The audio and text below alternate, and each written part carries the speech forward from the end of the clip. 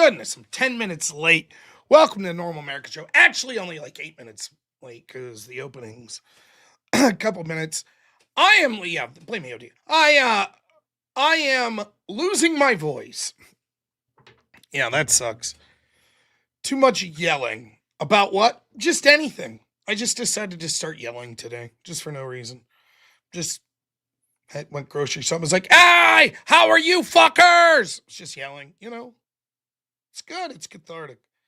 But if your job's talking online, maybe not the best thing to lose your voice. Did I hear that state troopers are suing Governor Shapiro over retaliation against state troopers for reporting payroll fraud?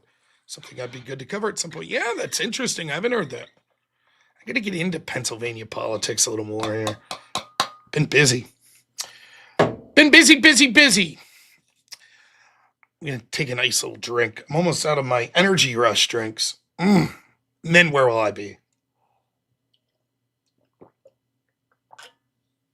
Not like some of those other streamers that rely on maybe some more untorrid energy. Have their jaw, going like this the whole time. Well, you don't understand that Trump's like such a terrible guy. He's just evil, No. We're all natural here, baby. We do energy rush drinks. I'm not much of a coffee guy, though, if I'm honest. I do like the little things you put in the water, but far and away, I drink more water than anything else. I used to be kind of a soda guy, but I don't really care much for it anymore. So I like the water and the little flavor things you could add. Oh, we can get to different questions here later, so the people asking questions remind me in a bit. But got a good show planned tonight, and by that I mean not planned. So it's going to be audience choice. I do believe that our good friend Speakeasy has a panel going on, verbal combat tonight. Now, it might be a good one. You guys might like it. I don't see, what time's that supposed to start? Am I wrong about that? Let me check. Nah, in a half an hour. No, wait. Yeah, it's at 7:30, Rob. So 15 minutes is when he starts. So about a half hour till we get in. All right. Look at that. Everest coming through. Now, I told everyone last night, we're going to make you pay for it, though. We're going to have to get to our goal of $357 before we go over to their Speakeasy's channel. We're not going to do that. We'll still go over if that's what people want. But I'm going to pretend this new year I'm committed to being more of a grifter, so I have to pretend. Oh,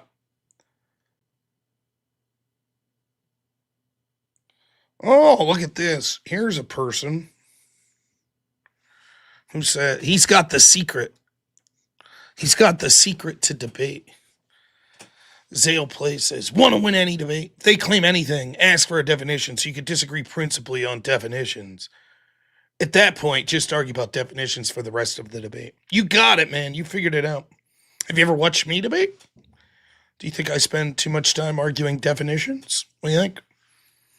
I think there are different styles of debate, and there's different sort of types of debate you could be having on top of that. Sometimes definitions are more important than others. For example, if I'm debating who would be the best choice for president, definitions aren't going to be that important. Like, no one's going to be like, define Trump. Which Trump do you mean? Definition doesn't have. And I guess you could semantically argue about, like, well, define best, define choice. But most of the time, that'll go over very poorly, right?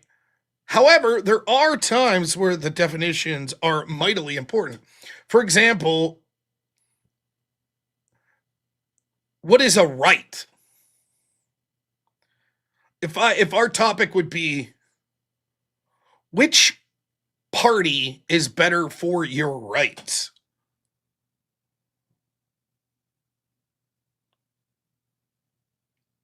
How would we?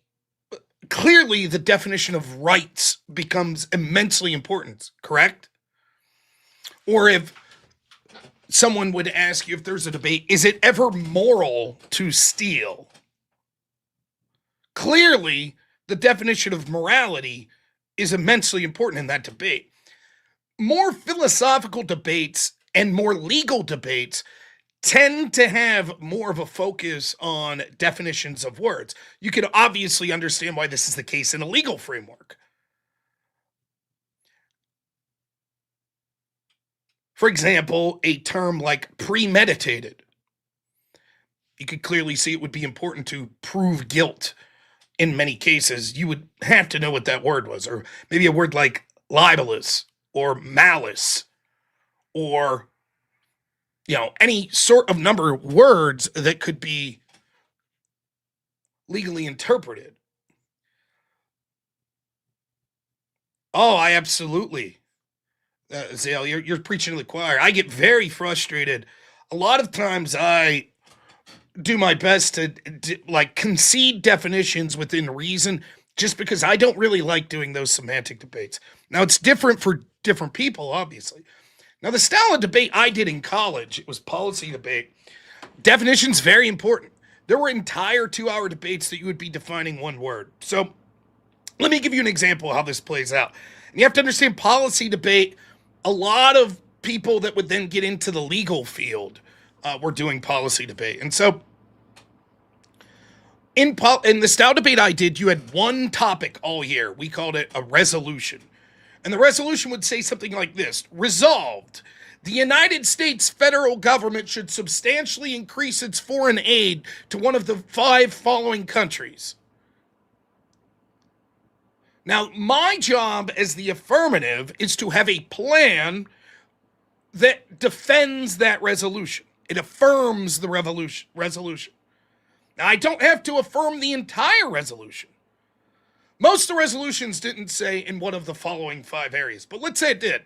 Let's take that. It said, resolved, the United States federal government should substantially increase foreign aid to one of the following 5 countries: Canada, Spain, Mexico, China, Japan. My plan could be, we will substantially increase foreign aid through sending military equipment to Japan. We will send $10 billion of military equipment to Japan. I didn't have to argue about China or Mexico or Spain or Canada, right? But then the question becomes, well, what is substantial? What does that word mean? Because the resolution says I have to give a substantial amount of foreign aid. Now, there's a reason that word's in the resolution. Because otherwise, if it just said the United States should increase its foreign aid to one of the following 5 countries, I would stand up and say, let's give $5 to Japan. And here's a reason that specifically giving $5, it would be symbolic, and in Japan, showing, keeping face is very important. This would be good. And when you stood up and said, yeah, but that would be bad because it would hurt our budget, I'd say it's $5. Nothing bad's going to happen. There's no reason we shouldn't send $5.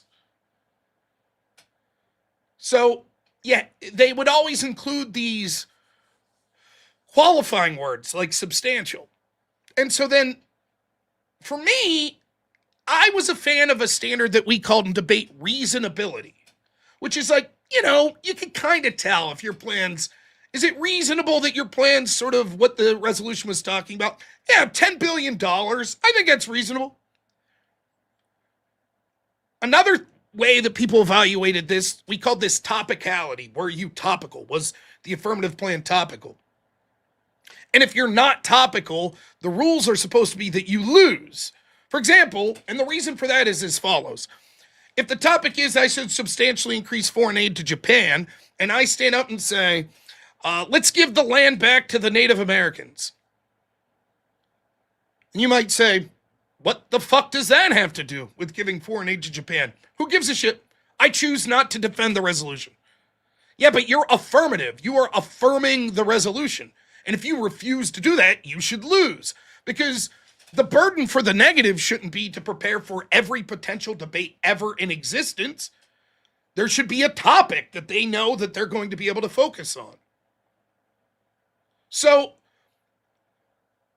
what would happen, though, would be the debate would get out of control because someone would say, our definition of substantial is exactly 37%.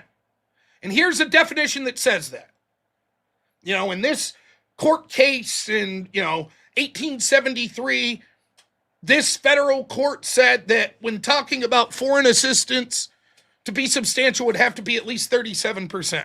And currently we give, $7.8 billion. So we don't think the number you're giving would be a substantial increase. And then the whole fucking debate, because if you're not a substantial increase, you lose the debate. So then the whole debate becomes, what is the definition of substantial? Now imagine people talking as fast as humanly possible, reading evidence as fast as they can to talk about the definition of substantial. As advice that substantial would be something that you would be able to see if you have a few amount of money. So for example, for me, $20 probably wouldn't be substantial because I'm an adult, but if you were a child, $20 may be substantial. If you go to work and you're only making $5 an hour, substantial would be 4 hours of work on a 40-hour work week. That's 1/10 of the week, so you'd say that would be something substantial. That's it. Imagine sitting in a debate and listening to that for 2 fucking hours. I hated that shit. Hated it. But that's how a lot of debate was. And I understand it. And there's a strategic component why you want to do that. So now when you come over to this style of debate that we're debating online, or you're debating with your friends, like a lot of that shit can be an annoyance, right? Oh, fuck you.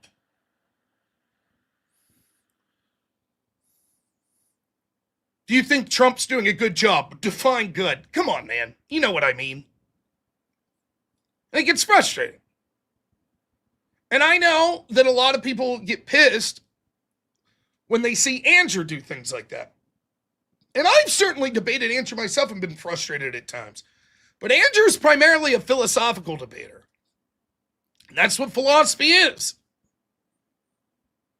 In fact, I'm glad you bring this up because it's probably, if I go over to Speakeasy's panel tonight, I think that the topic's going to have to do with a lot of philosophy.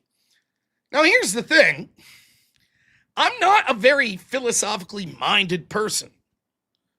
I'm more of a pragmatist. I'm like a dumb redneck.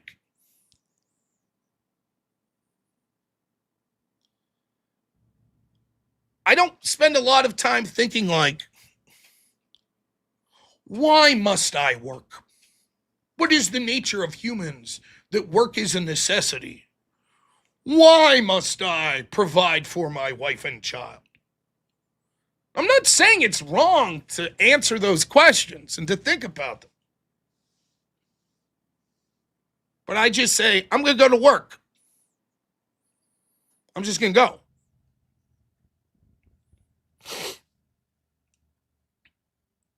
And that's the difference. There's different ways of thinking in the world, and there's different ways of having discussions. And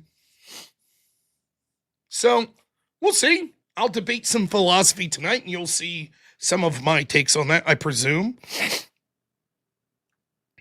But yeah, it's, and this shit can happen in our public discourse. I'm maybe older than some of you. I'm 41. I'm old enough to remember when Bill Clinton, right, during his impeachment shenanigans with the Monica Lewinsky shit, remember he famously said, well, it depends on what the definition of the word is.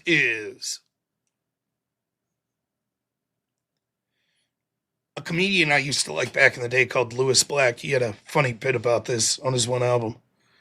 He's like, what the definition of is, you know what the fucking definition of the word is? It's the form to be. It's why you went out to get your wiki whacked. I am a boomer, yeah. Well, nothing's wrong with rednecks. I'm proud to be one.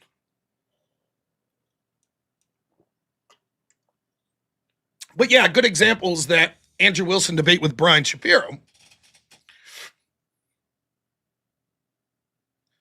Brian Shapiro did the same thing to me that was going on with that debate with Andrew Wilson. The question is, is it ethical to support Trump? How could you ethically support Trump? Well, that's going to bring in, how do you define ethics? Where do you get your ethics from? Your ethics might be massively different from my ethics. So then how do we answer the question, is it ethical to support someone? Based on whose ethics? Here is where I get my ethics. Okay, once we define that, what I define ethics and ethical as, now, based on that definition, can you support Trump and be ethical? And the problem was with Andrew Wilson, Brian didn't want to define where he got his ethics. He couldn't define it. He's not Christian. He's just like, I don't know. And then how could you? So Andrew's point's basically like, but if we can't even get a definition of the term ethics or the explanation of where your ethics come from, how can we determine based on your framework whether or not Trump is ethical?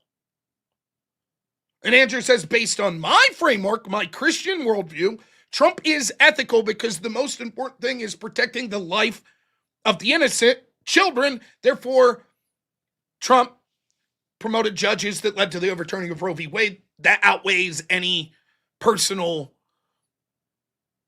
sins that he's committed. Now, Brian said he didn't agree to that debate, whatever, and he set up the debate with me and said, I don't want to talk about that. I said, great. I don't really want to get into a big definitional thing with, I didn't want to. I told Brian on the phone, that's not how I debate. I'm more than happy to. He said, I want to talk about Trump's policies. I said, that's good. Then go back and watch when I did Brian's radio show. Very first question he asked is, given what happened on January 6th, how could you support Trump? That's an ethical question. And so instead of defining ethics, I tried to go a different tactic, which was to get Brian to admit, well, first I was like, I think January 6th has been blown out of proportion. But then I'm trying to get Brian to admit, well, he has supported people that many people would say themselves are unethical. Like, for example, you may say Joe Biden is an unethical man. He denied the existence or refused to acknowledge the existence of his granddaughter. That's really shitty. But it would be entirely reasonable to say, well, yeah, but I'm not voting for a guy because I think he's a nice guy. And even if that is unethical, seeing as how we're in a binary system, basically, I thought he was far better than his opponent. So the policies that he was pushing, I thought were superior to his opponents. So that's how I could be ethical and vote for him.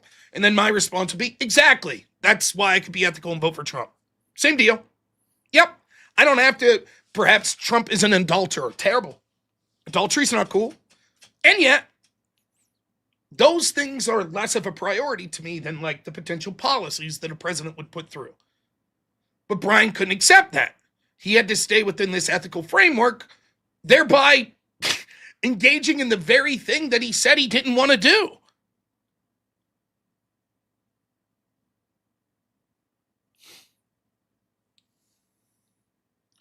All I could do is speak for how I debate, and I understand frustration sometimes. I'm as frustrated as anyone. When I watch debates that it's not my cup of tea to watch these super microscope definition type debates. I get it. But I also don't think that it's a bad form of debate. I think that many times it's necessary from both sides that are doing that. I think it could also be exploited like bullshit. And people pretending to be, oh, I don't know what that means. Can you explain what that means?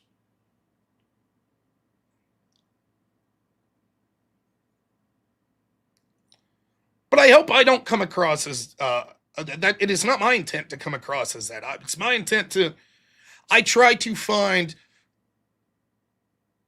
a reasonable agreement on sort of the terms we're using so then we could move beyond that. That's how I try to do it. So I hope that helps answer sort of the questions that you had or the point that you were making. So, so yeah, we'll try to do that debate with Speakeasy here. The panel should be starting up now, so we'll try to get to our goal of $357. We'll give it a half hour or so before we head over there. But it's definitely interesting. Sometimes one of the most boring things in the world is watching like two lawyers debate or two philosophers debate. For me, I'm like,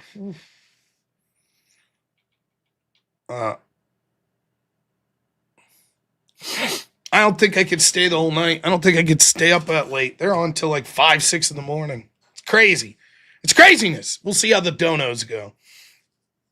Now, as we wait for super chats to come in, I feel that I can officially talk about a few things with the project I've been working out there at Atlantic City, Word War Debate. I think we could officially give details on that now that the final card is locked in. So hopefully I will be able to give you a little more insight than you just get from looking at the social media and stuff, though I would appreciate if you follow Word War Debate on social media. So we're going to go over to their X channel right now, and I'll play the hype video that they have.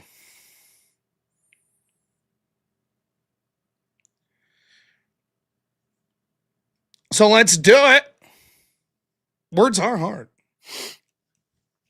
So we'll play this video. I'll talk a little about it. I'll answer any questions you have. Then we'll probably hop on over to the debate panel here in a bit. So here we have it.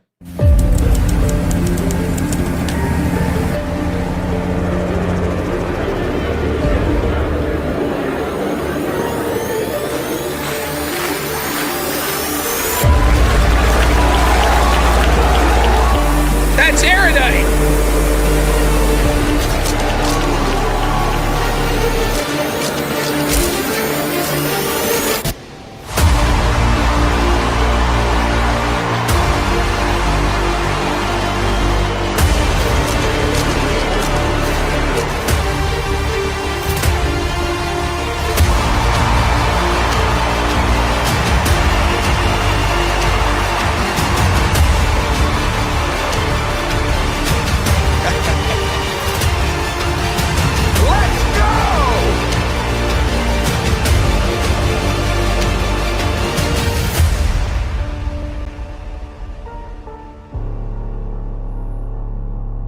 So you can still get tickets at wordwardebate.com. Now, I have screwed up. I actually had some free tickets to give away tonight. We're still going to do that.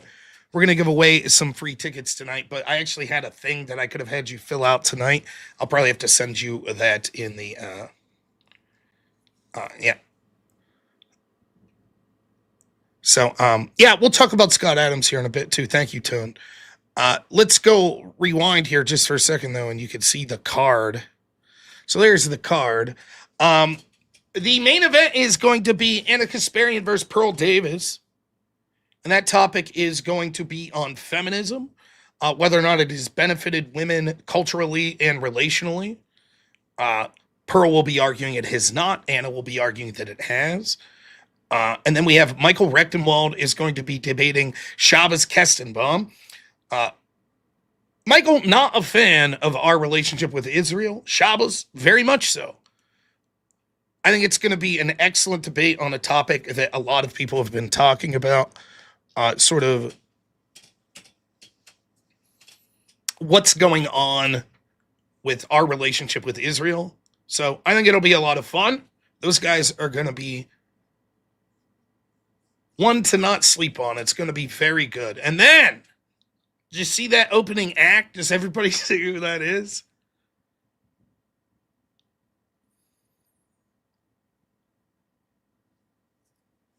Everybody see who the first debate is?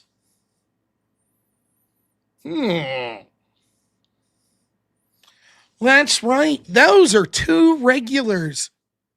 Those are two regulars on the Rob Noerr show, huh?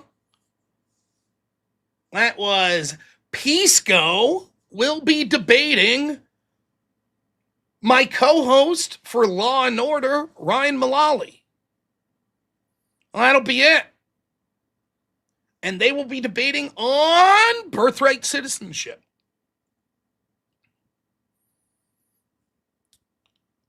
Is what they'll be debating. I think it'll be a great debate. Yes, you hate Pisco. All the more reason to tune in, right? Now, Let's talk about it. My audience knows what's up. They're going to give shit. I already see. John Rambo says, Bisco, seriously, I thought this was the UFC of debates. So yeah, let's talk about it. Well, without getting into specific details, the people that we had a pretty good idea would be main event people. Unfortunately, over the holidays and things turned to where people had other obligations and what have.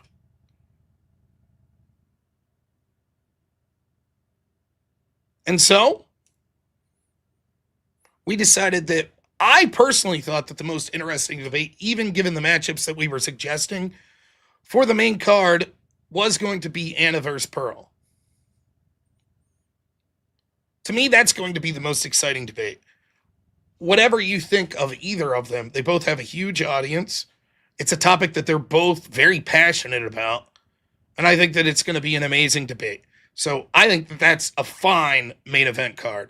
Shabbos vs. Michael, the topic of Israel and U.S. foreign policy is about as big of a topic as you could get right now.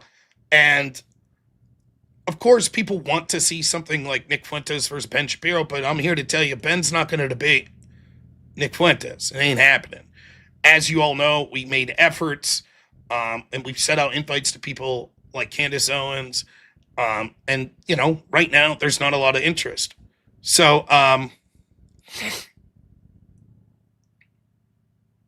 I think that Shabbos was the guy that filed the Title VII, is that what it's called? Title VII lawsuit for anti-Semitism on college campuses that was brought in front of courts.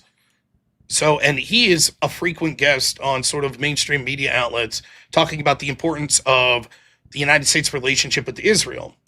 Of course, Michael Reckenwell, complete opposite. Someone who thinks probably more in line with me, my opinions on where the United States foreign policy should go.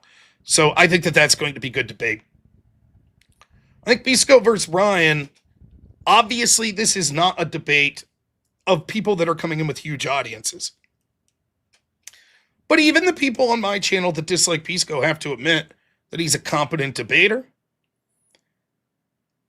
And that topic is, mark my words, this birthright citizenship topic, this is going to be dominating the news cycle for months if the court overrules birthright citizenship. It will be almost as impactful as the Dobbs decision that overturned Roe v. Wade.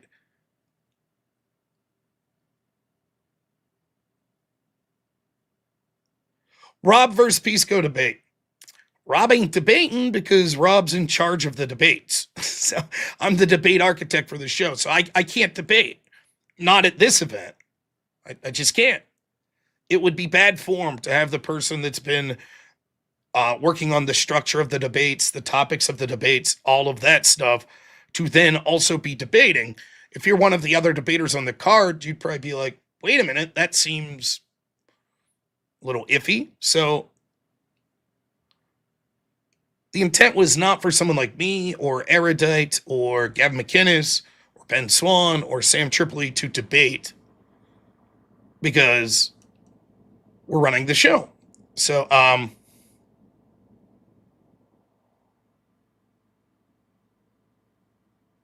when's the court hearing the birthright? I'm not sure if they have set a date yet, but it's supposed to be coming up on the next sort of docket, I believe, that the Supreme Court's hearing. Now, to the idea of why would people pay for this? Well, I'll tell you why.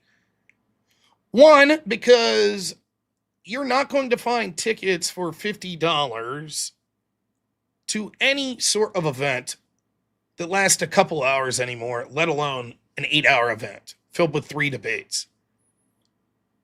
Second, the debates are going to be incredible.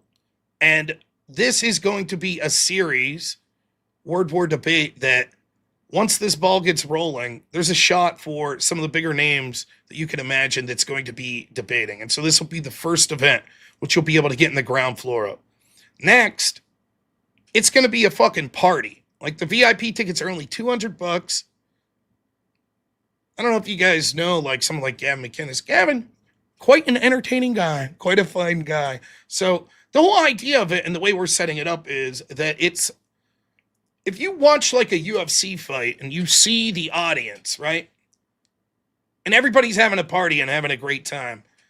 We don't want like debates where everyone's just stuffy wearing suits and ties and everyone's in the audience like that's not the point. If you're going to go out and you're going to spend good money to watch an event, you want to have a fucking blast. And that's the point. There will be bars set up there. It's attached to a casino. It's on the boardwalk in Atlantic City. The studio is called ACX1. It is unbelievably gorgeous. The VIP lounge will have its own private bartender. There's a fireplace there. You can go out the doors and you're literally hanging out over the ocean. It's going to be amazing. There's going to be food vendors there. So it's going to be an absolute amazing experience. And to be there for the first one, I think is going to be very special. So I hope that anyone who's considering going will consider buying a ticket. I'll be there. I'll be having fun. Now, I will be working. So don't buy a ticket thinking, I'm going to drink with Rob all day. I will not be drinking. I will be doing serious work, at least until the event ends at about midnight. Then maybe I'll go out for a drink or two. I mean, it is Atlantic City. Yeah, by the way, moving forward, definitely I'll be able to direct people to places where they could recommend debate matchups that are going on in the future. So January 10th is when the event's occurring. So you can go over to robnoerr.com.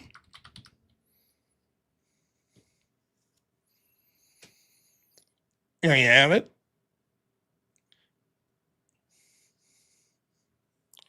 I'll put that link out for you.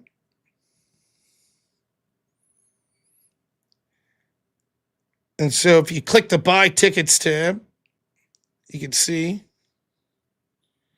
you have 3 tiers of tickets, 50, 100, and 200. The 200, the VIP tickets, the after party, it's going to be Gavin McInnes. And hopefully me. Well, I'll definitely be at the after party, but hopefully I'll be hanging out with Gavin and Sam Tripoli and drinking Gavin under the table. Now, I'm not the drinker I used to be, but I think it'll be worth it to put the old drinking attitude back on for one night to drink with Gavin McInnes, you know? So I think it'll be a lot of fun. So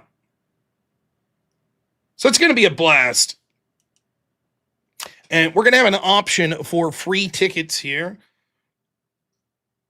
coming up later tonight. I think we might have to put that off till tomorrow, but I think it'll be later tonight. I'm just waiting for the response.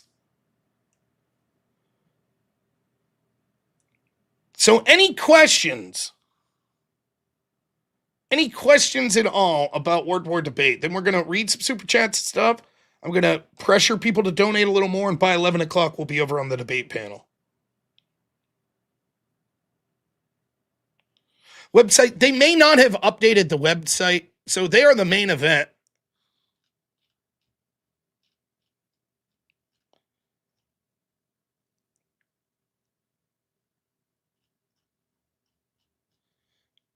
So the undercard debate will be, the first debate will be Pisco versus Ryan Mullally. Second debate will be Michael Rechtenwald versus Shabbos Kestenbaum. And then the third debate is Pearl Davis versus Anna Kasparian. Will I be selling merch at the venue? I will not. They will have Word War merch, but VIP's open to the entire debate. It'll be open through the entire debate, is my understanding. The whole event. As far as streaming goes, I hope I'm not going to get in shit for saying this, but I think that the entire debate will be streamed, and you'll be able to find it on basically all major platforms, including YouTube. I apologize if that changes, but I think that definitely for this first event, the idea is we want everyone to have an opportunity to see what's going on there. So you should be able to find it pretty much right on YouTube and a bunch of other platforms like that. I will see. I'll have to see the logistics of it. I know they won't have a problem with this, but I'll have to see about if I can make sure that it's being broadcast to my channel. So you all that are interested could just come right here and you'll be able to watch the entire event here, hopefully. Andrew is not working with WordWar anymore. So, Andrew, originally this was Andrew and Sam Tripoli's idea. And Andrew's so busy with so many projects that he just had too many conflicts of interest for too many important dates. And so he just let them know, like, hey, I wish you guys well, but not going to have the time to do it. So I'll be working with them, as my role on it is sort of working with the debaters, coming up with the format for the debate, coming up with the topics, coming up with the rules of the debate, all of that good stuff. And then I'll be in the production studio the day of, helping out with all sorts of things behind the scenes. The moderator is Ben Swan. Ben Swan is a dude, I believe it was CBS that he worked at, and he ended up getting fired for in like 2012, 2013. He was one of the guys that was pretty much the only mainstream media guy that was covering Pizzagate. And for that crime, they decided to give him the boot.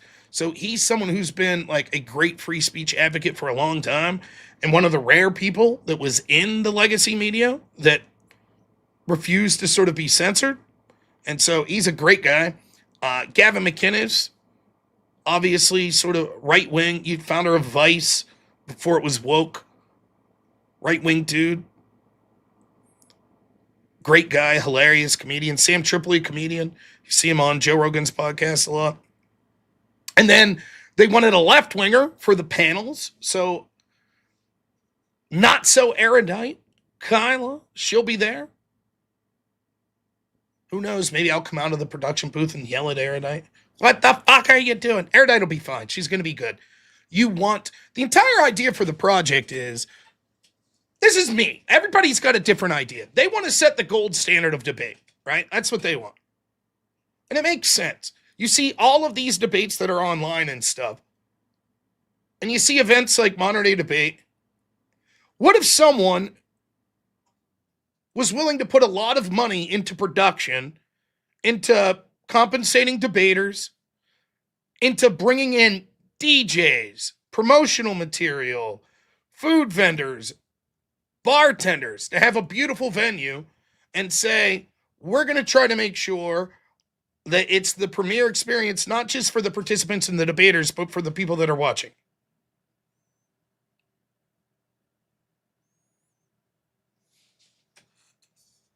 Blazers, name me a left-winger who, in your estimation, isn't bad faith and wouldn't railroad us. Go ahead. Open to suggestions.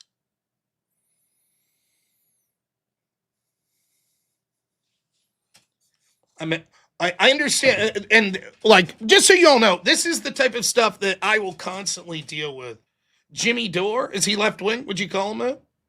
Jimmy Dore's left-wing like Sam Tripoli. Both of them are in a similar situation. Hypercritical comedians that are hypercritical of current establishment. It's like Dave Smith.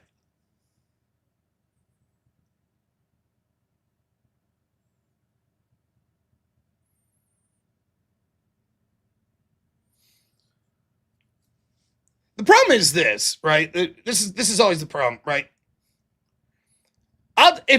Let's forget about this event. Let's just say that I try to set up a debate. It doesn't matter who I say I'm going to debate. A huge portion of my audience is like, why the fuck you do it? Why would you debate Pisco? Why would you debate Destiny? Why would you debate Brian Shapiro? Why would you debate Hutch? Why would you debate Tom Foolery? Why would you debate Connor?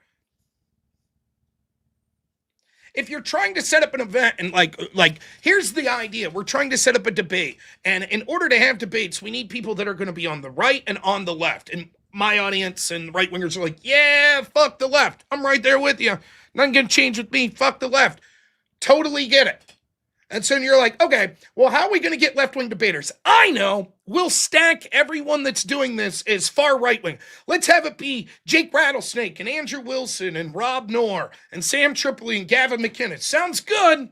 And then every left-wing you reach out to is like, pass. We're good. We're going to take a pass. And it's like, well, okay.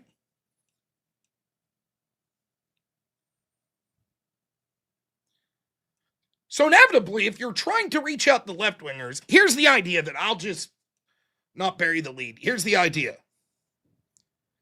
If you go back, the League of Women Voters used to do the presidential debates. I think that's who it was, the League of Women Voters. Up until I think the late 80s. And they were very, whatever you think of women voters or what have, they were very much neutral. So much so that third-party candidates would get into the presidential debates. And then the Republican and Democratic parties were like, we don't like that. We don't care for that. We don't want some third party coming and usurping our position. So they started to make the rules extremely difficult to justify a third party being there. And the League of Women Voters were like, we're out. Nope. So then presidential debates became what you see today. The de facto was it went to the mainstream media, which you might as well just call the propaganda arm of the Democratic Party. And so now, every year of a presidential debate, you'll see me going, what the fuck is Donald Trump doing agreeing to debate in front of Jake Tapper? What the fuck is he doing? Why would you go on CBS to do a debate? Why would you go on CNN to do a debate? Our options are radical left establishment moderators or very far left establishment left-wing moderators. That's what we have now. That's the game.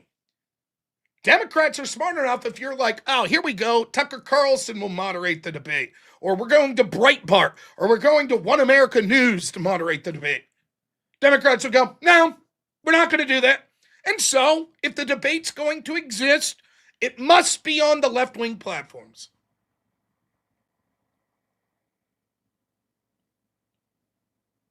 That's how it goes. I don't care if I'm involved with word war debate or whatever. What I want is neutrality. That's what I want. I don't want Elon Musk to buy X and censor every left-winger like the left-wingers wanted to do to me. Because I don't need them censored. Because I'm right and they're wrong. And my ideas are better than their ideas. All I need is an equal shot. That's it. That's all I need.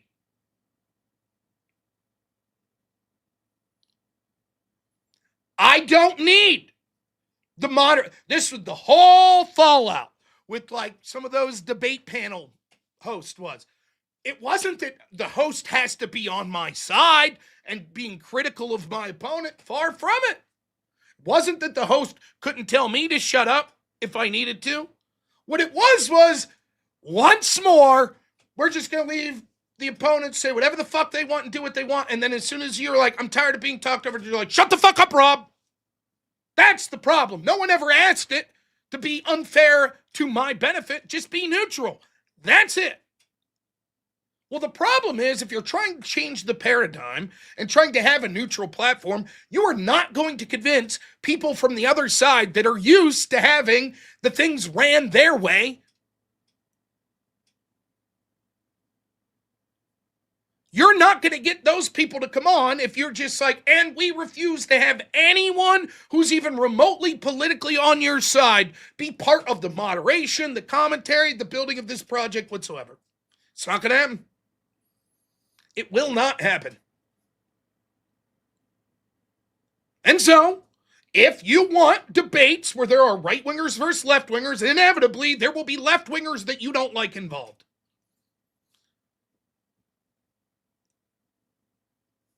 And people say, I don't trust that. I don't trust. Okay. What do you think's going to happen? That'll be in the production booth and Erudite's going to put a whoopee cushion on my seat?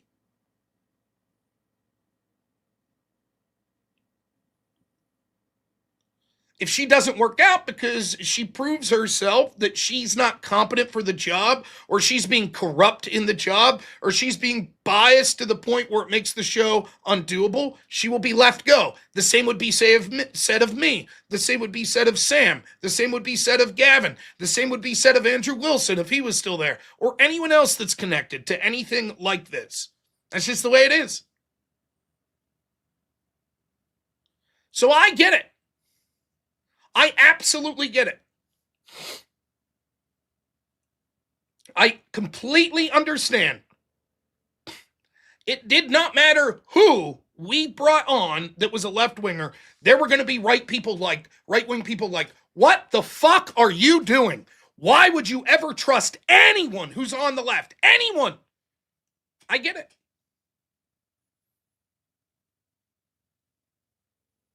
Totally get it. But nonetheless, that's it.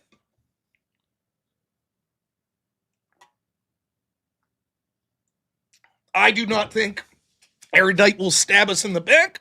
I think Erudite will come and commentate on debates. That's what I think will happen. I think she will have a left-leaning perspective, and the audience that's watching that is more left-leaning will appreciate that there is someone commentating on the debates that is doing so from a left-leaning perspective.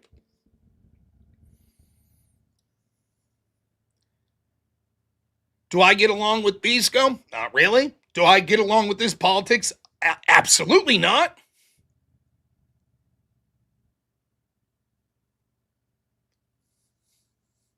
And yet, he's going to be there debating.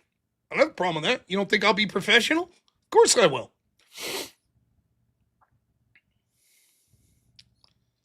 And by the way, Bleezers, love you. I'm not. This is something. There was someone, I forget who it was, long-term viewer of my channel that won't watch anymore because I debated Destiny. How could I do that? How could I platform him? I don't know what to say. I just don't. I was talking to my man Avarice the other day here, and it's like, it's a difficult thing doing a show. Like, one of the things that you look at is, now that I have more than 5 people watching, what do you do for a show? Each and every one of you that are watching, I thank every one of you. But you're all going to have slightly different interests. So there's going to be things that I do on my show that maybe 95% of the people are like, yeah, and 5% of the people are like, no. Probably 95% of my audience right now, if I was like, oh, I got a call on the line, Destiny wants to come on and debate me, my audience would be like, fucking A, wreck him. But there would be 5% that would be like, this is ridiculous. Why would you do this? I'm going on Verbal Combat tonight, right? Yeah, thanks, Avarice, I know. I'm going on Verbal Combat tonight. There is a portion of my audience that's like, I fucking hate these panels. I hate them. Absolutely can't. I'm tuning out. And they'll message me sometimes. And then what am I supposed to do? Be like, oh, I'm sorry to the rest of you. A couple people messaged me and said they don't like this. Is that what I'm supposed to do? Some people like when we play music and stuff at the end of the show. Most people hate it. Some people are like, you should never debate a left-winger again. Fuck them. They're all bad faith. Most people are like, you should debate left-wingers every day. Some people love the call-in shows. Some people hate them. Some people like it when I have guests that I interview. A lot of people hate it.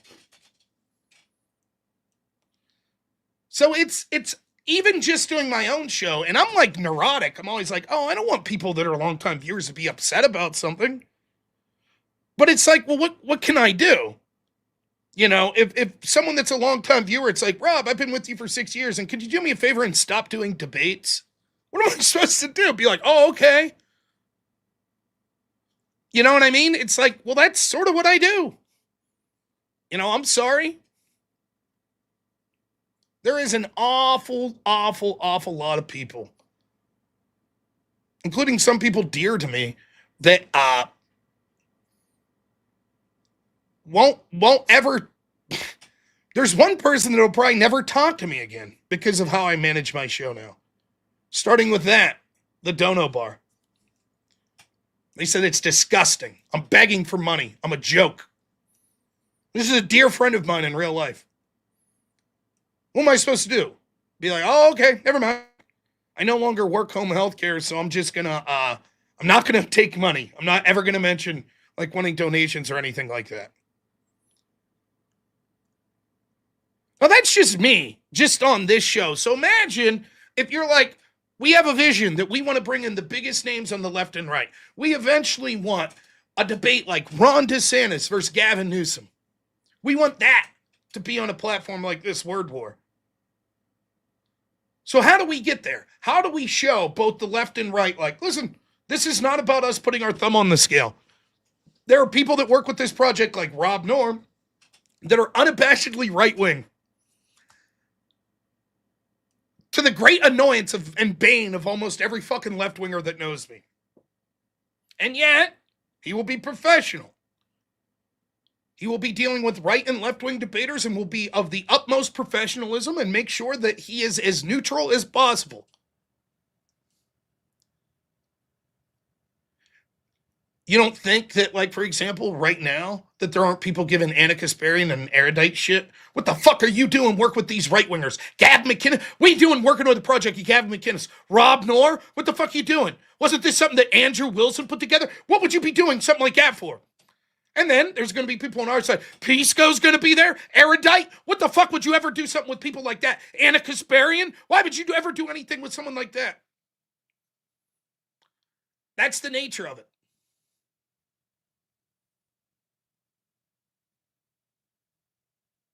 That's the nature, and it's fucking tough.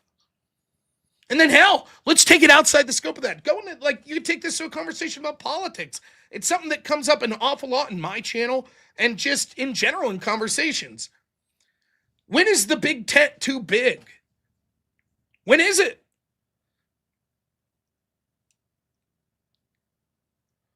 We'll go back to that theme I had yesterday talking about baseball. I remember when I worked at this Goodwill donation center. I forgot to mention that the other day when I was talking about my jobs.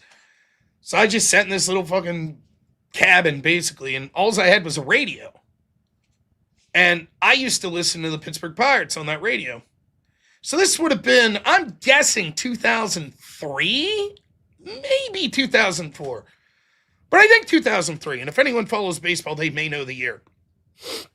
Now, I'm a Pittsburgh Pirates fan, and they suck. And they're in the middle of, they're on their 12th year of fucking sucking or whatever. And every year it'd be the same thing.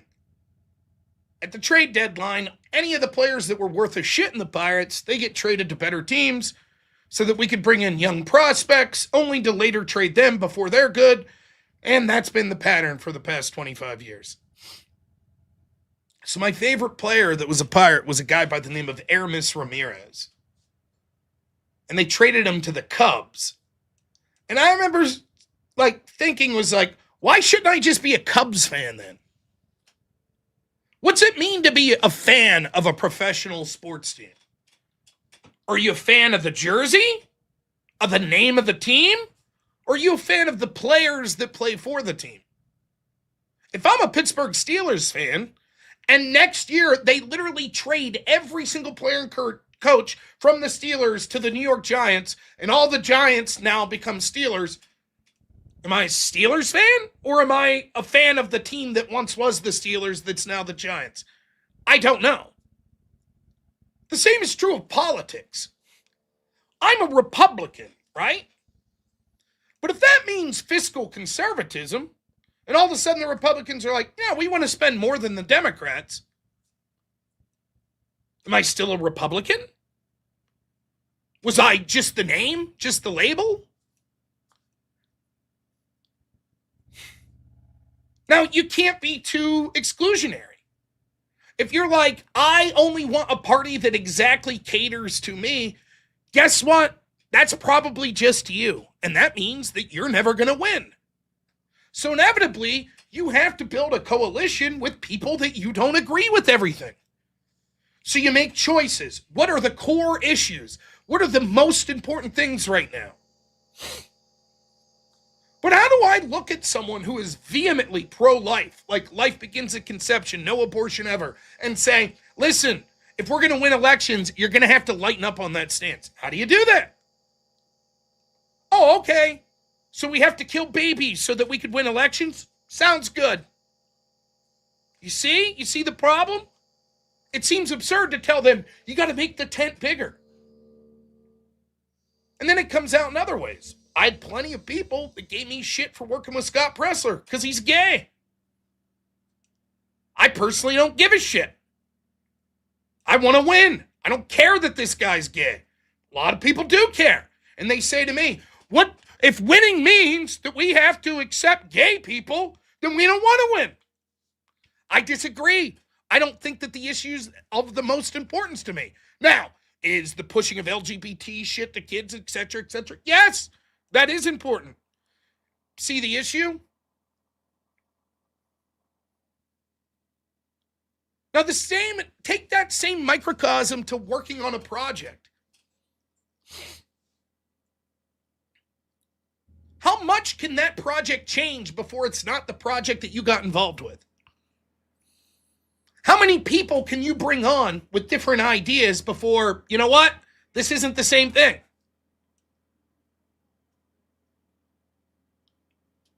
And that's what I'm talking about with word war here. Yeah, it is true that if you're going to have a project that's going to rely on bringing big names from the left and right, like, and it doesn't have to be word war. Take anything. Take like Piers Morgan. If Piers starts playing the game like, well, I'm going to put my thumb on the scale for the right wing every time, then the left will say, okay, we're not going to go on here. Nope.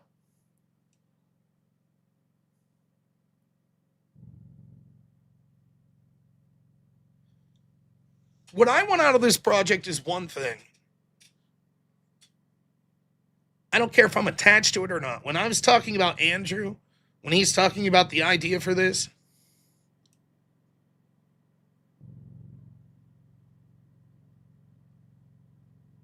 we will build the project because we trust ourselves that we will not give in to the greed and the temptation and wear the one ring of saying we must censor our opponents. And the reason is we don't need to.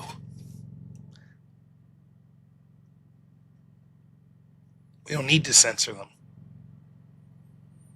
We just got to make them feel welcome and then crush them. That's it. We just got to have it be fair. That's it. And if you're a left-winger, you should say, great, we disagree with you. We think we'll crush you if we have a fair. Then it sounds good. There we go. Everybody wins then.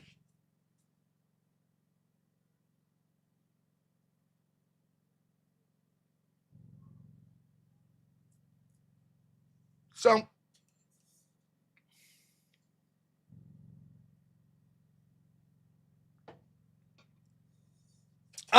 now, Andrew Wilson is a topic that came up. Yeah, Andrew was very busy.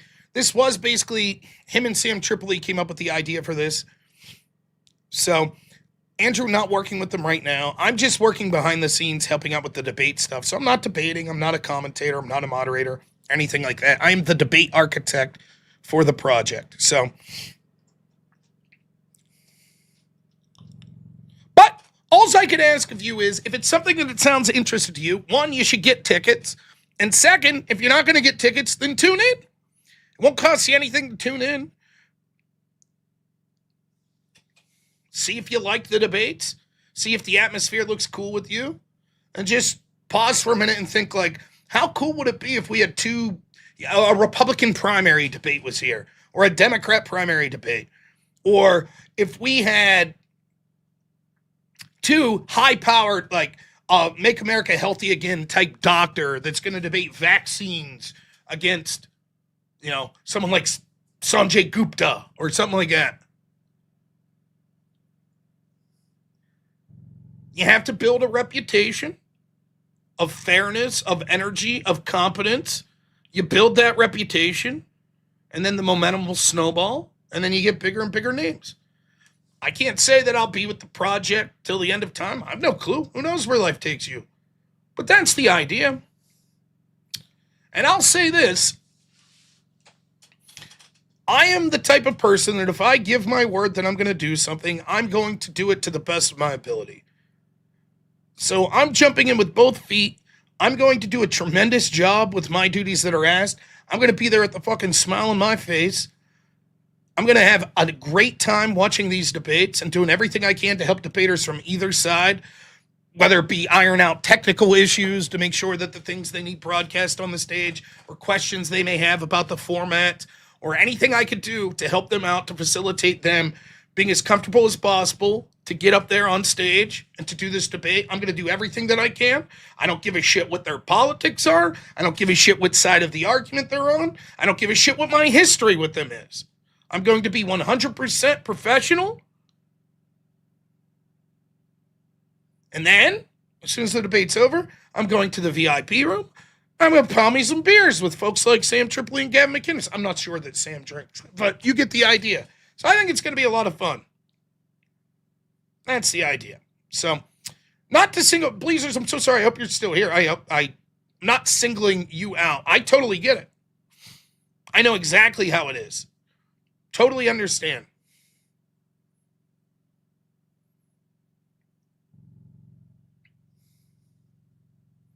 By the way, I won't rub salt in the wound. You know who was working with this project?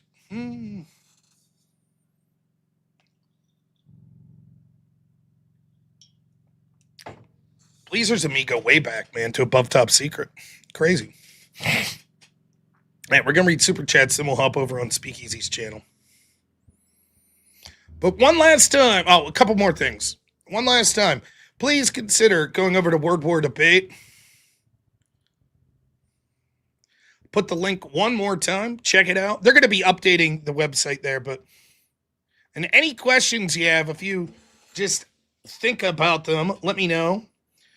And I'll answer them in the chat. So just let me know any questions that you may have. So there's the link. And then one other thing, because I'll get yelled at by a certain someone in the back if I don't mention it. I believe the great... Why do I always screw up his name? Give me a second. Let me open Discord.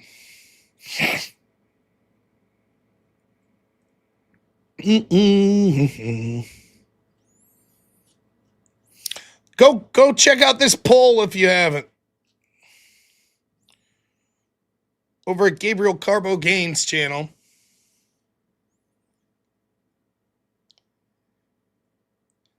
And vote for whoever you like for Streamer of the Year, NPC Streamer of the Year.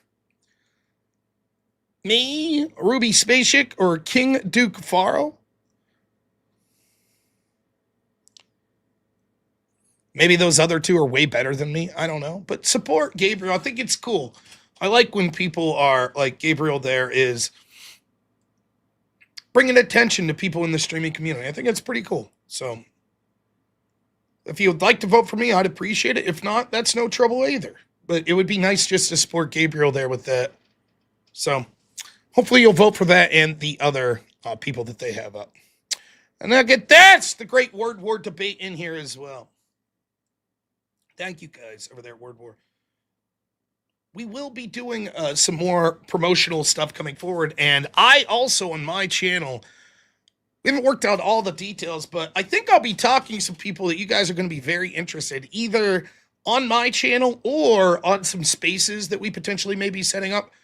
And these are going to be big people attached with Word War right now, and maybe big people that are going to be headlining the event next time.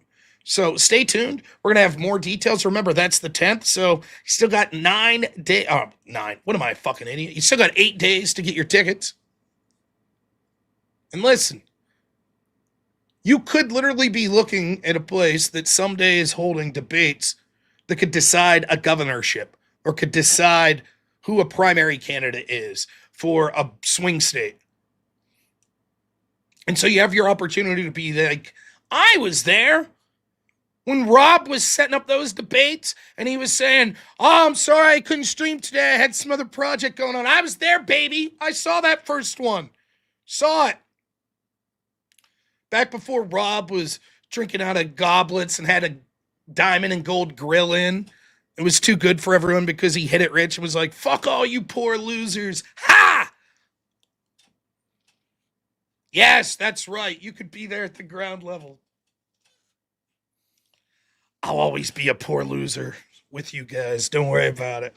All right, let's do it. Super chats. GG, thank you so much for the gifted membership. Always a pleasure, my friend. And then the great Naughty Germ. $5 as always. Thank you so much, my friend. AJC, $20, is about to turn 34 tomorrow. Holy shit. 34 years old. Man, it's been 7 years since I was 34. What was I doing 7 years ago?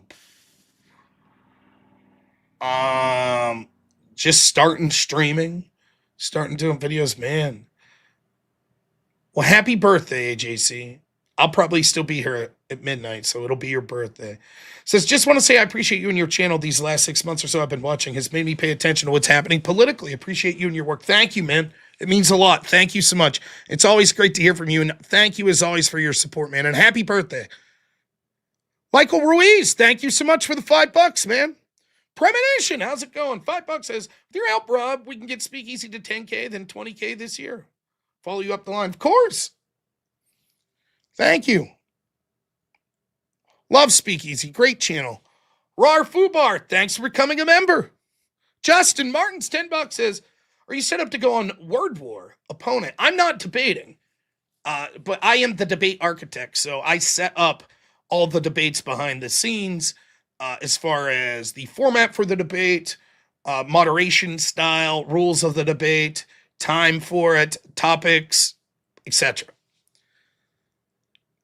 Robert Whaley, $2 says, lawyer versus lawyer. Uh-oh. Don't put that shit in quotes. Oh, boy.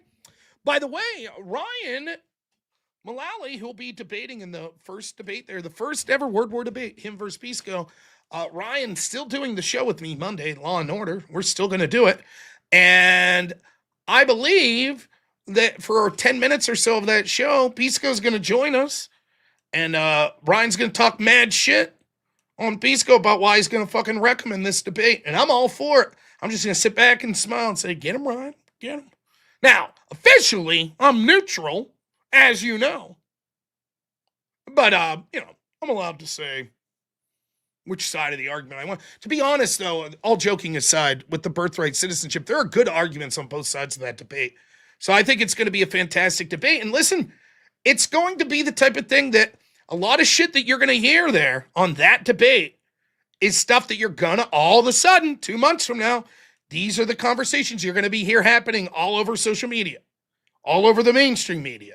So this is definitely going to be a debate that's ahead of the curve as far as you haven't seen a lot of people setting up serious debates on birthright citizenship yet. So it's going to be a good one. Rar Fubar, $10 says, for the grift. The Great Wade Boggs, $50 says, here are we not, man. This is for your new song. It better not suck. This is the same one we played the other night, which was pretty cool. It is the same one. Let's see. No, wait. Now he has a new song. So it is a new song. So we will play that at the end of the show. Thank you. And then Crisco, what's happening, my friend? $20 says, I hate the panel slot, but I'll still watch it. Not many longer time viewers than me. That's true.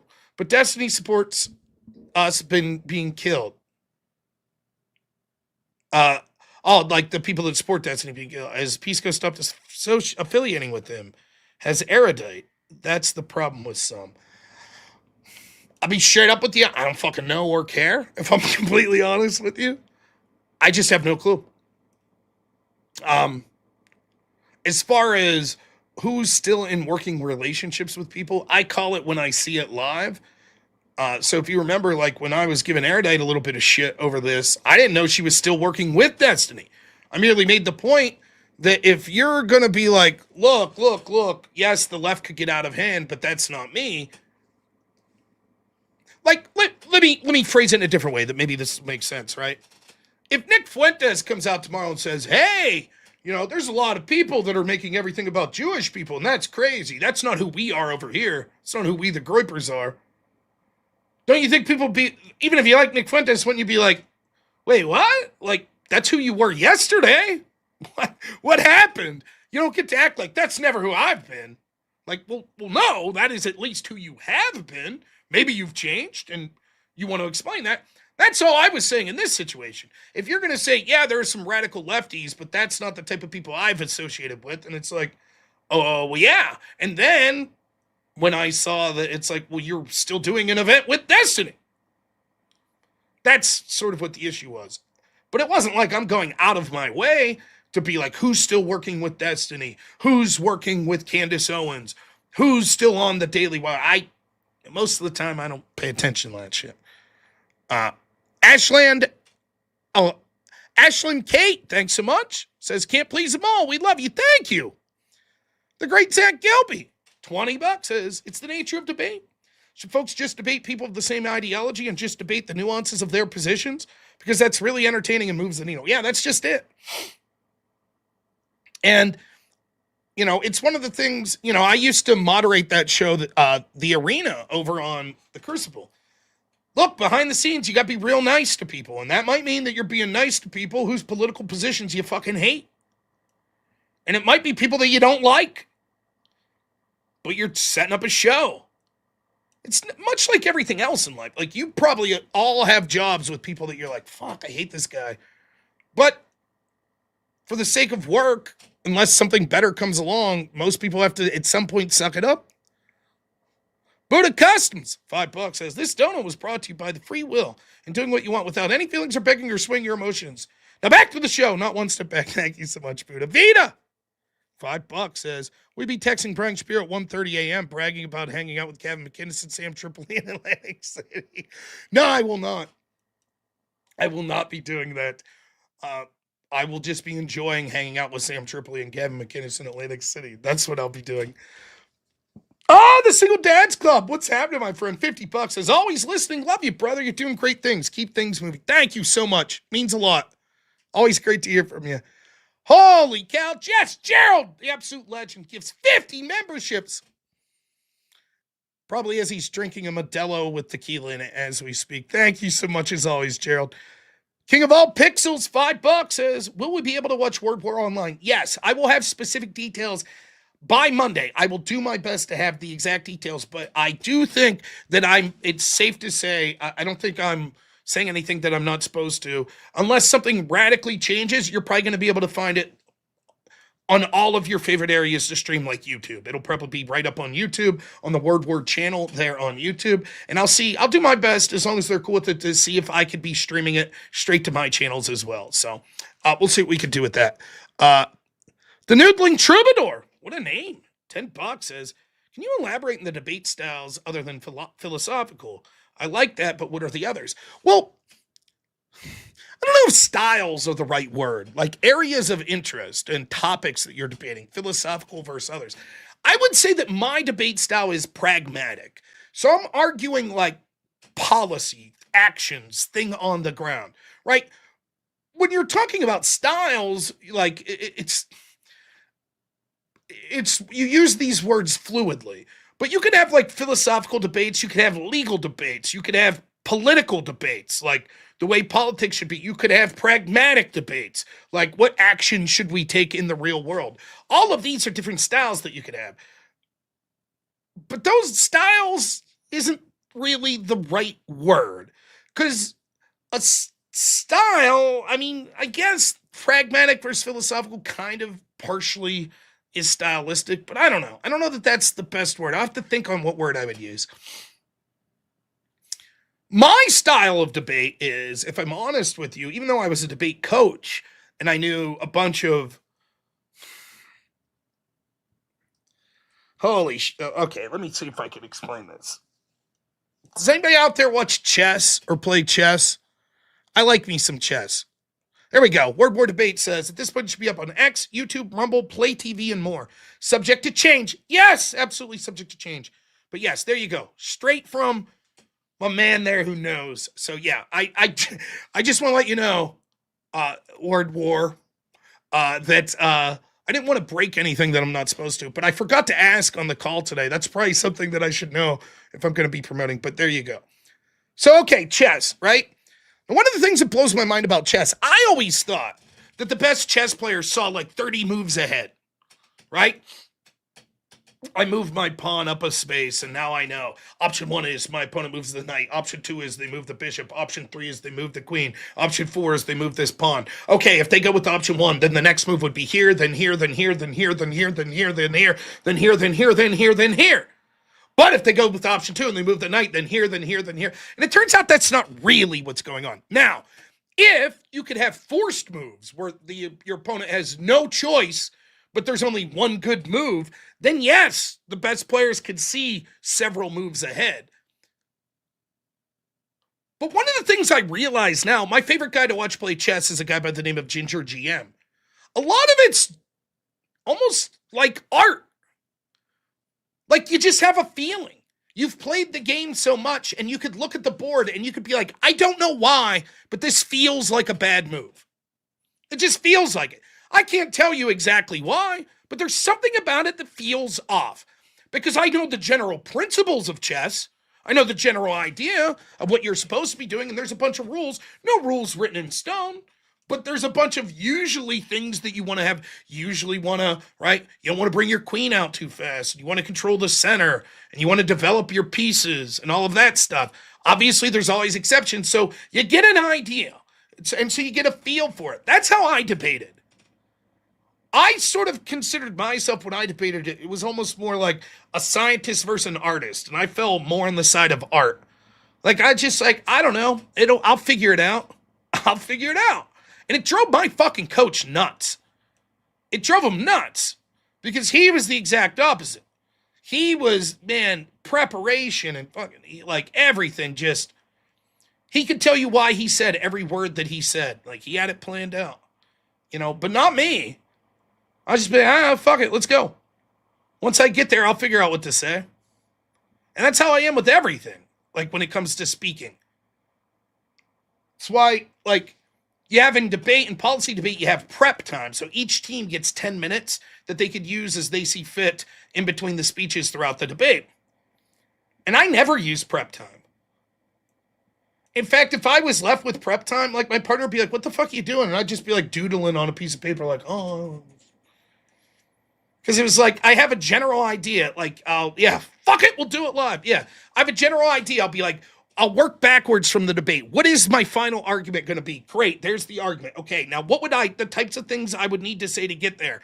Great.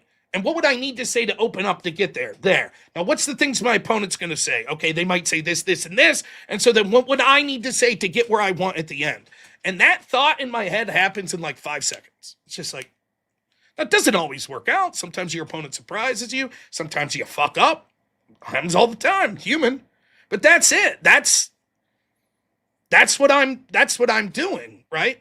Now I could sit down and I could prep a debate and I could coach someone and say, okay, here's the 5 points you want to make, and then here's what they're going to say, and here's what you should say, and if they say X, you say this, and if they say Y, you say this. But to myself, it's a little different. So stylistically, you could have people that are debating very analytically, right? That are like, they have it all thought out. Then you could have people that are just sort of fly by the seat of their pants. Those are styles. You could have people that are debating through deontological frameworks versus utilitarian frameworks, or two different quote unquote styles. But most of those types of things, like philosophy versus pragmatism, those aren't styles as much as I would say those are philosophies, debate philosophies. So I know that's sort of a stupid answer, and I do apologize for that, but you just sort of get the feel for it. Like if you listen to Andrew, he'll tell you, he'll say, if I'm debating like an in the weeds political topic with Rob probably has the advantage. But if I'm debating a philosophical topic with Rob, I'm going to blow him out of the fucking water. And that's the way it is. Because that's the different ways and interests we have in debate. I don't know. I don't have a philosophical mind. I don't. I mean, I do in a sense. I understand debate structure. And so I understand that a philosophy has a lot to do with sort of a debate structure, like syllogisms and proofs and things like that. I get, but that's not how I operate in my life. I just don't. And it's a weird thing. I was talking about someone the other day. Don't worry, we're going over to the debate panel. We are. But I'm allowed to fill out time. I'll be there for a while. I was talking to someone about this the other day.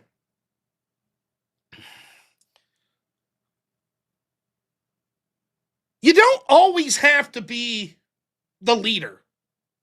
I don't have to be. I'm working with Word War Debate. Do I think I'm a great debater? Yeah.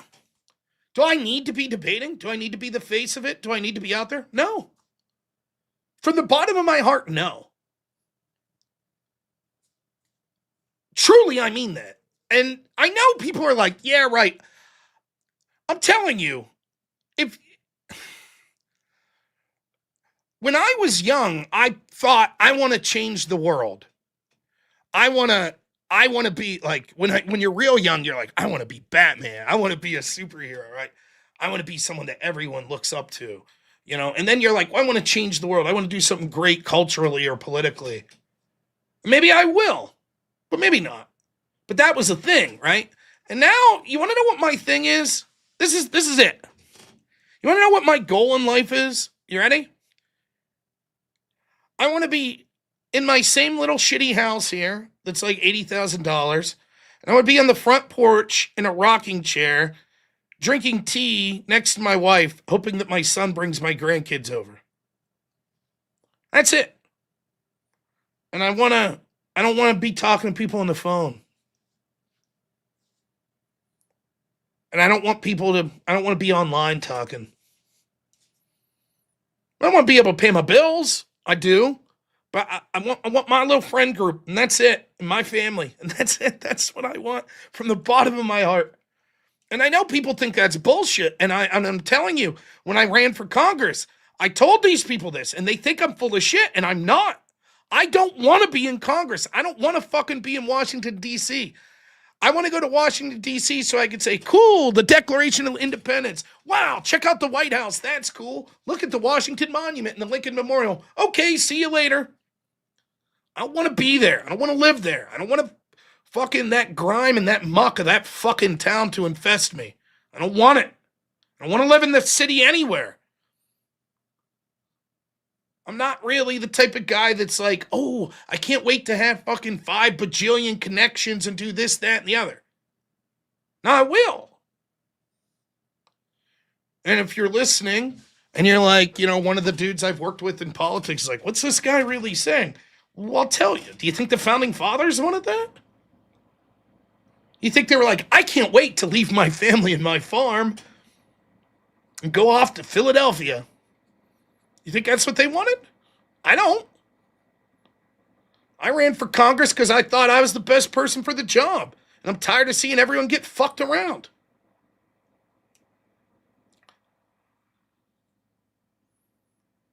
That's why I do so much with politics and with this channel. Now it's a job. That's different. But before then, I used to say in this channel all the time, I hope someone comes along and does this better than me. I do.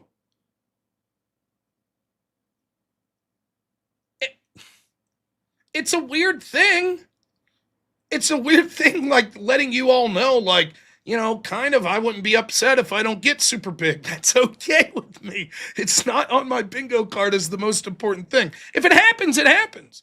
And I'll try my best to use that influence. I will. And I'll make money. And my family deserves money. My fucking wife's the best. My son's the best. They deserve to be taken care of. It's not my top priority. Paying the bills is making sure they're healthy, making sure that they're taken care of, but getting rich. I don't have to be the big dog. I could be the guy behind the scenes. Perfectly fine with that. No problem. I don't got to be the guy out front. Don't have to be. Now, where's this come into debate? Sometimes I'm okay with God telling me how I'm supposed to act. There, that's my morals. I don't have to think about it. Or even beyond that. My dad told me to act like this, and so I do. But wait a minute, have you considered this philosophical conundrum? No, I don't give a shit. There. But Rob, isn't it true that that's sometimes considered just picking and choosing? Yep. Nonetheless, I move forward. That's it. And that's not satisfying to a lot of people that are deeply concerned with debating morality and philosophy and religion. But that's the truth. That's the truth. I'm not the person that wakes up when I was working 90 hours a week and wakes up every day and says, what is the philosophical principle for why I must go to work and provide for my family? I'm the person that woke up and said, okay, let's go to work. Because that's what you do. And I don't need to think about why do I do this? Because I got a wife, because I got a kid, so I work. And if that doesn't bring in enough money, then I work more. Simple. So many people, and I'm not saying it's wrong to be the other way. Maybe I'm just not smart enough to be that way. I don't know. But there are people that they think of life differently than me. And it makes sense. You want to know, why am I doing what I'm doing? They say with a lot of good chess players, every move, they'll be able to tell you, this is why I made that move. Even if it's wrong, they'll be able to explain it. Maybe that's why I don't win at chess so much, because I'm like, I don't know, it felt right. So, there you go. That's my long-winded explanation of different styles of debate, of philosophical versus pragmatic. And that's all I could be, is be absolute honest about what I think. I don't have to be the big dog. I don't have to be the senator. I'd be more than happy to be the guy that's like, hey, what can I do, Senator, to help you out? I don't have to be the biggest channel in the world. I'd be more than happy to be the guy behind the scenes going, what can I do to help you out on the channel? I don't have to be the big dog at Word War. Be more than happy to be the guy going, what can I do to help out? That's it. To the extent that I run my channel, I run my house. When I was at my old job, I had responsibilities at that job. I wasn't, I was somewhat almost like a supervisor.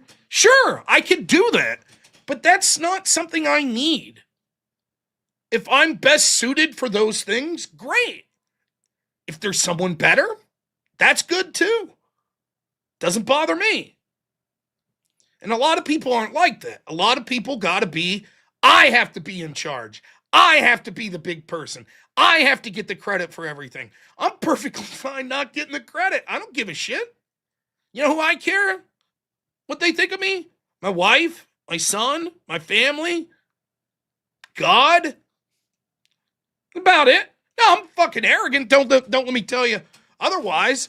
I want my audience to like me. I do, but that's the priority. And I don't need to fucking be. I don't need to be a star. I don't need to. Maybe someday I will be, but I don't need it.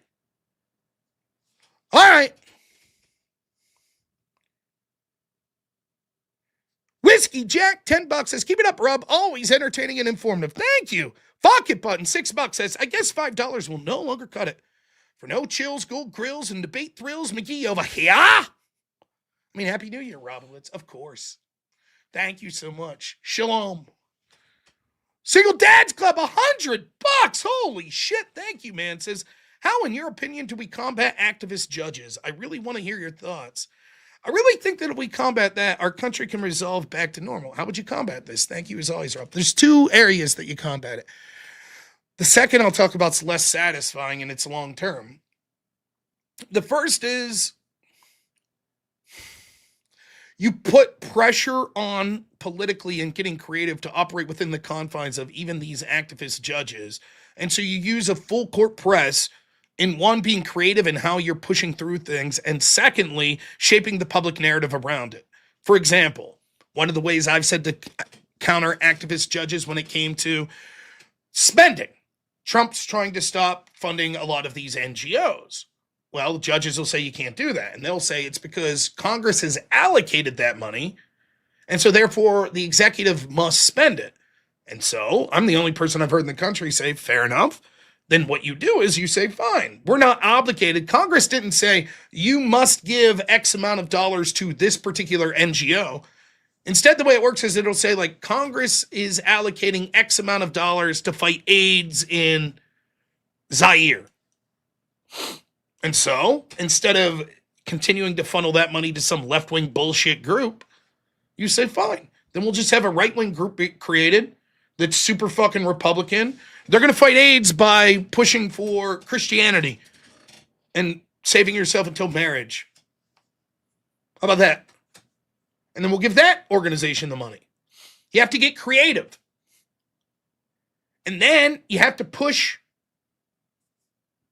through your political capital how corrupt these judges are. Now, that's not satisfying. It's not an end-all, be-all.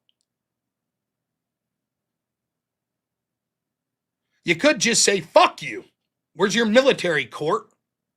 But I don't think we should do that yet. Of course, the other thing you do is you win the culture war. Politics is downstream of culture, but no one wants to hear that because it may be too late. Because if Democrats win in 2028, they're going full court fucking press. Full court press. They're going to arrest every motherfucker connected to Trump. You'll have every little no-name judge in counties across this country that's left-winger going, where am I getting me a MAGA scalp? Once this guy robnoerr streams and he has an unpaid parking ticket, throw that motherfucker in prison. Get my name out there. I fought MAGA. I did it. So maybe it's too late for that, but that's the truth. We need to convince the culture of how corrupt the system is to start to primary the corrupt fucking Republicans that allow the corrupt system to go on. Win cultural battle after cultural battle that these fucking right-wing slimy piece of shit coward sack of motherfuckers that claim to be Republican that allow this shit to go, like Tom fucking Emmer up there in Minnesota. Oh my God, Tim Walz, Somalians. I'm the head of the Somalian caucus. Get these motherfuckers out. But to do that, you got to fire up the people. So, but it's a great question. Shy DMs, $5 says the best chess players have toys in their rears to help get them from the outside. Now listen, are you besmirching Hans Niemann here on my show? Come now, perish the thought. That wasn't proven. Affid Button, $22 says the chat identifies as a gold grill with gold-shaped diamonds. Finally, Devin Griff, member for 6 months. In sports, it's muscle memory. It becomes second nature, right? Yeah. Like you'd hear like Michael Jordan's in the zone. It's just muscle memory. He's not even thinking. Just bam, takes the jumper, nails it. It's incredible. Crisco, $5 says, nice, Bubba. I've got the Trailblazer one. Drink more water. You got it. Scott Hotbed, 9 months, says, not one step back. Thanks for speaking for us all. Of course, thank you. Another 50. Thank you so much, Single Dads Club. $50 says, Rob, but you must have chiseled abs. You cannot grill. You cannot hunt. You must obey. Rob, I like barbecues, watching sports, loving God, being a good Samaritan for my neighborhood. That's it. Yeah. Look, people shit on that too. They shit on anything. You watch sports, stupid sports. Well, yeah, sports are objectively stupid. It is. I don't care. I remember going to the Pittsburgh Pirates with my grandma. She thought Andy Van Slyke had a cute butt. I remember that. That's a memory. I'll take that memory with me till I die. I remember sitting there watching football with my dad. I remember going, still we do this all the time. We go to my friend's house that lives out towards Pittsburgh, and we'd go out around Thanksgiving and watch the Army-Navy college football game. I love that shit. I'm a simple person. DD, remember 3 months, thanks, says, play that Al Bundy speech about being a winner. There we go. Henry Jones Smith, $10, says, damn, Rob, you're really chill, down-to-earth, honest dude. Thank you. I appreciate what you do and hope you achieve all your goals. Thank you again. Much love. Lucky I found you while I'm 22. Pray for my generation. I will pray for your generation. You'll be directly laying the groundwork for my son's generation. So I pray not just for you, but for the wisdom and the patience and the courage to do what's necessary to make this country great again for future generations. Wade Boggs, $50, says whip songs are North Show canon. I mean, that's true, they are. And then Roy the Boy, $5, says, did you see the Dan Crenshaw and Sean Ryan drama? I did not. I missed all of that. I'll check that out, though. All right. One of these $50 Wade Bogg business was for a new show, or a new song, which I've not heard, by my great mod, Are We Not Men? So what we're going to do is we're going to play that as I go to the restroom, and then I'm going to jump in to the debate panel, and we're going to spend a solid amount of time there. So let me get the song up and running, and I'm going to go to the restroom. I'll catch part of the song, I'm assuming. Oh, shit. Now listen, Are We Not Men? I love you, man. You're great. You're one of my favorite people on here, but 4 minutes for this song?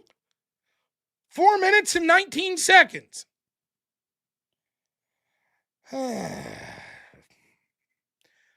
We'll play her, but All right, here we go. I gotta go to the restroom, so I'll start this song. We'll put it at 70%. All right, here we go. I'll be back.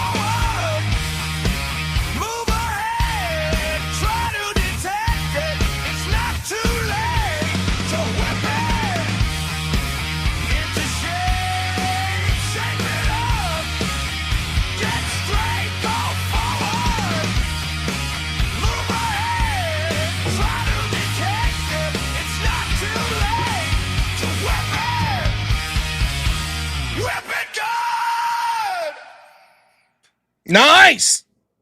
I'll have to listen to it offline. It sounded good. Caught the end of it. Thank you, Are We Not Men? All right, let's do this.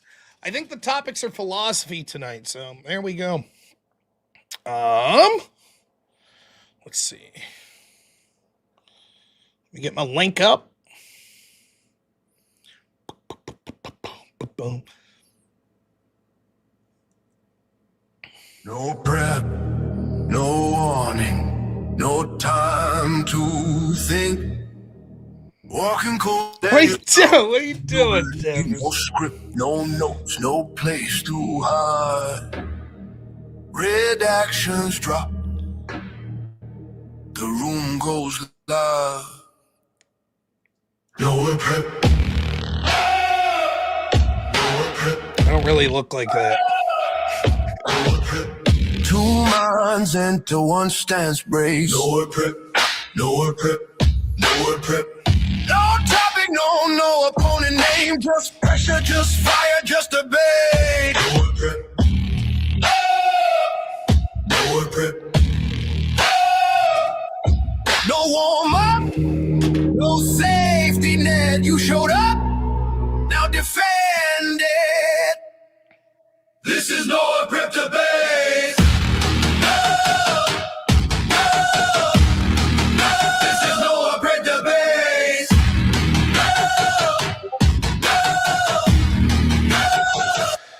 No prep. All right. Now, okay, I'm getting moved backstage.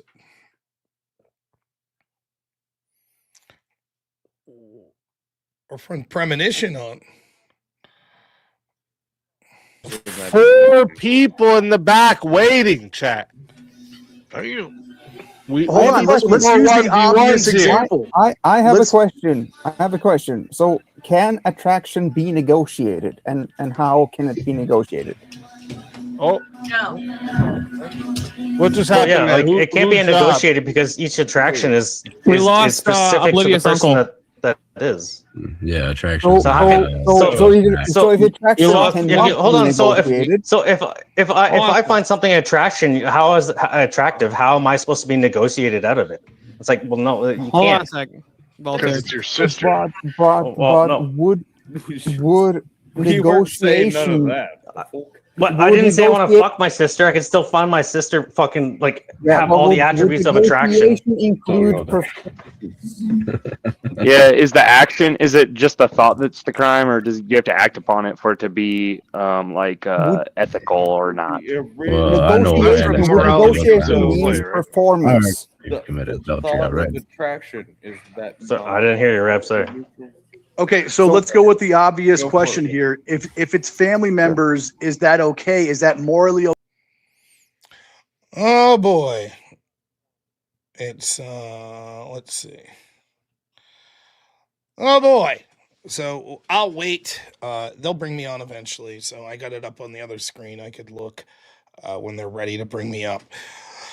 Oh, attraction and philosophy. You see what I mean? Yes.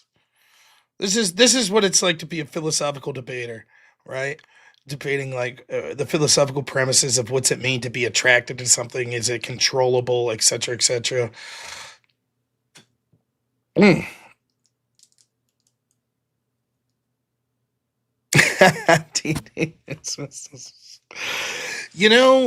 know who I'm attracted to? Mrs. Noor, my wife. That's good enough for me. She's wonderful. Ah, yes. But I took off the little super chat thing, but feel free to keep sending in donos. Let's see. Buddha Customs, $2. Thank you. Says, sup, chair? Good to see you. Base legend, not one step back. Thank you. Single Dad's Club, another 20. Says, let's go. We'll get them. Got to be patient. They'll bring me on there. Yeah, look at that. See, now my wife won't be so pissed when she finds out I didn't take out the garbage before I came up here. Shh. Ah.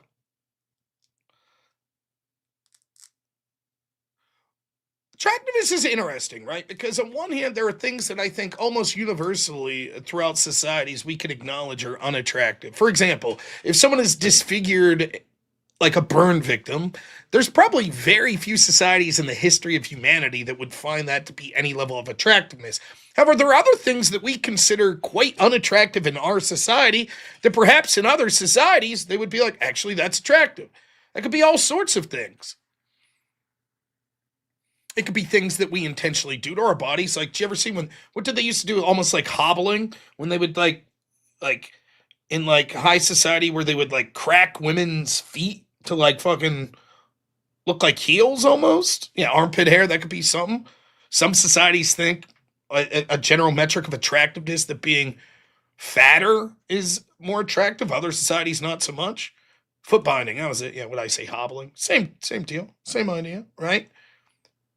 So it's an interesting thing, right? But what's funny is, how does this play out in our current society, right? Well, one of the things you'll see when you start to debate things like this, I see both sides of this. It's nice to have like the underpinning, here is the ground level of what we could all agree on, right? This is attractive, this is unattractive. Now there are things on the fringes or in the thresholds that we could move apart from, right? So like the third degree burn victim all over their body that's face doesn't look like humanity, that like a human that's mangled, we would say not attractive, right? But like someone who's just like incredibly like a supermodel, those features we might all say, yeah, that's attractive, we could all see that. But what about things in between? Does the most attractive, do you find a woman attractive that's 5'8", 230 pounds, all sorts of things that we could get to different questions, right? That like, but for me, the way that this plays out is I find it hilarious because a lot of where I've seen this to be debated would be like on the whatever podcast. So you'll have someone like a bunch of OnlyFans girls there, and someone will be like, well, what's Andrew will be like, well, what's attractive? Is like some chick that's 400 pounds, is that attractive? Well, it's like, no, you know the answer. You may not be able to put your thumb exactly and say, here's my exact definition of what attractiveness is. But you could look at the person who is so obese they can't walk, right? And say, yeah, we understand that society says that's not attractive. Our society says that. That's the way it is. Does that mean that there can't be an individual or a group of people that say, actually, I find that attractive? No, that could exist. But as a society, we know what the abject norms of these are. We know that. And it's hilarious to watch these people that want to be these sort of subjective, there's no universal truth and, there's no one way to look attractive. Well, that may be true.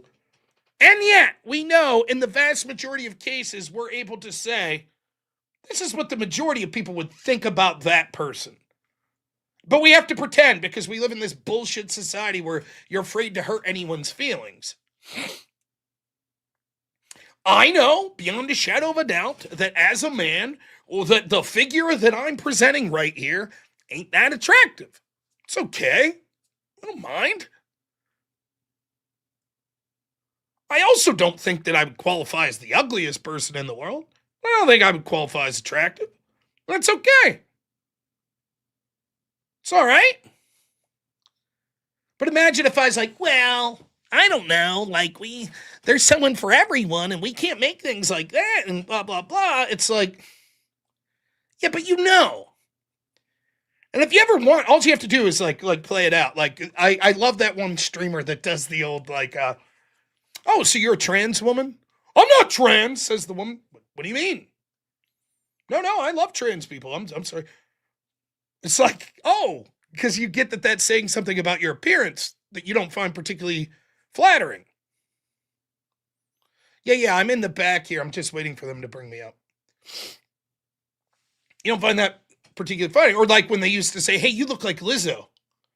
If you ask one of these women, is Lizzo attractive when she was far more obese, they'd say, of course, she's attractive.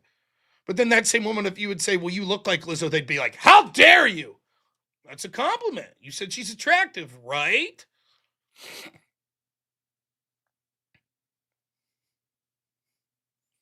Now, I will say, though, that this, maybe this differs from a lot of people in the chat. It could go too far.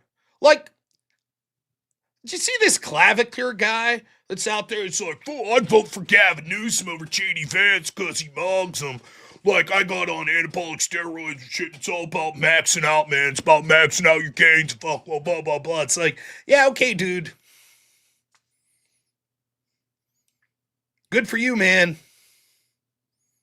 Oh, I might be getting brought up. Fuck all that. Little bit effeminate, if you ask me. Just a teensy bit.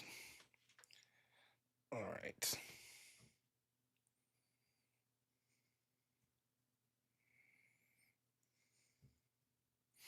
We'll see if they're about ready to hem me up.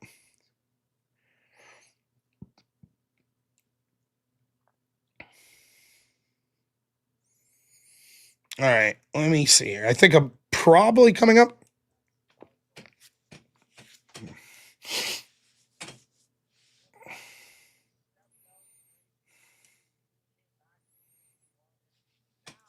Yes, Courtney.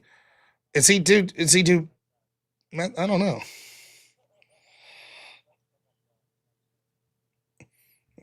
I think this might be me.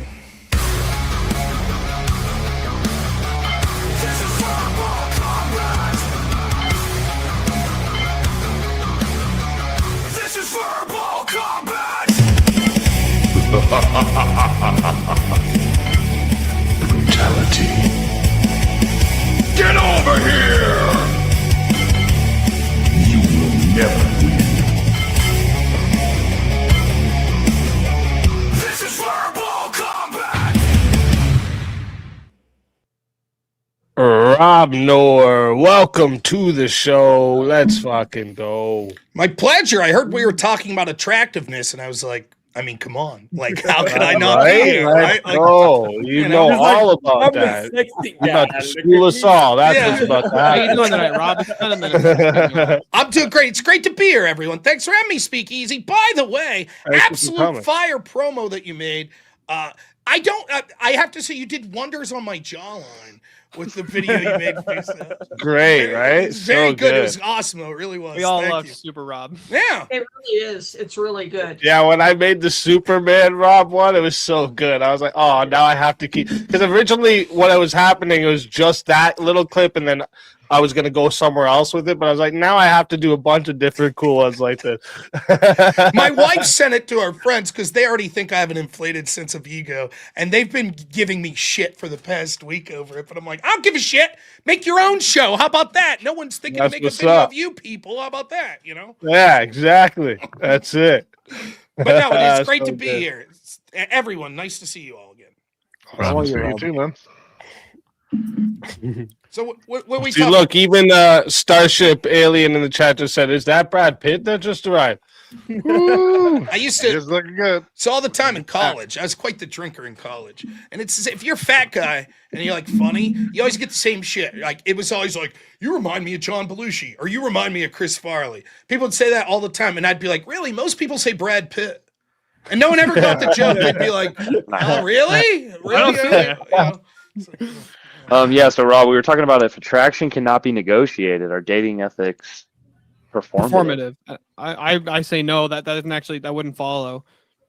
Yeah, I don't think they're Shit. connected. But we do have okay, wait, let me see what I missed here.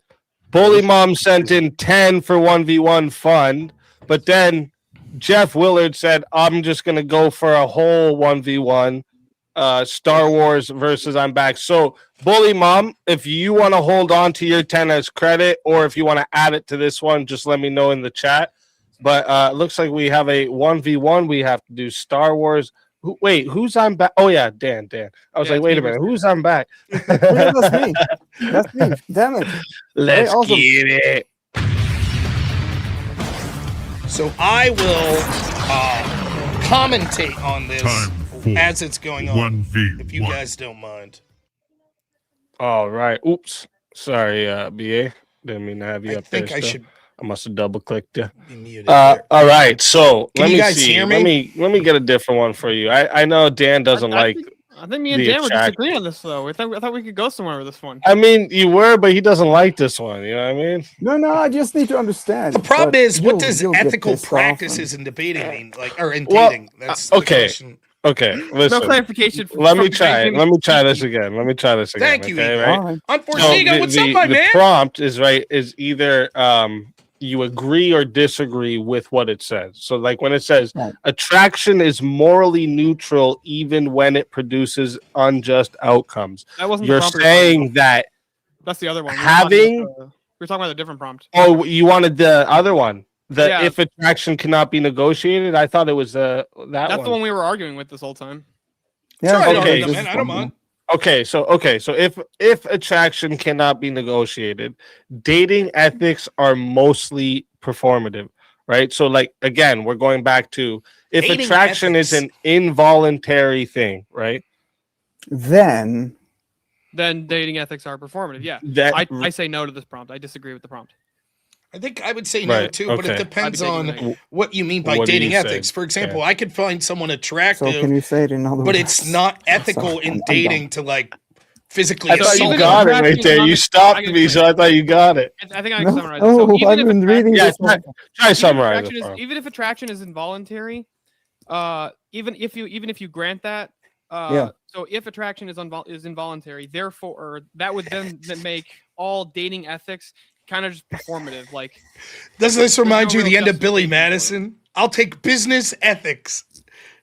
You're all dumber for I having mean, heard it this. doesn't make May God have sense. mercy on yours. Yeah, I get it. I agree with that, but yeah, it didn't. I'm sorry, man. It's okay. Just go on with another. You see what I mean one. about And I'll- It's philosophy? basically saying you can't argue someone into being attracted to you or to someone. You can't yeah, argue but it. both It can't be parts of the negotiated. comma, both parts right? of the comma sort of said the same thing.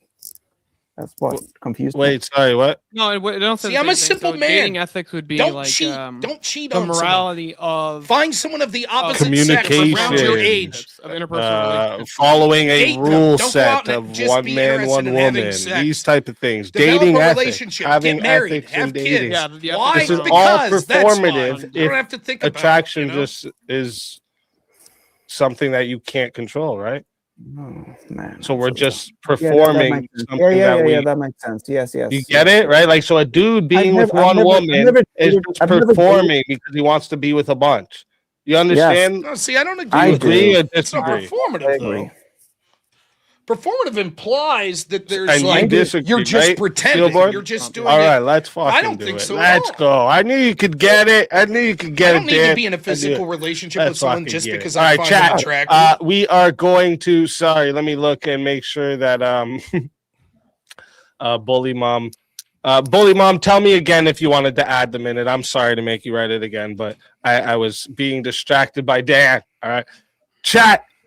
We are starting this off at 6 minutes. Okay, if Yeah, that's you true for want some it people, it to could be go performative. longer, it is 10 per minute.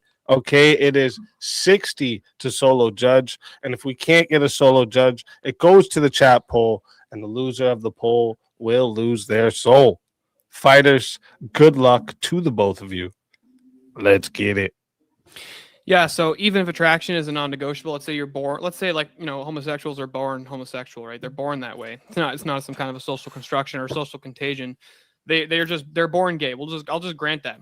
Even if that's the case, that doesn't mean that the ethics surrounding dating would be arbitrary or without any kind of system behind it, because like if let's say the entire male population No, they can't hear me. suddenly became gay overnight. Right? They suddenly became gay overnight, human race goes extinct. However, if all the men in the world became straight overnight, human race continues, no problems. So there has to be some kind of an ethical system around dating in order to for the Yeah, but the continuation of argument would be I don't disagree fundamentally with what he's trying to say, but the argument would be like polygamous So you are societies don't arguing work. for. but that's why biologically we are attracted, right? So you You're can arguing say for the ethics right? system. I just don't know that would like for me there's a better way to go about Ethics are this. mostly performative. topic. What part of the ethics system are you talking about? Well, you're the one who's holding the position that if attraction is non-negotiable, then dating ethics are performative. I say no, they're not. Even if you're attracted to cadavers, you shouldn't be able to go and have sex with cadavers. Yeah, that's Like that's he's not sort my of making position an at all. argument. There's a utilitarian calculus to That was why the we've set position up an he just ethical agreed framework to. about dating as a society. I All guess right, you could. so I don't just- disagree with that, Dating but that ethics to are me is sort of performative. asking a Meaning different that they don't- question they're- No, as no, to not whether or negotiable. not it's No. performative if I pretend Attraction to only cannot be be attracted to negotiable. my You wife cannot or to not go out and have negotiate sex with attraction. other It just people. comes And I think that's a naturally, different right? question. Okay, you think people are born homosexuals? I'm not saying that. Well, then I'm saying that if attraction cannot be negotiated, right? You are attracted or you're not attracted, right? Okay. Dating ethics are mostly performative. No, that doesn't They are. follow. That doesn't Am I follow not because even if am I not understanding English, or There's two ships. What well, is, because Yes, the reason why it wouldn't follow is because even if you can't help who you're attracted to, right? I'll just grant the position. I'll just grant it, right? That attraction is non-negotiable, right? Sure.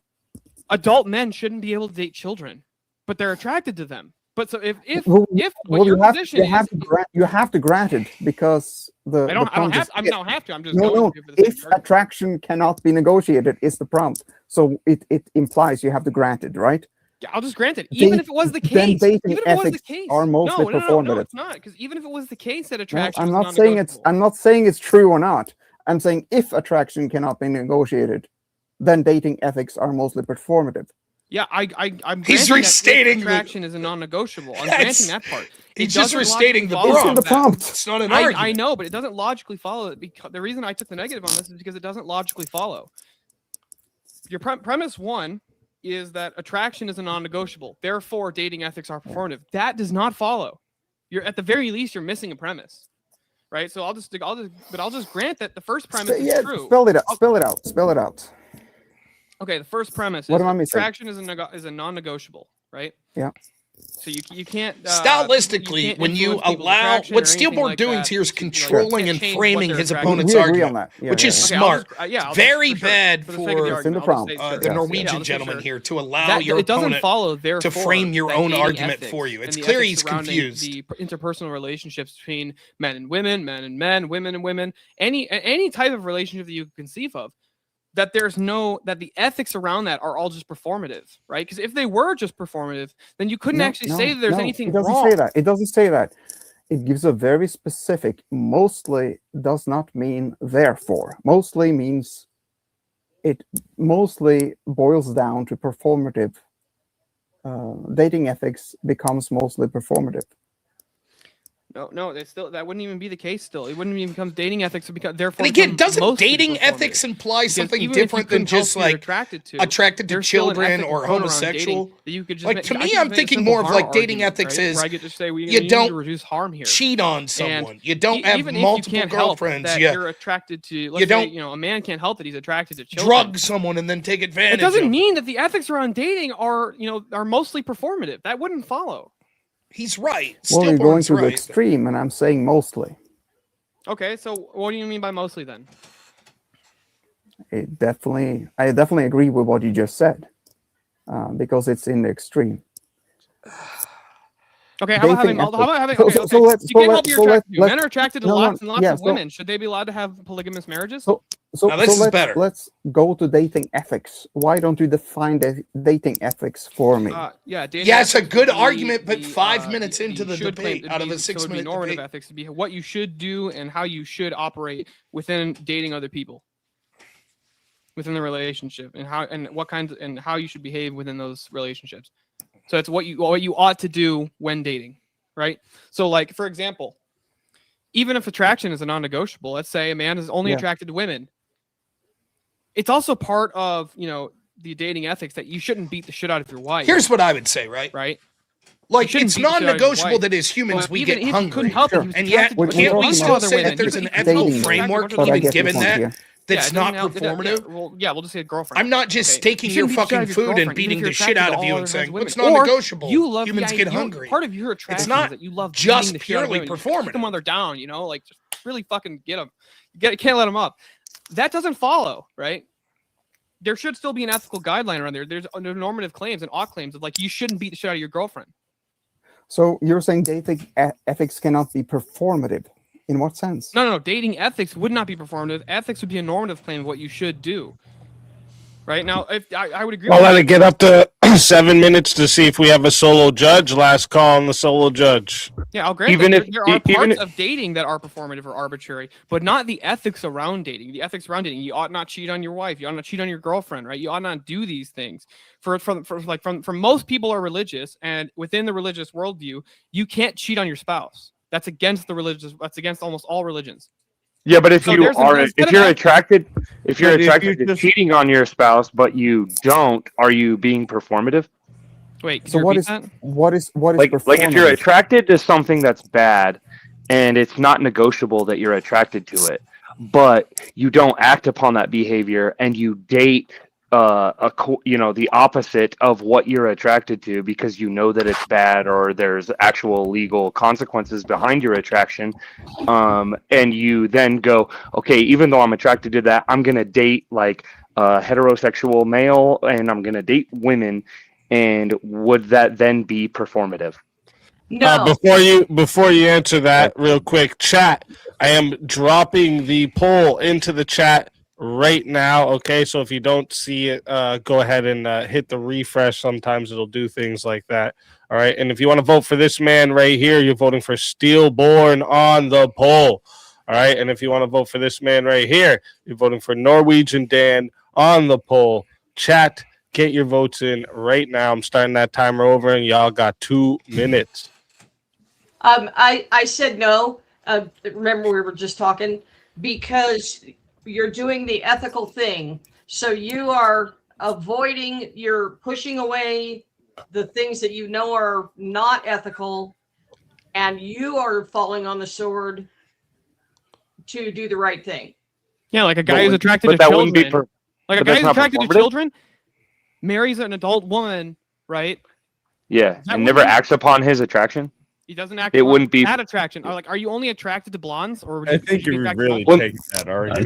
No, attraction let's say to he's the- only attracted you're to, taking you it know. to the fucking extreme. Like, Well, yeah, but I'll even grant it. I'll even say he's like only attracted to whatever the worst thing you can think of. He's only is. attracted to child cadavers.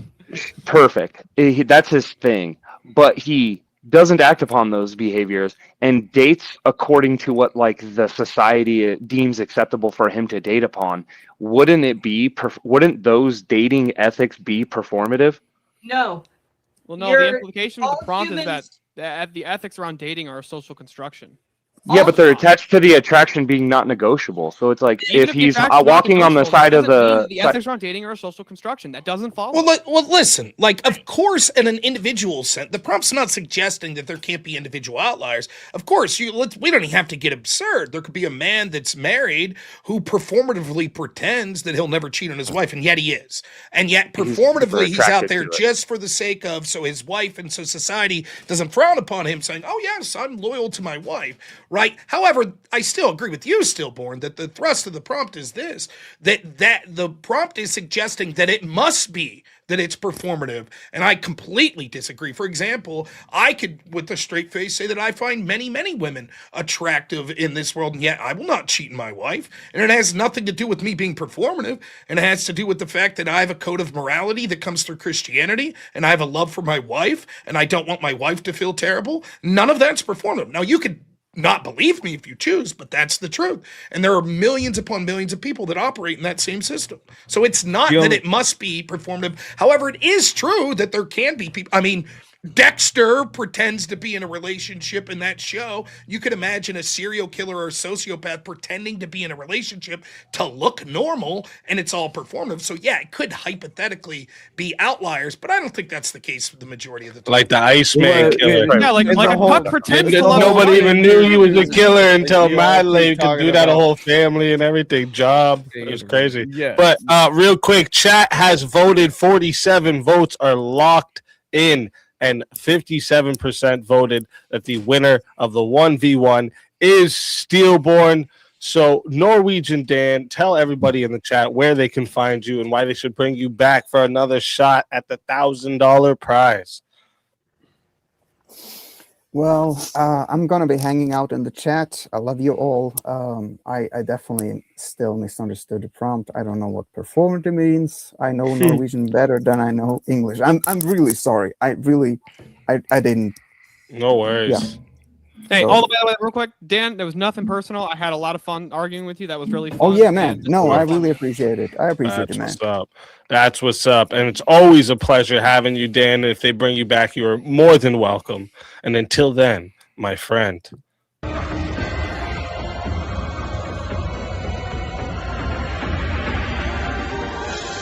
You are so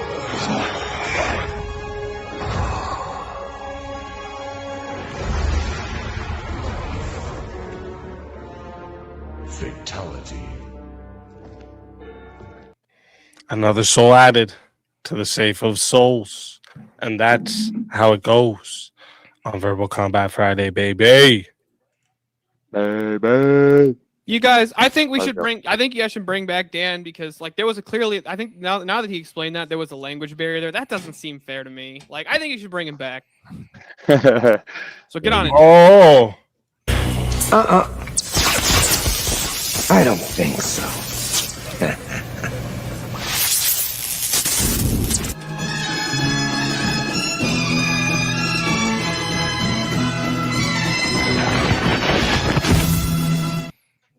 and back from the grave. Oh shit.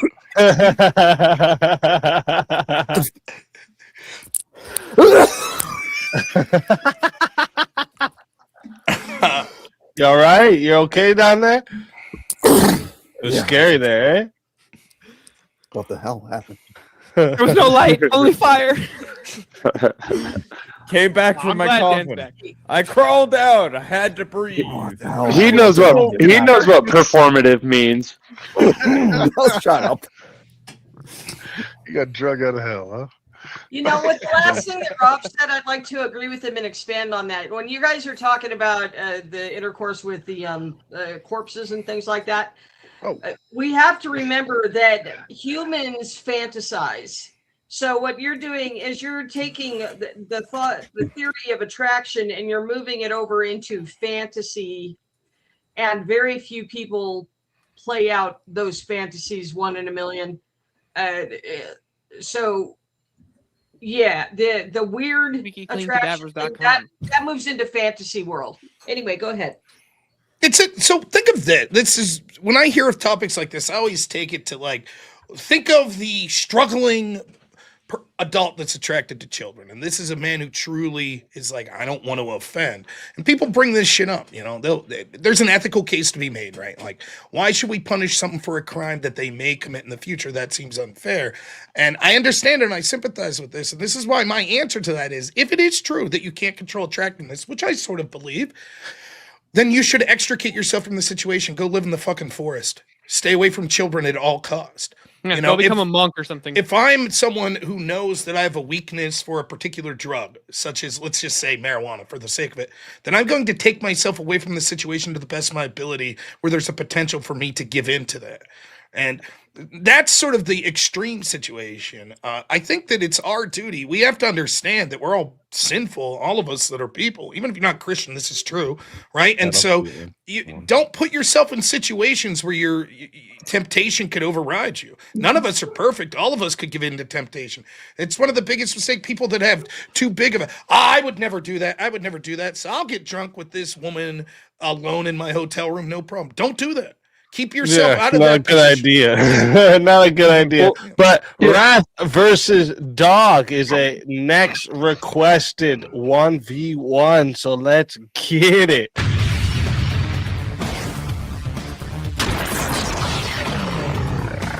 Time for 1v1.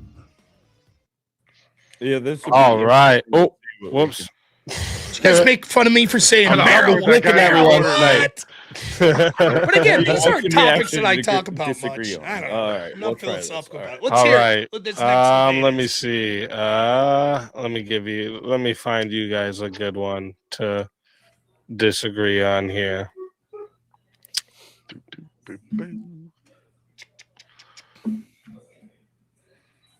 Some people they wanna smoke. Sorry, my dog marijuana. was barking for a minute there. My wife's the only one who knows what I'm talking about. Hey, here. Maurice Del Taco. I wasn't barking. I'm telling you. No worries. No could happen. I have to, you know. Sure. Let me think. What's going to be a good one for you two?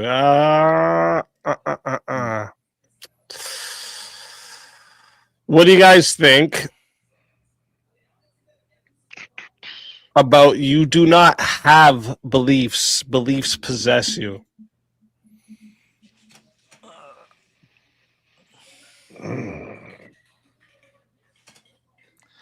Oh man.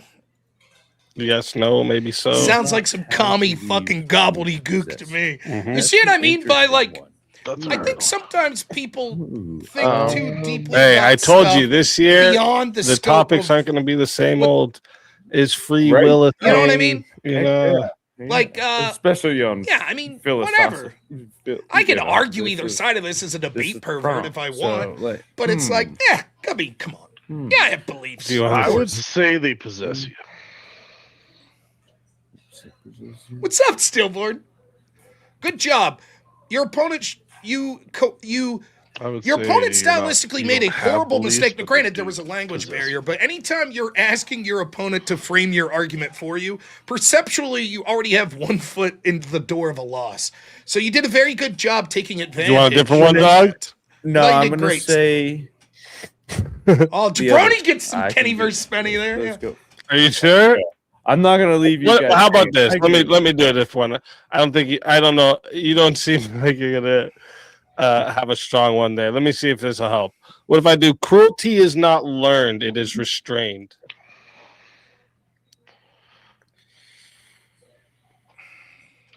Well, you know cruelty by cruelty happening to you, but it is also restrained. But yeah, that's an interesting approach. The phrasing of this would make me take the side that I would say no, because again, if we're taking it as an absolute, which the statement it's like seems to throw it up one more assume time. that it's an absolute, then I think that it's not Cruelty. true, because even if cruelty, you guys had to. the question is basically it's we're all born That's right. cruel, Learn. and we just It's learn not restraint. something that humans like learn to do. Correct. It's something that's like restrained, and it only emerges when like restraints fail or are removed. No, I think cruelty could be learned, but it all depends on how you I define think cruelty. is learned. So, for example, if you want to say, well, the act of So you eating guys are a on the living opposite thing is sides? cruel, Sure. I don't believe that. Just making sure. All All right, chat, listen up. We got some This Kenny here versus is Spenny going minutes. to wait, let me see. Made sure there was no added minutes here. Yeah, that's right. Cruelty can be Okay. learned. This one here is going to 5 minutes. If you guys want to add on time, it is $10 a minute. All right. If you want to solo judge, I it am is up on the 60 panel, but it's to a solo one-on-one. judge. And if we don't get a solo judge, it will go to the chat poll, and the loser of the poll will lose their soul. Fighters, good luck to the both of you. Let's get it. It's good. Looking good. All right. Do you want to lead her off? So, I mean, it kind of leans towards it. I mean, come on. I can just start it off and drop a mic right off the bat if you want. All right. Go for it. So how would cruelty be learned out of a serial killer who tortures his victims? Well, the victims would learn what cruelty is, wouldn't they not? But the person looking who's at this the creating opposite. that act didn't Wouldn't know they what not cruelty was until they did the act. Right? How would they not know what cruelty is? They would have learned by torturing other things, animals, squirrels. Exactly. So Right? they already knew what cruelty was, right? Correct? They would have learned the act of cruelty with their actions. Yeah. Their actions caused cruelty, so they learned cruelty. But without the act of committing the cruelty, you would never know what cruelty is.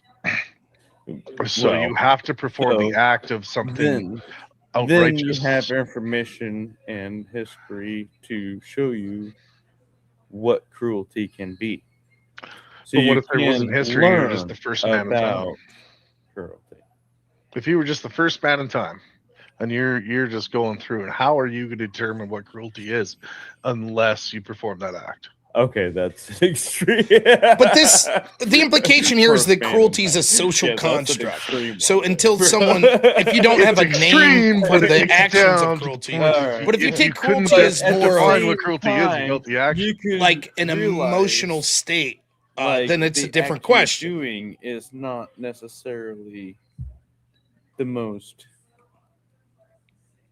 kind Never. Yeah, you could say that. Like, you could say that the act isn't the kindness. Like, let's Yeah, take I somebody wouldn't on expect Twitch that. for You threw me instance. off. Like, he's got that button on the side of his desk, and he shocks a dog, right? That's cruel. Yeah. Is it not? No. Yes. Is he not the one who chooses to push that button and knowing But that it's cruel? giving Hassan but shit here? exactly. He knows the cruelty he's creating to that. But the being. first time he hit that button, did he know it was going to be cruel? Yeah, obviously he knew what it was going to do. He didn't know the extent of it though. But then he hit that Yeah, button. it He said, doesn't "Oh, matter. that felt good." It was right? it's still the fact that he did it on purpose, in effect, to prove a point. One thing When that I it's could not give a also suggestion, if you cruelty, ever find right? yourself on a So- He one-on-one would have like known this, it was cruel. you have a but- limited amount of time. Your first word should He- be let's say the outlining first a dog very collar basic invented, he ain't case gonna know what's that's gonna happen. simple He's gonna for hit that everyone to button, look over and understand. go, "Oh, man, that And one looked like it mistake I hurt." think you're seeing here, Yeah, the one gentleman but did a he's better gonna do it job of again, trying and to that's outline. cruelty right there. But 'cause it's he knew it's it still was vague, But right? even the first For all of time, us listening, he grinning, already I'm put talking it on over it, there but with intention to. But he didn't know it was going to hurt. He's just like, make a let's try this central shit thesis, out. a central point. Oh, okay, come on. Make it You've simple. never said to your buddy, "Hold my beer." So you do. Yes, of course, cruelty's restrained. Have you ever seen children You've never without, said to your even with the buddy, most "Hold my loving beer," of 'cause you don't parents, know what's you gonna can see happen. them enact acts of violence purely for the purpose of causing like- pain or anguish to their with siblings or other intention. children. If he Simple, bought right? the Or dog, no, a clearly dog collar, the statement is an he had absolute, and there are intention some forms of behind the cruelty dog that could be collar, learned. which There are some already things so depraved intends that the until you idea beat and it into mentality people, behind they never it. have these But let's thoughts, say proving he that cruelty invented itself that can be dog learned. collar. You see, simple. Make a simple Well, point, especially a if he statement that you could then invented branch out from. Yeah, but Dude, he's going to dude, think, "Hey, man, it's just going to give him a little jolt to make it hurt, right?" Yeah, I'm You just know? gonna shock the dog. And then he's going to put it out himself and like, "God damn, that hurts. That is cruel." He's got to find out what cruel is before you know what the instance of cruel is. But that's the whole thing. The intention behind the thing was cruel.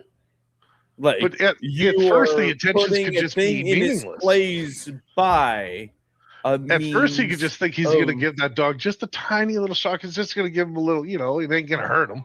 Yeah. But he doesn't know that it's cruel until he uses the it on whole himself. point And he's is like, "That's okay. fucked up." All right, bro. I'll put a dog collar. 5 on you. minutes You of tell using me Hassan how you as the- feel every time you bark that I just shocked that little dog. collar. Exactly. But if you didn't know that it was going to hurt, idea in right? concept, whether it's going to hurt or not, it interrupts the being. It's the idea of like, I'm going to stop you now. I'm going to be cruel to you in some way and shape and form to stop you of what you're doing because I don't like it. But at first you didn't know it was Regardless of the cruel. thought Did you know process it was cruel? behind that?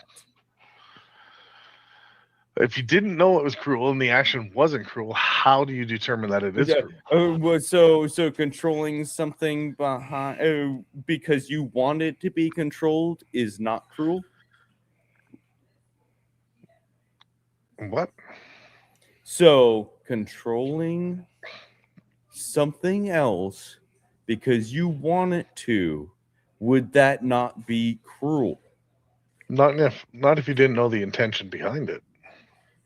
Yeah, cruelty implies something about It's your intention, right? intention behind Like, if I was just layman defining cruelty, If I you would didn't say know that it was gonna actions hurt, taken with but the you did intent to cause harm. It's still For the your sake of the intention harm. behind the control factor. So, for The example, if control. I Wouldn't it be if I control of slap someone something in the that has face, no that's not ways necessarily of cruel. helping If the itself intent behind it be cruel?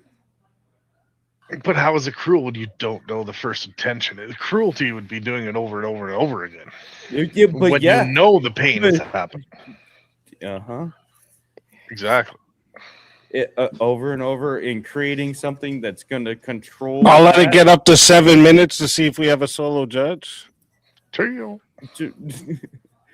But to control that through an apparatus that you obviously know So we throw the apparatus out of the window. performs Fuck something the that apparatus. disrupts that being not wanting to continue, would that not be cruelty? But let's throw the apparatus out of the window, the dog collar out the window. Well, you started with that, so I just ran with it. Sorry. You're a Hassan fan, aren't you? Huh? Oh, shit, I said the name. Sorry. But even yeah, if you take like the collar out you of ran the with window, it, so I ran with that argument towards that. well, it That, seemed like you something you were actually All starting. right, to real traction quick. I'm just laughing at what my wife wrote in the chat. She's funny sometimes. Oh yeah. So chat, I am putting the poll into the chat right now. If you don't see it, okay, it is there now. So go ahead and hit that refresh. All right. If you want to vote for this man right here, you're voting for Wrath of Reason on the poll. And if you want to vote for this man right here, you're voting for Dogs on the poll. Chat, get your votes in. I'm going to start that timer over, and you all got 2 minutes. I wouldn't normally say chat should be a bunch of furry lovers, but I am a dog in the picture. So please be furry lovers just this time. I love my dog. I mean, it is confusing that if I want to vote for dogs, I'm voting for the guy who's not a dog. But he's the prince of dogs. I'm a Rottweiler, so I'm the king of dogs. Gotcha. I'm just a random dude that just likes to do this shit. I will get my profile picture. Let's simplify the question, right? It's a tough question, right? So, all right, what a child that's never been seen an act of cruelty. For example, they have loving parents, they've been isolated, they're a child with a sibling. Would they be able to engage in an act of cruelty, or would they not be able to do cruelty until they learn that behavior from someone else that they saw from the outside? Now, it's difficult because you're going to have to define what cruelty is. It seems to me that cruelty has something to do with intent. So, for example, if I spank my kid, am I being cruel? Some people may say yes. Many would say no. Not if the intent wasn't to cause undue harm. The intent was to discipline. So it seems that there's some form of intent to it. So it's a difficult question because my gut reaction initially is to say, well, no, it's a universal statement, and clearly forms of cruelty could be learned. There are things so heinous that would never come to my mind until I saw or heard of someone else enacting it. But then I think if I think even further, I would say, well, isn't sin in all of our hearts? And we would all be able to be cruel, and that we have to learn to overcome that impulse. So I don't know. I could argue either side of this. I think it's definitely But are you bored with the impulse? I'm not sure that cruelty requires intent, though. That's where I would have to ask the question. Well, here's the thing. You can do a cruel act and not know that it is cruel. Yeah, that's what I'm until thinking. later in life, right? Yeah, you poke a stick in the anthill, and you're 7, and you're like, and I want to get to where these There answers was a coming kid from. at my school. He used to bring peanut butter sandwiches to school every lunch, and he would take it out at lunchtime, not eat it, and sit it on the ground for a bunch of ants to pile onto it. And then at the end, he would smush it together and shit on it and just go inside. You went to school with a fucking psychopath. Yeah, I'm pretty sure. I don't know where he is now, but I'm pretty sure it's prison. But 37 votes are locked in. 57% said the winner of the 1v1 is Wrath of Reason. Dogs, tell everybody in the chat where they can find you and why they gotta bring you back. I want to come back. Let's keep doing this shit. I don't have any. I'm just a random dude. I just like doing my thing. So if you guys listen to me, bring me back. Good on you, Wrath. You want it. Let's fucking go. Always a pleasure having you, dogs. And if they bring you back, you know you're more than welcome. Until then, my friend.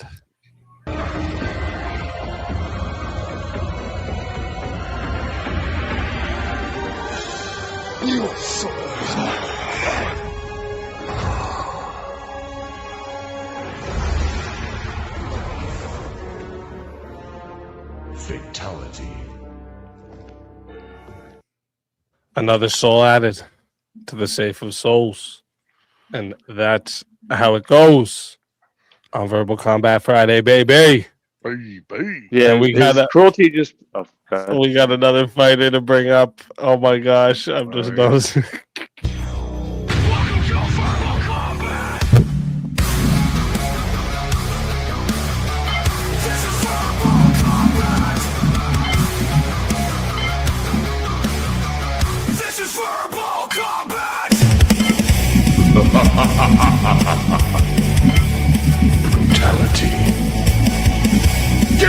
here. You will never win. This is verbal combat.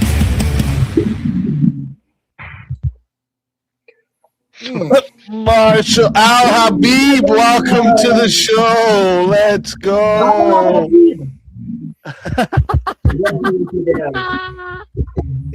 I come from all of you.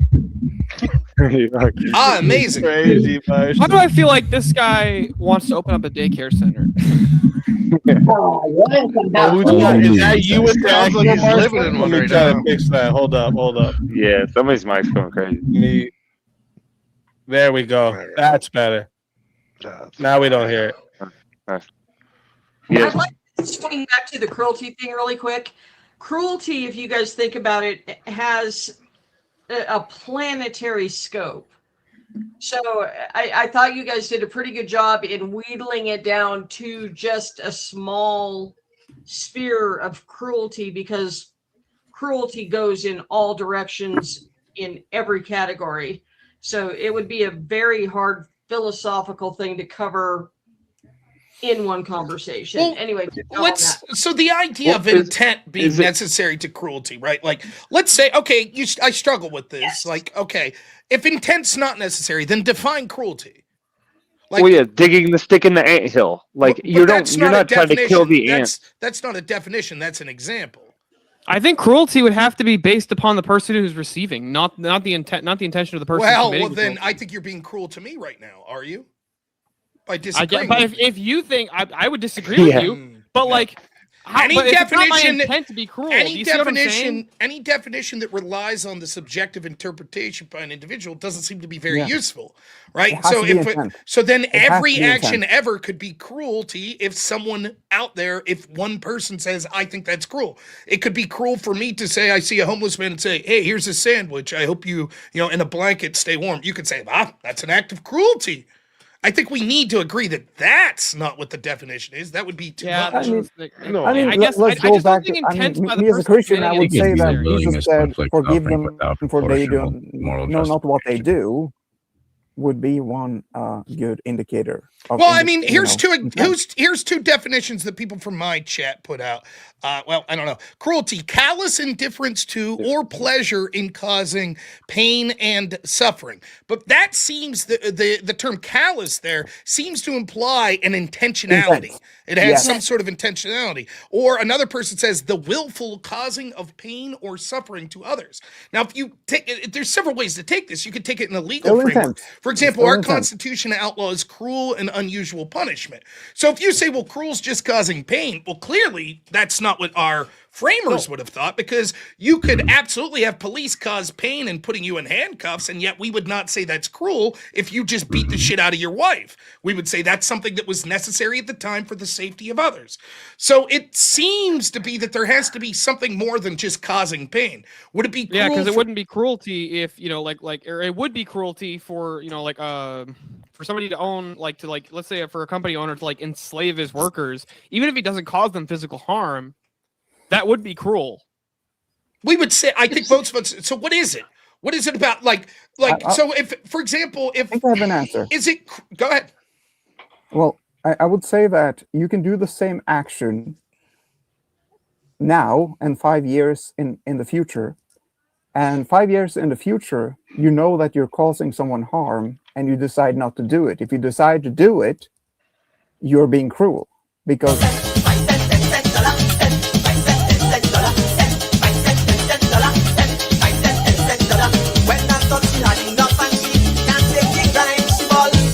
small change, give me big money wine.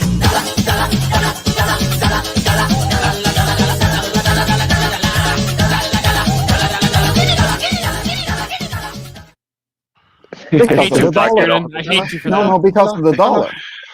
I don't know that's so good. So you see the problem with that, Dan, is so if people a lot of your secularists and leftists like to turn this on Christians. Say, well, Christians are supposed to love everybody, right? And from the Christian view, what love means is to will the good of another. So that's going to be based on what we think is the best thing for you. Now, you might think it's cruel what we're doing, And real quick, I don't want to interrupt your thing here, but it doesn't look like Marshall's coming back. Maybe he just came to make a funny appearance. So we'll bring up the next person that was in line here. And chat, we got 1, 2, 3, 4, 5, and the green room 6 people in line right now. I'm about to bring up 1, so there'll be 5 after this. But there's a lot of people in line, so if you want to get more fatalities, 1v1s, and see more faces, you control how it goes, chat. You control how it goes.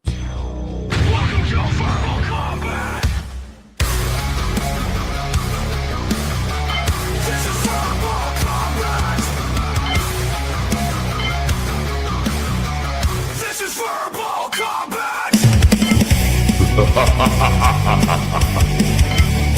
Brutality. Get over here! You will never win. This is verbal combat!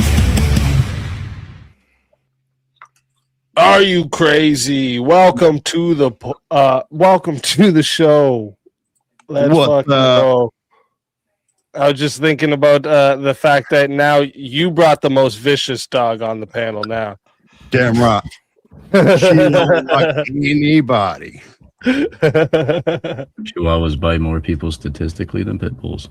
Yeah, they're smart. Smartest dog alive. But if I can, Dan, right? I don't know if I interpreted what you said, but if I take an action now that I know in 5 years' time that action would still be harmful to a person, that's what we would consider cruel? No, that's not what I said. Okay, I'm saying that your perception of what you're doing will change, and that is why people will regret things they have done in the past. Because in the past, they did not have the intent that you are alluding to. Meaning that cruelty is doing things knowing that you are harming someone. Well, again, I get where you're coming from, and I think that there's an intentionality aspect to it that's important. But let me give me a second. Yes, let me reject. yes, Do I know that it would harm someone to put them in prison? Yes. Is it exactly. cruel? Yeah. No, it's not cruel. So exactly. No, it has to be an intentional, not just intentional, but you have to actually want to harm someone. Well, I wrote this song for the Christian youth. I want to teach kids the Christian truth. If you want to reach those kids on the street, then you got to do a rap to a hip-hop beat. So I gave my sermon an urban kick. My rhymes are fly, my beats are sick. My crew is big and it keeps getting bigger. That's 'cause Jesus Christ is my name. I was hoping. I'm gonna get one of you. Real quick. Speak easy. I gotta let this just I gotta tell you something. I looked up cruelty. I looked up the definition. According to Merriam-Webster, the meaning of cruelty is the quality or state of being cruel. So now we know. I was mad cruel. No, but got a 1v1 request for Rob versus Premonition. I think this was because earlier Premonition said, I want to debate Rob. Excellent. And now Premonition gets her wish. I adore Rob. It's always a pleasure, Premonition. What do you want to debate about? I didn't see all the topics tonight. So I haven't seen the topics either. So they are philosophically based. So we agree on a lot. So it might be, but we'll run through it very quickly and find something that we can. Yeah, I could also play devil's advocate. That's fine too. So well, what if we go back to what we were, because we started on it and then we kind of moved past it a little bit. This prompt where it's basically that violence is necessary for freedom. What do you guys think about this? Freedom is a luxury, a belief made possible to. Sure, I can. Okay. Wait, go ahead. I'm an affirmative on that. That yes, violence is absolutely necessary for freedom and prosperity. Okay, I could do. I'll debate the negative with that. That's fine. I could do that. All right. All right. So chat, Remember how this goes, okay? We are going to 5. Oh wait, that's a 50. So, oh no, you paid for the video too. And Bully Mom earlier paid 10 and said to add it whenever Rob has a 1v1. So we are going to 6 minutes to start, chat. If you guys want to make it go longer, it is $10 a minute. It is 60 to solo judge. And if we don't get a solo judge, it goes to the chat poll, and the loser of the poll will lose their soul. Fighters, good luck to the both of you. Let's get it. Okay, you're affirmative. You can go first. That's fine. Okay, well, where do you want to start? Earlier, as you were leaving your stream and coming raiding over, they were discussing this. And I took it from the very beginning. I'll get through this very quickly, Rob. Okay. Violence is required for freedom. But in the beginning, so you start off with a small group. They're all a community and or population all moving in the same direction with the same mindset are not going to need violence in order to have their freedoms. But it's when that group splits off, usually at 150 individuals. I'm talking about the way back. Then they're going to start fighting with each other over resources. And from that point forward, each civilization, if they're separate and moving in one direction, will tend not to fight. But we have all over the planet. I think you prove my case for me. The problem is, unfortunately for you, you're affirming an absolute that all freedom would always be necessary to have violence. If I could prove even one instance where violence would not be necessary for freedom, and then I would win the prompt. I'm willing to concede that in the vast majority of cases, violence would be necessary for the concept that we consider freedom. However, I could think of 2 examples where that wouldn't be the case. You already sort of illustrate to one that there are hypothetical situations in civilizations where people may have no contact with anyone other than their families, and so therefore violence wouldn't be necessary. You live in the woods with your wife alone. You've never made access to another human contact. That concept is the true freedom in that you have no laws above you and violence wouldn't be necessary. So living alone would be one. And even if we would say that we shouldn't accept that, it's not that violence is necessary for a lot of people. It is the potentiality for violence. And yet one could have true freedom without ever having to use violence or anyone using violence on their behalf by merely having the threat of potential violence achieve that freedom. And in that case as well, violence would not be necessary for freedom. Okay. If we move up to a large scale of multiple populations, so we've gone out of the woods and out of the small scale. Now let's move into the millions and different belief systems. It is going to be impossible to have freedom and move into negotiation. You might start with a negotiation, which is going to inevitably, where I'm talking millions, different religion is the biggest, I think. Different belief systems. They're going to try to negotiate. They're going to disagree, and they're going to fight. And that's it. And the winner, or however that comes out, we've seen a million different ways it comes out. That's going to lead to the temporary prosperity, because all prosperity is temporary. Well, nonetheless, that might be true. But one, that's not the specific prompt. So if we change the prompt to say, in societies with millions of people of differing people, would violence be necessary? Maybe, maybe not, but that's not the prompt. So I still don't think that this helps you with this particular prompt. And I think that there's no real pushback on, at the individual level, if you don't run into other people, violence wouldn't be necessary for freedom. And even in the scenario you're outlining, we could still see an individual never necessary to use violence or violence used on their behalf, that the potentiality for violence would be enough to keep people in line to have your potential freedom. For example, you could have a lot of wealth, inherit a bunch of wealth in a society where in the past there was grotesque amounts of violence that put your family in the position they're in, to where they have true freedom that they could do whatever they want. And that violence need not be illustrated in your entire, let's say you died at the year of 25, your entire life. But the potential for violence existed, which is what kept people in line. So that also is a potential. Now, I will concede this sort of getting to the nature of force doctrine, which I know you've heard Andrew and others talk about, but it's not even, he would admit that it's not just force. At some point, force would have had to be used so people understand the potentiality for force. And yet it would be possible for an individual to experience freedom without having force used on their behalf, just the potentiality. And I don't think there's a way to get around that. And as long as, like, even if it's rare, that still proves the prompt in my favor, that it can't be an absolute, that violence is always necessary for freedom. Have we ever seen an outcome on, we're working into larger civilizations now. Have we, I'm trying to think back through history, have we ever seen a merge or people living next to each other or whatever the case may be? Have we ever seen it in history where it didn't end up in a fight? Have we ever seen it? Well, it depends. It depends on what we're talking about, like largeness, right? So, are you talking like nation state? Have we ever seen France and Spain? I think the intention of the prompt originally, but I forgot almost the prompt, the actual wording. But I think that it was on a larger scale. I started out on a small scale and then worked up to a larger scale, trying to cover the whole thing.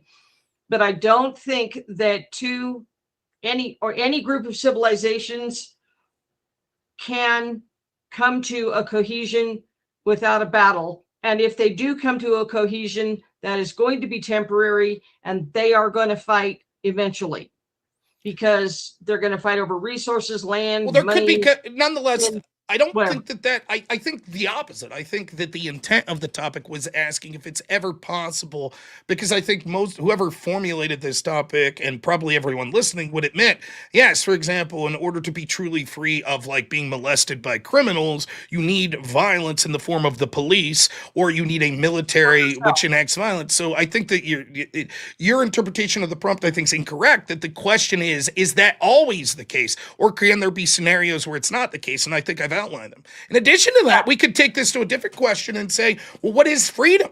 If we want to truly get into it, was Jesus Christ free? Did he have to use violence? No, but violence was used against him. And yet he was free without the use of it himself, correct? Yes. So in that case, that would also, if the best of us could achieve true freedom, not the illusion of freedom that we see on this world, truly, we're not free if we don't give ourselves to Christ. That's the only way we could truly be free. And violence isn't necessary for that. But he did not, I could be wrong. I'm not, my son is the expert here. But Jesus himself, the turn the other cheek thing doesn't mean don't defend yourself. So Jesus himself told people, don't just lay down and let people tear your families apart, and behead your people or burn them alive. I believe Jesus did teach that to defend viciously, if needed, your loved ones. Did he not? Is that not part of his? I could concede this, absolutely. But Jesus was saying that the path that he outlined for himself was different than even what his followers did. I agree with you totally that people misconstrue that Jesus was this hippie that said, just allow people to beat you up and never do anything. Totally true. And yet Jesus himself was free, and the violence wasn't justified. Christ is saying he would absolutely justify use of violence. In fact, it's all through the Bible. There's justified uses of violence, of course. However, if true freedom is entering into the kingdom of heaven, could it not be that, for example, an infant who has never themselves engaged in an act of violence could enter into the kingdom of heaven? Could it be that a person who decided to be a pacifist and didn't use violence could enter into the kingdom of heaven? If the answer is yes, and you acknowledge that entering into the kingdom of heaven is true freedom, then the violence wasn't necessary. The violence can be justified. Those two things don't have to be mutually exclusive. You can have legitimate, justified use of violence and achieve true freedom, but it is not necessary. to achieve freedom, both in the sort of secular sense that you could just have the potentiality of violence, or you could live not amongst large swaths of people and not need to use it, and in the true morality sense, in the biblical sense that we would both agree into entering the kingdom of heaven. So in both cases, the religious and the secular, I think that violence isn't necessary. I still disagree. I think that it's always going to end in war. The human condition always ends in war. But it didn't with Christ, which you acknowledge was free. Where was his act of violence? Yes, he was free in. Well, I mean, we weren't there. He was free as long as he was free until he wasn't free. He was free until they got. Oh no! But that's the illusion of losing freedom. No one was ever freer than Christ, the Son of God. Just because they could restrain his physical body didn't mean that he didn't achieve true spiritual freedom. Right.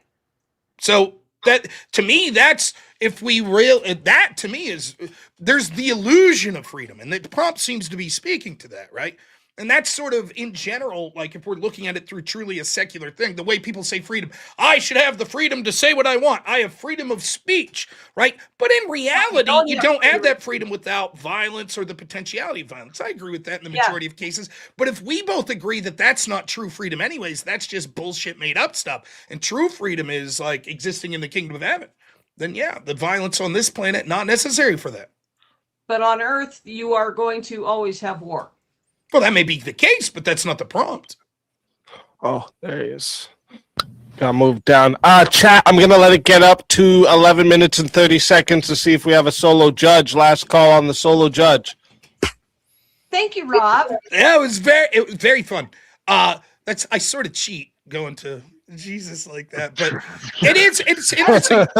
It's the old force doctrine. No. Hold on. Go ahead. It adds to my wisdom. Go ahead. Who said no? Go ahead. No, I got to say, I said someone right in the chat that Jesus used a whip to throw out the money changers. He did. That is not violence, but it. No, that was very violent. That was very violent. Actually, he literally sat there and made the whip. By hand. So Jesus may have used it, but that wasn't necessary for him to enter the kingdom. Yeah, it wasn't I necessary. know that was not necessary for him as a Christian myself. I know that, but he did do it. Sure, he did those acts, but it wasn't necessary. And that doesn't matter. It doesn't matter. The point is what the people who saw the whip experienced, and they withdrew, right? Well, but why is that what's important? But I don't. Yeah, not for the prompt. I don't think that's important. No, just for the argument. You brought up Jesus, so I just thought it was interesting. Well, no, yeah. The bringing up Jesus is to prove this, like. It has to do with the definition of the term freedom and how do we truly define freedom. And so if I'm talking to someone who's a Christian and I think that we could come to some agreement that freedom isn't necessarily the things that on this world most people say are freedom. Yes. So I could be a slave to sin. I agree. Real quick, everyone, chat. Jesus Christ.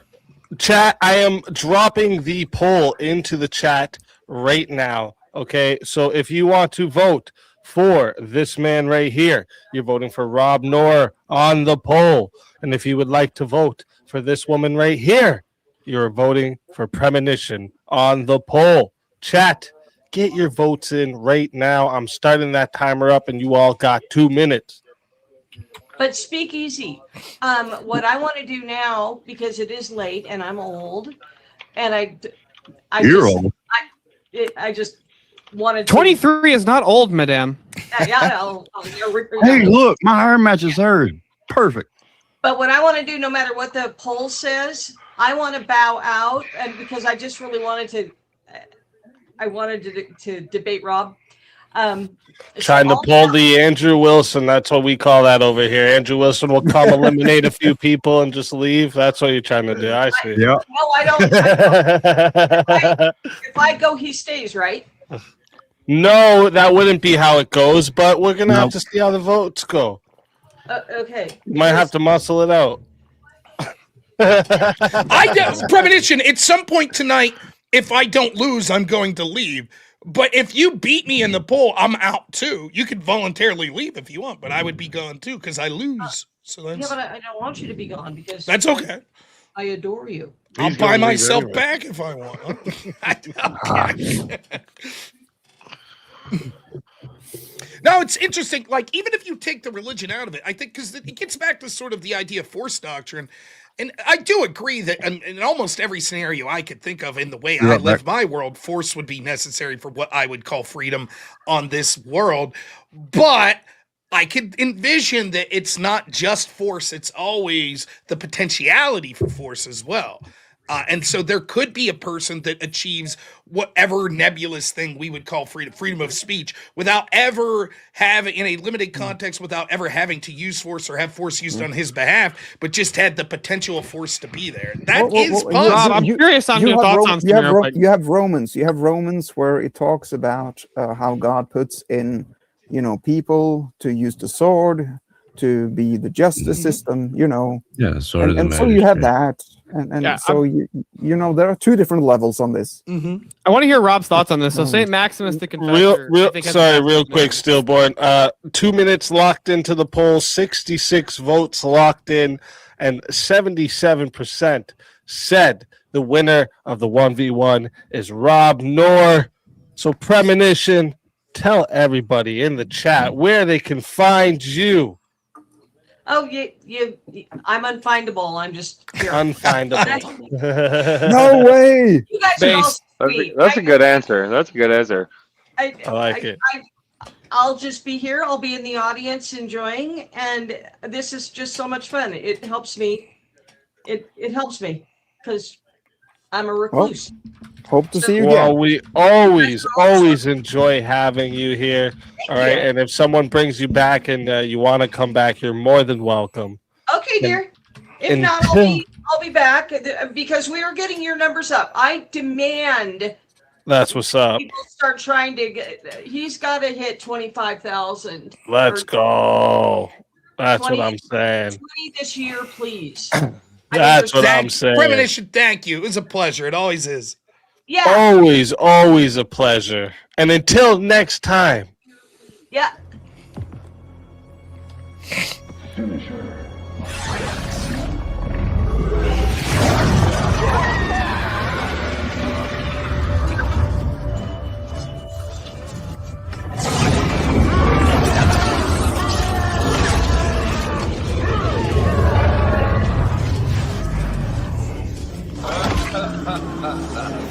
Fatality.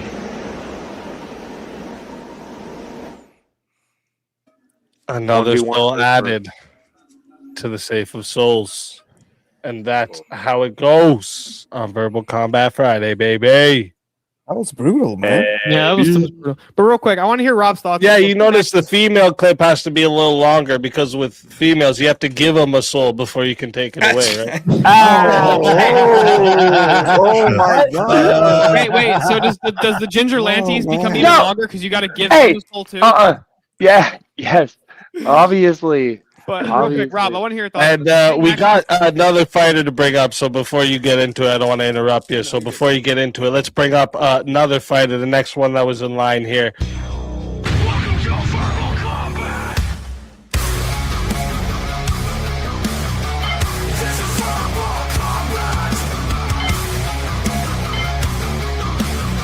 This is verbal combat. Brutality. Get over here. Wait. I apologize. That is my mistake. I didn't realize that the rest of Dogs' soul exchange came back. I didn't realize. I do apologize for that, Dogs. I don't think so.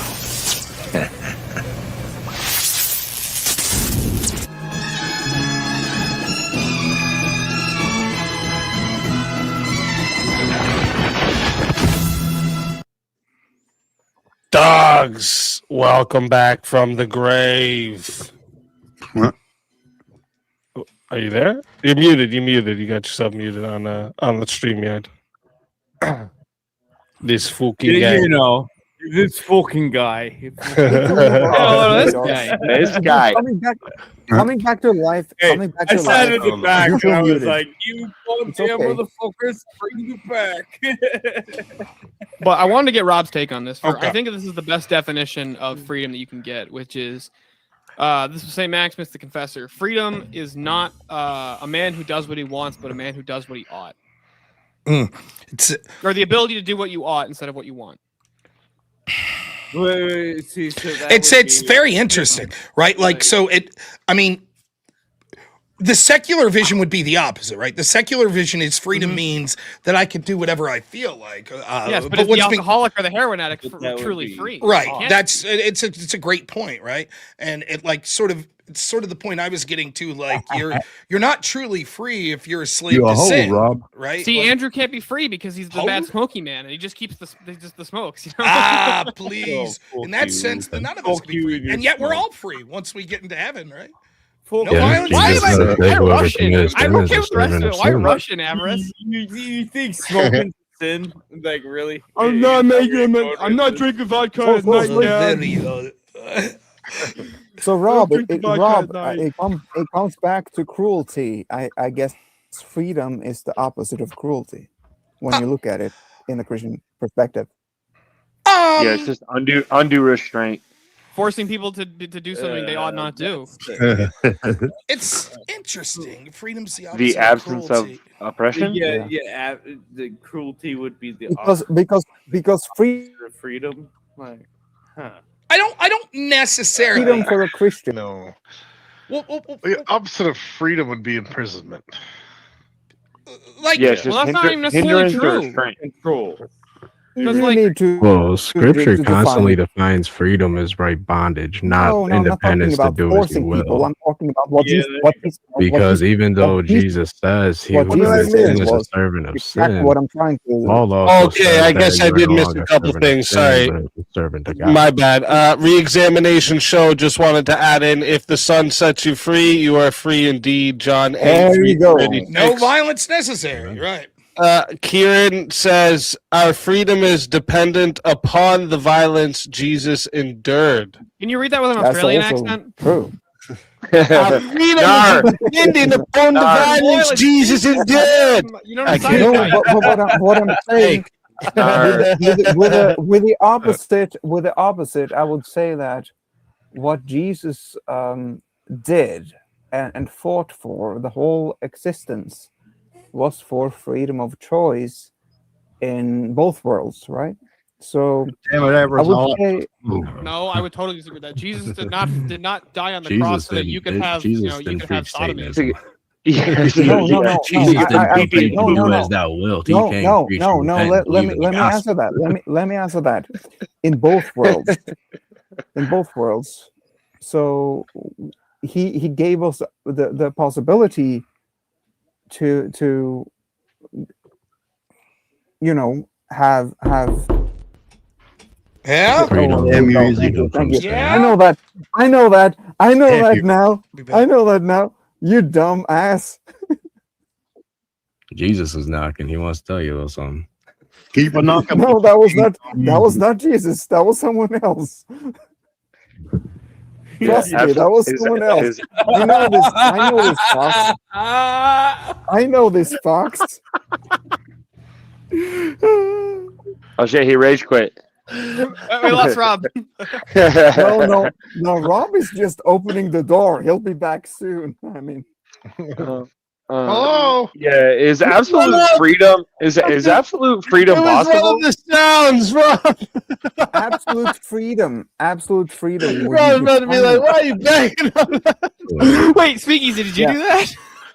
Yes, Revelation Speakeasy did 3:4. that. I got straight up and went straight to the Behold, door. I I was like, stand what at the the fuck door. is Speakeasy going has on been here? doing this for 2 years. That's so funny. The not got examination. Fucking Rob. My The headphones cat is were about like, to get that was Rob in my head, trouble. bro. Yeah, because he's all waking up to Average text Rob and tell him that was just call him a soundboard. Now Rob is arguing with everyone in the apartment. On the door. What the fuck's knocking in my house? Listen, there right now. Why are you fucking with me? We've had the best reactions from that sound ever. People reaching for guns, people running out their door. And I'm telling you. I'm pretty sure it's on my stream, but I reached over, grabbed a knife, and walked towards gosh, door, my bro. I'm not stomach. even kidding. Yeah, I got the advantage. I only got one ear, so That was brutal. I literally had one earbud in. It was us. The fucker's got popcorn. He's like, look. He's all checking the perimeter, locking down the perimeter. He's out in the driveway. We're gonna come back with one paint on. Checking the yard. Oh man, I'm gonna have to send Avarice that sound too now. That's so funny. But yeah, is absolute freedom possible? I feel bad now. Yes, I would say absolute freedom is possible if you find freedom in the Christian sense. You should do it. Freedom is the Everyone ability to do falls what for you want, it. what they want. The headphones make it sound so real, man. Yeah, because good. I heard it. I gotta say Speakeasy, though, Eli just texted me and said that shit made me get up and check my windows. Yeah, I saw people in the back react. I saw people up here react because I can see everyone in the back too. I saw everyone react. Whatever. Oh, so good. I gotta say, you got me, motherfucker. You got me. No, it's like been 6 months since I've been on, so I like what? But I gotta say that absolute freedom. No. Re-examination. You got to change that. Rob's about to come back and give me shit now. Like, why the fuck you have that sound in here? Hold on. There it is. Re-examination. Hold on. You got to change that to not the one who knocks. Knocking on robnoerr's door. You're laughing for like 5 minutes. Rob, we've had people reach for their guns from that sound. We've had people book out their front door. So I thought it was my wife. And then the other day, my neighbor got stuck. I share a driveway. And so when my wife was like, I didn't hear the car or anything, I was like, all right. So I grabbed the gun and was like, all right, motherfucker, who's out here? Knocking on the door at 1:30. And then I'm like, I don't see any footprints in the snow. What the fuck is I this? knew it. I said he went all the way to the mailbox. I knew it. Oh, I didn't put my fat ass out in the snow, but I looked on the porch. There was no snow. I would say that's cruel. Is what I whatever the definition is. But we enjoyed it so much. No, that's just funny. That's just funny. My Man. wife did laugh about it though. She's like, "You dumbass, the dog didn't bark." I was like, "Oh, that's true. That's a dead giveaway." Yeah. Yeah, but she's kind of a flake, my dog. So I don't know. I feel like if like someone broke in and like attacked me, my dog would be like, "Yeah, I'll go with you. I don't care." Right. If they have I figured out real quick that my like 90-pound German Shepherd mix, I put on my welding helmet, right? And my fiance was letting him back inside and letting him out, and he just looked at me and just ran the Scooby-Doo the opposite direction and shit himself. Literally shit himself in my apartment. Trying to get away from me. Like, okay, this isn't a good night. Bastard. Even Eli in the back got up from his seat there too, went to go check his windows. Oh man, Grumple was on here. He literally grabbed his gun and started looking around, thinking somebody was coming. It is like, listen, I'm not that mad about it in the sense that any of these motherfucking lefties trying to like give me shit. I normally don't talk about if there's any defense mechanisms in my house, but I guess the cat's out of the bag now. I guess. They better not do that for real. But, yeah, you were pretty so quick. Realistic. You disappeared. I looked up and you were gone. Yeah, because I thought it was like sometimes too. I don't know. Like anyone here, like, or streaming in a place with your girlfriend or you're married, right? Because I'll get this sometimes. I'll be up here like, motherfucking Tom Emmer, you piece of shit. right, oh, blah, blah. And my wife will like knock on the door and go, shut the fuck up, I'm sleeping. I'm like, so that was a real angry knock. I was like, oh shit. My fiance does the same thing to me. You know, fucking care. Now, He's who like, was what it, Karen? An excellent point. Was it Karen that said about like we only free because of the violence that Jesus had to endure? And yet, even if we accept that, one, there's an interesting question. It depends on sort of. Again, I'm no theologian, so I'm not the best person to ask about Christianity. But there is a solid debate about what happened to people entering the kingdom of heaven prior to Christ. Right? Some, for example, isn't it? Dante's Inferno, doesn't it suggest, right, that actually all the people, no one made it into heaven? Like, I believe that's something that suggested, obviously, a work of fiction, but you get the point, right? So, Well, but yeah, if it was possible to enter, Was it a work of fiction? if it was possible to enter heaven before violence enacted against Christ, that would be one thing. Secondly, Christ didn't need violence to be free, even if he used violence, so it would still disprove the prompt. And thirdly, I think it implies right now, currently, do we need violence right now? And even if violence at one point was necessary to get us into the kingdom of heaven, it is not necessary for us in our lives to do so. So, Well, I think Yeah, about the and kingdom of And it heaven. really depends on how we I think define we freedom have too. yeah, well, yeah, the because malefactor that hung what next is to freedom? Jesus, who told Jesus that we shouldn't be here. I'm just hanging here because I did something wrong. And Jesus, he has done nothing wrong. And Jesus told him, today you'll be with me in paradise. I don't put that into any, like, this is how you do it or whatever. But that's how quickly he got into heaven, because Jesus decided it. And Eli Nix wants to add Matthew Matthew 10:34. Christ says, "Do not think that I came to bring peace on earth. I did not come to bring peace, but a sword." So yes, again, context is also important isn't with the this lack of- passage as well, because right after that he says, "For I am come to set man at variance against his father, and the daughter against their mother, and the daughter-in-law against their mother-in-law." Does this mean that Jesus said, "Take up a sword and kill your family"? Those are two different. Jesus, like it says, when Jesus, God looks to the Context heart, is very right? important with Yes. scripture. Well, here's the thing, that God looks into the heart, right? It's very, very, very carefully spotted in the Old Testament that God looks to the heart. And so when the malefactor hanging next to Jesus says whatever he does to Jesus, Jesus knows, because he is God, what that man is and who he is. And Jesus has the power to forgive him. And so Jesus does that. That does not mean you have to hang next to Jesus and confess your sins and then you go to heaven. Jesus did that. That's a fact. That's all we know. Right? So the quote, we can that go a even the little quotes, deeper like, with that I as can't well. stress enough, even the quotes about the potentiality for violence is not mutually exclusive. One could use justified use of violence, and I think that any sort of any sort of reading of, you know, the Bible, to me, and again, I hesitate to even comment on these things, but any reading of the Bible that suggests that, you know, Christ was this hippie that says violence is never justified, I think is laughable. And yet I don't think that just because Christ would say, of course you can protect your family, of course there are times to grab the sword, that doesn't mean that that is necessary to get into heaven. In other words, if you don't do that, you don't get into heaven. And so if we define freedom as sort of your soul being saved and getting into heaven, well, then that would answer the prompt. But what I like to do when I debate is oftentimes find how you could take what you know about your opponent and then prove your point using that. I know premonition's a Christian, so I know that if I say, well, if I define freedom as getting into heaven, isn't it true that you could do that without violence? You know, if I was debating someone that's an atheist, maybe I don't bother to bring up that point. But that's the only reason I brought up that point. If we're just talking about sort of the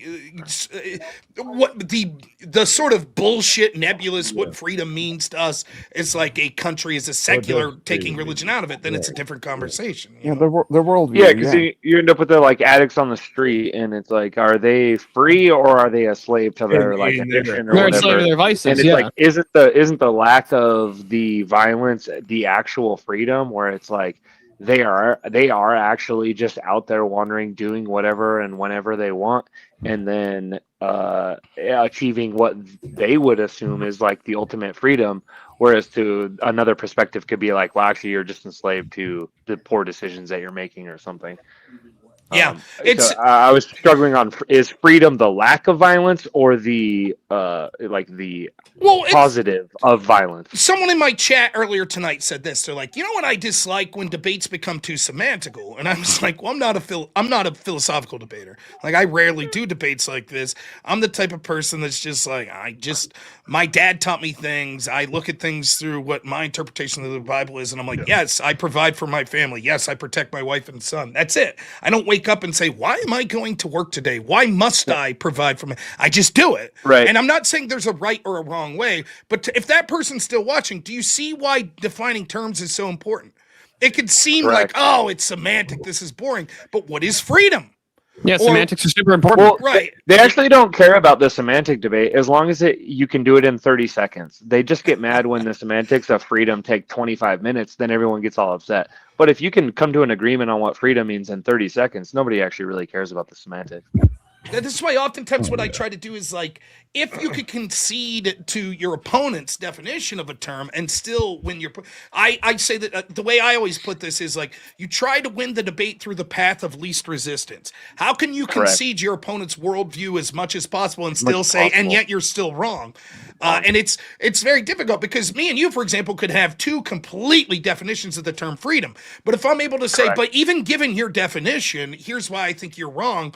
I try to do that in a lot of debates, but it's impossible sometimes. If you have two people from two different moral frameworks, if you have an atheist versus a Christian, and then like you have a debate that's like, well, how could you ethically support the Republican Party? It's like, well, what do you mean by ethically? By ethics. Like, yeah, exactly. And that's the debate, you know? Everybody got hung up on the dating ethics in the, if attraction can be, not negotiated, then dating ethics are performative. The ethics part was one of the biggest contentions. So I think. Well, that's very. As soon as I was like, what do they mean by dating ethics? That's the first. Yeah. That was my first question. Attraction was not negotiable. That was well, right, but then negotiable became a like. Well, what do you mean by like? Can you choose? I don't know what negotiable means. Re-examination sentence 5, just to add in, Rob, if we were ever saved by our own works, Jesus died for nothing. Christ's sacrifice was before, during, and after his own incarnation. Revelation 13:8. Oh shit. I mean, I understand. I understand what's being said there. Like, it would be interesting to have the conversation in a practical sense. Now, what is time but a construct, I guess you could say? One of the fallacies that I think people make when trying to discuss like the miracles of Christ or God or something is assuming that like we're sort of in this linear time, but I think God exists outside the scope of that. So in that sense, I could see it. But would it be then, if I could ask you this re-examination, that the people that made it to heaven prior to the sacrifice of Christ are only there because God knew that Christ would be sacrificed? Or were they prevented from getting into heaven until after the sacrifice? Or is it that time's not linearly? I don't think so.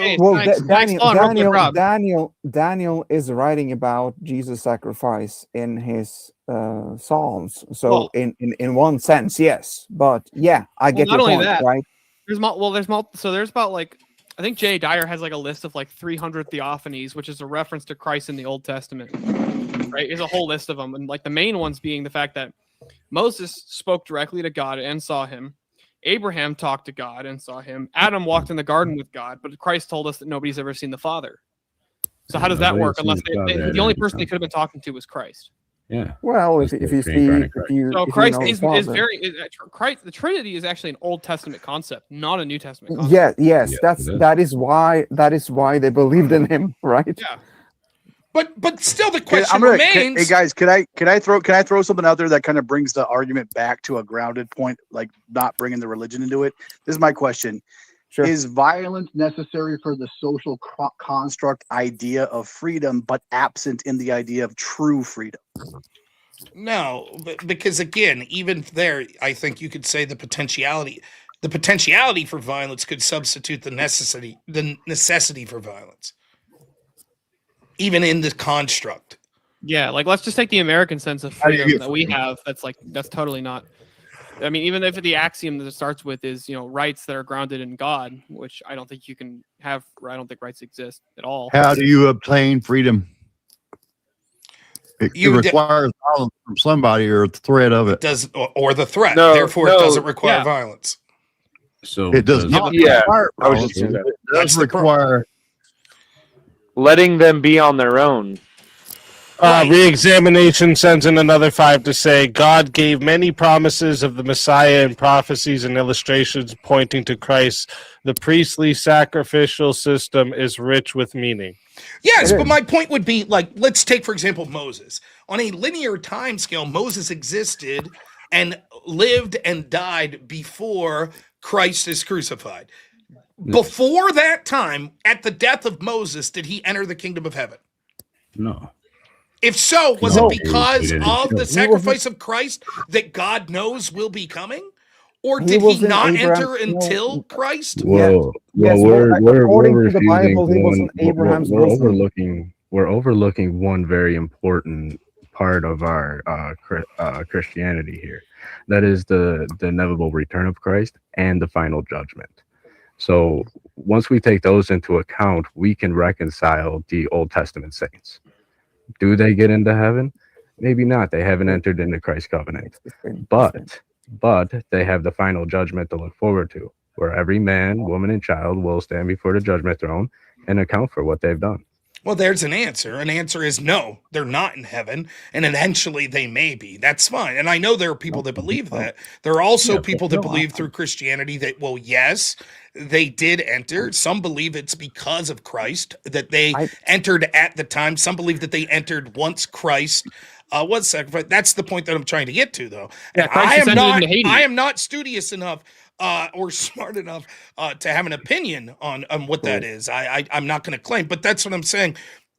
For the purposes of this prompt, if we're going to say, well, yes, violence is necessary for freedom, even if we accept freedom is entering in the kingdom of heaven because the violence of the death of Christ was necessary, I still say no, because Christ's violence wasn't necessary for Christ and he entered. But if we accept that people entered before Christ into the kingdom of heaven, then we would say that No. That's the point that I was making. But Yeah, they didn't. Well, it's like Yeah, I go to. Oh, I sorry. think just so that I mean, I love the religion and scripture debate, but Yeah, just so that we don't get too much into that and Next subject. get away from philosophy. Yeah. But I love that drop. Let I me really love that. bring I up love this it. one. This was a really interesting one because, like I said, I've been searching to make sure we're not like doing the, is free will real and stuff all the time. I wanted to get away from that, but I wanted to get a little deeper thinking. So, what do you think about this one? Remembering the dead is an act of selfishness, not respect. it's naturally selfishness Remembering the dead. because you love them and you miss them. Yeah. Well, it depends I on would your think. I would think context. selfishness. Are we I would talking think remembering as in selfishness and veneration? respect can be the same thing. You can have a selfish need for respect of the dead. So I'm not sure that it's. We would have I to think it define could what be selfishness neither. is. Right? It doesn't have to be one or the other. Like, for example, I remember what I had for breakfast this morning. It's neither selfish nor it's literally just something that pops into my head. That's not selfish. It's not respectful, right? Like, I could remember the dead, for example. Oh, yeah. I remember that Thomas Jefferson was a president. Yeah, I was about to say, I remember George Washington existed. That's Well, yeah, not do you- me do paying you respect remember? to them. It's not no. selfish. But Rob, if there's a value to remembering the dead, what would that entail? Well, I think that's a different question. So then we Yeah, say well, that, I think that's the prompt. That's the prompt because well, no. So if we're saying then, if the prompt is the definition of the term remembering is that it is an intentional recalling for some sort of value, that's what you're suggesting? yeah, Then we I think the concede. Then we concede that the way that the definition would normally be remembering, just recalling the memory of that, it's irrelevant to the tail end of the prompt. Yeah, it wouldn't be You could do either. it for all sorts of reasons. You could No, just I get pop into that, your. but that's how I read the prompt. Okay, word so for if word. we say the act of remembering to place some value on is of the dead is only out of selfishness and not out of respect for the dead. That's That's the way the prompt specifically worded, but that doesn't. It wouldn't even follow that remembering the dead would be selfish. That wouldn't follow.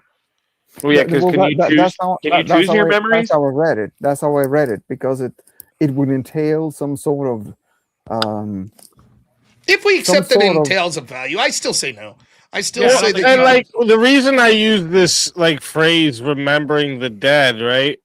And I've seen other people saying it like this too. It's because like there's usually like some type of like tradition that comes like with this. For instance, right? Like my grandmother is like, and I do it too. I'll go visit like my godfather's grave, my grandfather, stuff like this. But like my grandma does this like almost weekly. Right, she goes and visits their grave, and so like this is like so that's what it come when we're talking about remembering the dead. I'm not just meaning the thought, right? I mean like like honoring. Like, yeah, like a tradition of honoring the dead. There we go. That's probably a better way to look at it. Well, yeah, honoring I the dead. would ask, are you Why do crazy? you go to the grave? Hold on, real Why do quick. we go to the grave? Are you crazy? I have a question. Is there anything wrong in respecting the apostles and remembering the apostles? No, there's not. Well, then that's not selfish. Well, it kind of is. It's always wrong to be selfish. Well, hold on. How is it selfish? How is it selfish? All right, I'm not supposed to be debating. Hey, Yeah, Well, how but is it? bring the Are you prompt crazy? How back is it up. selfish? Now that we know, that we know, bring the prompt back up. Yeah, if we can bring Do the we go to prompt the back grave? up, I would Yeah, the way that remembering the dead is an act You're of supposed to. Because Or, Okay, guys, is it all right, hold up. self-serving? Yeah, Is it self-serving if you remember the y'all dead? talk at the same time, you won't know what you're talking about. So, so I put remembering the dead, but I'm gonna actually change it to honoring the dead. So maybe because like that does like what Rob brought up, like that's kind of where I was going with like when you go to visit the grave or the funeral, right? The whole funeral process, all of this, right? Like And honoring the that's dead not- is an act of yes. selfishness, not respect. What do you guys think? I mean, our Lord That is- mourned the death of his friend. That would That's be how I looked at it when you first put it up. I also thought that's what you meant, and so Well, it's like, who are you respecting? yeah, it's Hold on. Were the apostles selfish when they were honoring It's Christ not. after he was crucified?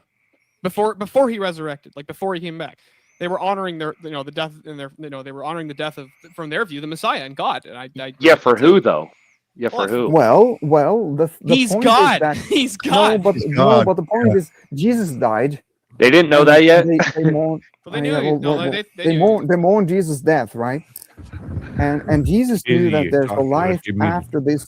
There's a life after this life. That there is an eternal life. They didn't quite understand that. If they did understand that, I don't think they would have mourned the way they did. Well, no. When Christ the even mourned the death more- of his friend. You know that, right? Well, Christ yes, of definitely course, knew there was of life course. after death. And Yes, and I of think course, it of can't course. be selfish. That is very. That's a very good. Hold on. That's a very good point. But is an That act is a of very good mourning point. an act of honoring? That is a very immediate. You miss someone when they're gone, but you know you're going to see them again. So I Yeah, would but say who- that he's who's the- mourning. He I'm not mourning. bald, assholes. Who's the headstone for? Kind of looks Like painted though. who's the him. casket for? All right. it's so everybody that walks by or comes by will know. It's a way of honoring your loved ones. So now we've Like figured that for to them, a like so personal they No, it's can not for them. remember They them. probably Or don't even know. Yeah, Is let me ask you real quick. guys, Hold on, is Martin Luther King let me Day a just- selfish act by the black community? Let me just go through with this point Wait, though, and I'll be really short. So when Jesus mourned the loss of Lazarus, he's I not just there want to know anymore. if honoring the dead is an act of selfishness. Is I Martin think- Luther King Day a selfish act by the black community? How and what I'm saying now not valid? How's Remembrance I mean- Day an act of selfishness? How about that? I would say no, but hold on. when a soldier goes and visits the graves of his friends that died in combat, that you Yeah. know, like But his me how myself, is that I just selfish? Yeah, exactly. So if I'm just me and I'm going out to Remembrance Day parade, remembering the dead, how is that a selfish act? No. The Well, point here isn't it just selfish to can every you hear me? individual that's Can there? you hear me? Can you guys No. hear me? I can hear you. Okay. So No the point is shit. that if you go ahead and say it's selfish versus something else, so where does the value come from? Is it I don't. selfish? Is it for yourself? Do you remember Yeah, I the think first time I was it's dragged to or is Remembrance it I think for, what is are it you- for the it's pretty dead? when I selfish. was young? Doesn't But- anybody have intention behind what they do? It's Yeah, a, that's Well, what is I'm talking about. selfishness Like, bad? Is selfishness inherently bad? well, it's No, No. no. But the question doesn't is, matter where if- does it come Well, from? okay, right? well then yes, but also still yes. you could Honoring reduce the this. You dead could is an act of Wait, selfishness. you could how- reduce how this. You could about even reduce if you wanted. You could say, self-awareness? is there any action that you could potentially take as a human that's not selfish? Anything. No. So if you I don't wanted think to so. reduce it to that and say no matter what, because you view the lens of reality through your subjective being, and so Right. everything you do is through you yourself. That's a necessary part of it. And so, for example, would you honor the dead if you didn't exist? Well, no. Therefore, the mere fact that you're honoring them is a selfish act. It is for you, is the selfish. self. Even if you say, I am legitimately doing this because I respected this person, but you are only Right. doing the honoring It's for still a you thing yourself. for yourself. And I also You want to feel heard better one about of you that would said, be Yes. one of Okay, you so- said, I don't know if it was Speakeasy or who it was, but someone went to the grave every single week, and maybe that feels you sort of feel like, am I not You're doing that for yourself. respecting the dead because I'm not going there, right? Yeah, and then still it would be a selfish thing to go Well, yeah, because there. he removed it Hold from on, the no, Jack- let's not even- Oh, no, he you removed, follow- removed follow. it from the thought. Yeah, Real quick. required practice. I'd say Yeah. if you call remembrance selfish, you're literally gutting respect, the word respect of all of its Sure, meaning. sure. Yeah, sure. like hold on, real quick. Are you Yeah. crazy? Sure. What if you're going? Let's say a man's going to his father's gravestone with his mother, and he's doing it to console her, and Okay. he's respecting the dead. He's respecting his father's his father's gravesite with his mother to console her there. How is that selfish? That wouldn't be selfish. That's not selfish. You just said everything's selfish. Yeah, How is that not selfish? That's right. Everything we do is self. That's a contradiction. do That's it- B and not B.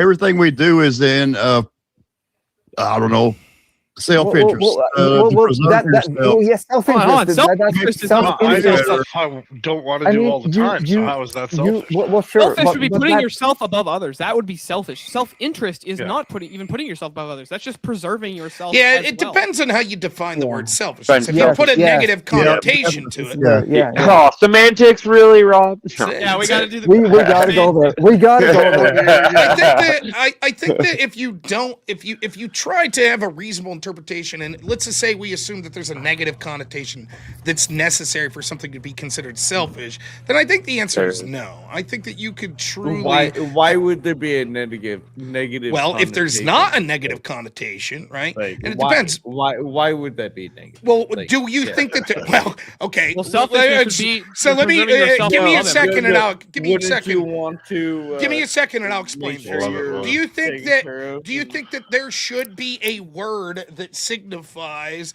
a negative impulse of self-interest? Should there be a word that signifies that? that would be? Well, I mean, it depends on where you're taking it, but that'd be narcissism. No. No, narcissism doesn't mean exactly that, right? Right. Yeah, that's where I was saying. I'm asking you depends on where you're taking it. hypothetically, do you think that there should be a word that signifies a negative impulse of self-interest? Yes or no? No. Do you think there should be a word that No. signifies that? Nope. You don't. I think it's So just can you explain to me why you think in the social construct that we have at language that there are moral values, that there are certain terms such as negative self-interest that we should not be allowed to define or have a word for? Where do you get that we shouldn't have a term for that? We should have a term for all that, and negative self-interest. So you said negative self-interest. Something that we right? would say has a negative connotation, something that we view as being immoral, unethical, not good for society. Because if you say, sure, there should be a term for that, then I'll say to you, almost every single definition of selfishness that I look up, for example, this one from the Cambridge Dictionary says, the quality of thinking of only your own advantage. And basically, every dictionary definition is going to have that negative connotation, something like that. That's what selfish would be. That right. So then, if we say that that's hold on, real quick, dogs. Dogs. Hold on. Let's say if a man chooses not to feed his children, even if he has the resources to do so, is he being selfish?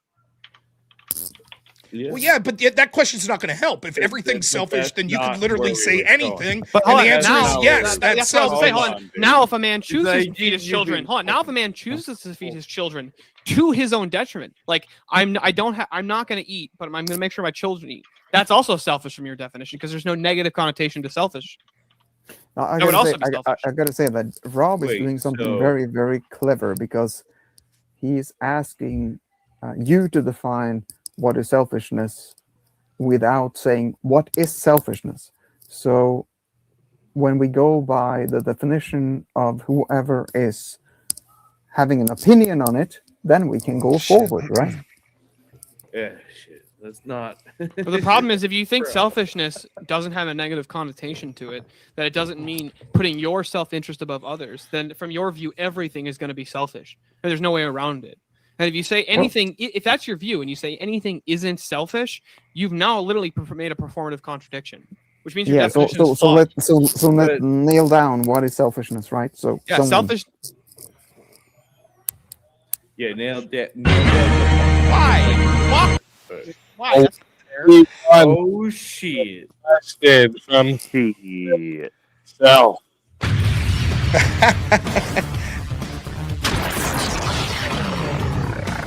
Time for 1v1. Alrighty. Oops. Sorry. Are you crazy? My bad. Kieran, you're a fucking upside down Australian for that one. Double clicking everyone. I'm trying to go so fast to get everyone down in that short clip that I double click them sometimes. All right. So let me see what we got for you two. Let me see. Were you guys on the opposite side of what you were just talking about? No, I think we're on the same side there. Yeah, I thought so too. This isn't fair. I actually fucking watch Rob stream almost every day. I love the guy. Listen, if I here. could say something to, I'm sure no one gives a shit about this. Well, that's not true. But a good friend of mine that's also a streamer, apparently it looks like the United States just went to war with Venezuela. We're bombing them right now. Holy shit. Yeah, so that's what was getting posted to me. It's not confirmed, but there are explosions all over military installations, it looks like, in Venezuela right now. And obviously it seems to make sense that probably the United States. So anyways, not to throw a bummer in the show, but that's why I was a little distracted there. I had someone messaging me that, so it sucks. Yeah. But well, what do you guys think? I mean, is it too soon to talk about should that be happening? I would say no. I don't like it. I don't know I don't what like you it think, either. Steelborn, but I don't like it either. Too much foreign policy bullshit, you know. Can we focus on us instead of fucking Venezuela for a minute? Yeah. Or the Middle East. Or all right. I just thought I'd try. All right. Let me see here.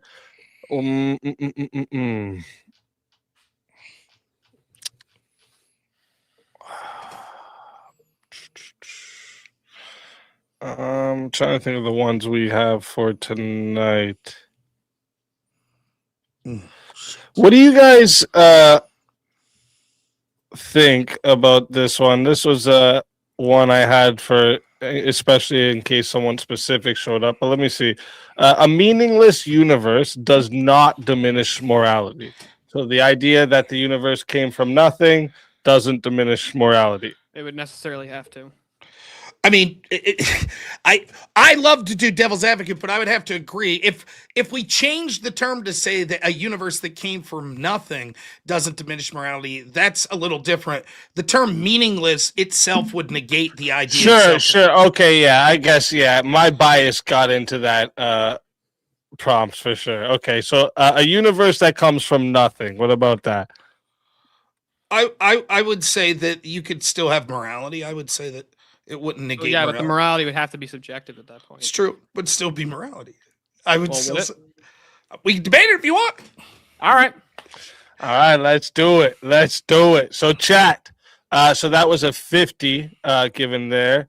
Verna Desar just sent in 10 to say, is an intentional creator the best explanation of reality or not? I mean, Yes. it's kind of where we're going with that, right? So, and I'll use your 10 to add on another minute. How about that? So we'll start off at 7 minutes. All right, chat. We're going to start off at 7 minutes. If you want to add a minute, it is 10 to add a minute. It is 60 to solo judge. And if we don't get a solo judge, it goes to the chat poll, and the loser of the poll will lose their soul. Fighters, good luck to the both of you. Let's get it. All right, Okay, you're Rob, affirmative, so you roll. Yeah, so here's my argument. It's very simple. So if there is no intention behind the creation of the universe, and there's no universal mind to ground any universal concepts, and morality would basically boil down to a subjective set of preferences. Well, I prefer this, you prefer that. And then I would ultimately just boil down to force doctrine for what our morality is, but that would just be a set of social preferences. However, morality has to point to a good or an evil, an ultimate good or evil, evil being the deprivation of the good. I would think that what we would assume with the term morality, of course, in this sense, if there wasn't an ultimate creator, we would say that there can't be a truth outside an objective truth, which would obviously be the case. And yet that term would still be necessary to signify some sort of truths, which you've acknowledged would be truths that would be subjective. And there's no reason that that wouldn't be a morality. You may say that that form of morality would be something that's nowhere near as meaningful as an objective morality, and it would be at the whims of the person that had it. And yet it would still be a form of morality. I don't think it'd be a form of morality. I think it'd just be a form of preferences, and maybe they could say they could call it their form of morality or ethics, but ultimately it's just boiling down to I prefer this. But if you have to, but you're not appealing to anything outside of yourself, right? So how is that actually like? How could that even be a universal concept? Sure, you could appeal to things outside yourself, and even if it was just appealing to yourself, it would still, the fact that it's subjective doesn't mean that it's not morality. I don't think that morality, the definition of it, are things that is good, right? I don't think that it needs Well, what is it to be? What does it mean to be moral? I think it means to be good. You think? Well, so how are we defining good? Well, I would define good as something that would be subjective to me in this sense. Obviously, in the sense of what we have now, that there's an objective morality, I prefer that. But if there was no objective morality, I would still have a code of ethics and a way of acting within the world. Of course, it would be subjective, but it would still be a morality. No, it wouldn't be a morality. It would just be your preference. It would just you have no, But you there's have nothing to appeal to for what the good is. So it's just I prefer this. And if I Okay, prefer let me versus ask you. prefer, that's not morality. That's Let me just ask force you doctrine. this: so, why is morality in the objective sense important? Morality would have to be in objective sense because it has to point to a good and an evil, right? Because that's what it is. Morality is what's moral is what's good, what's immoral is what's evil. How can you even have any kind of a standard for what are even more appealing to for what is good or evil if we don't have a standard to appeal to that's objective? It's just I prefer versus you prefer. It might be the case. You may say that subjective morality is worthless, right? Is that something you would say? Yeah, subjective morality makes no sense. It's And just yet saying, it's just saying my preference. The mere fact that you just use the term proves that it can exist. You just don't think it's of value. So it exists. No, it couldn't exist. You said it. No. You said subjective morality. You just said now it. you're equivocating. Just because I'm equivocation. using. Well, it is equivocation because you're saying that well, because I say the word, therefore it exists. Okay, got it then. Leflipidoo. It's not just that you said it exists. It's you acknowledge by the mere saying it that if I said, well, my morality is X, that you understand what I'm talking about. A set of preferences that I think are good. And you might say, but how do you define what good is? And I would say, well, it is subjective. For example, I could say without an objective morality, I say good is a utilitarian calculus. What I subjectively believe is of benefit to society, to the average members of society. Now, that's a form of morality. It is remarkably inferior to an objective morality, and yet it is a morality, particularly if there is no objective morality. We would still need frameworks that people would try to come up, or rather, need's not the right word. People would still come up with frameworks to which they thought something was good and not good. For example, it might be something as simple as it's good to eat because I feel better and I feel worse when I don't eat and I'm starving, right? Okay, but And why so should you eat? Well, I should eat because it makes me feel good. But why should you feel good? Because it's my preference to do so. Okay, so why should we listen to your preferences over my preference? You don't have to, and yet that's my morality, and it exists. Well, and that's not an ought claim, so it doesn't. It doesn't matter if it's. What does that mean? It's not an ought morality claim. is a set of ought claims. Morality, you should do what's good, right? Sure.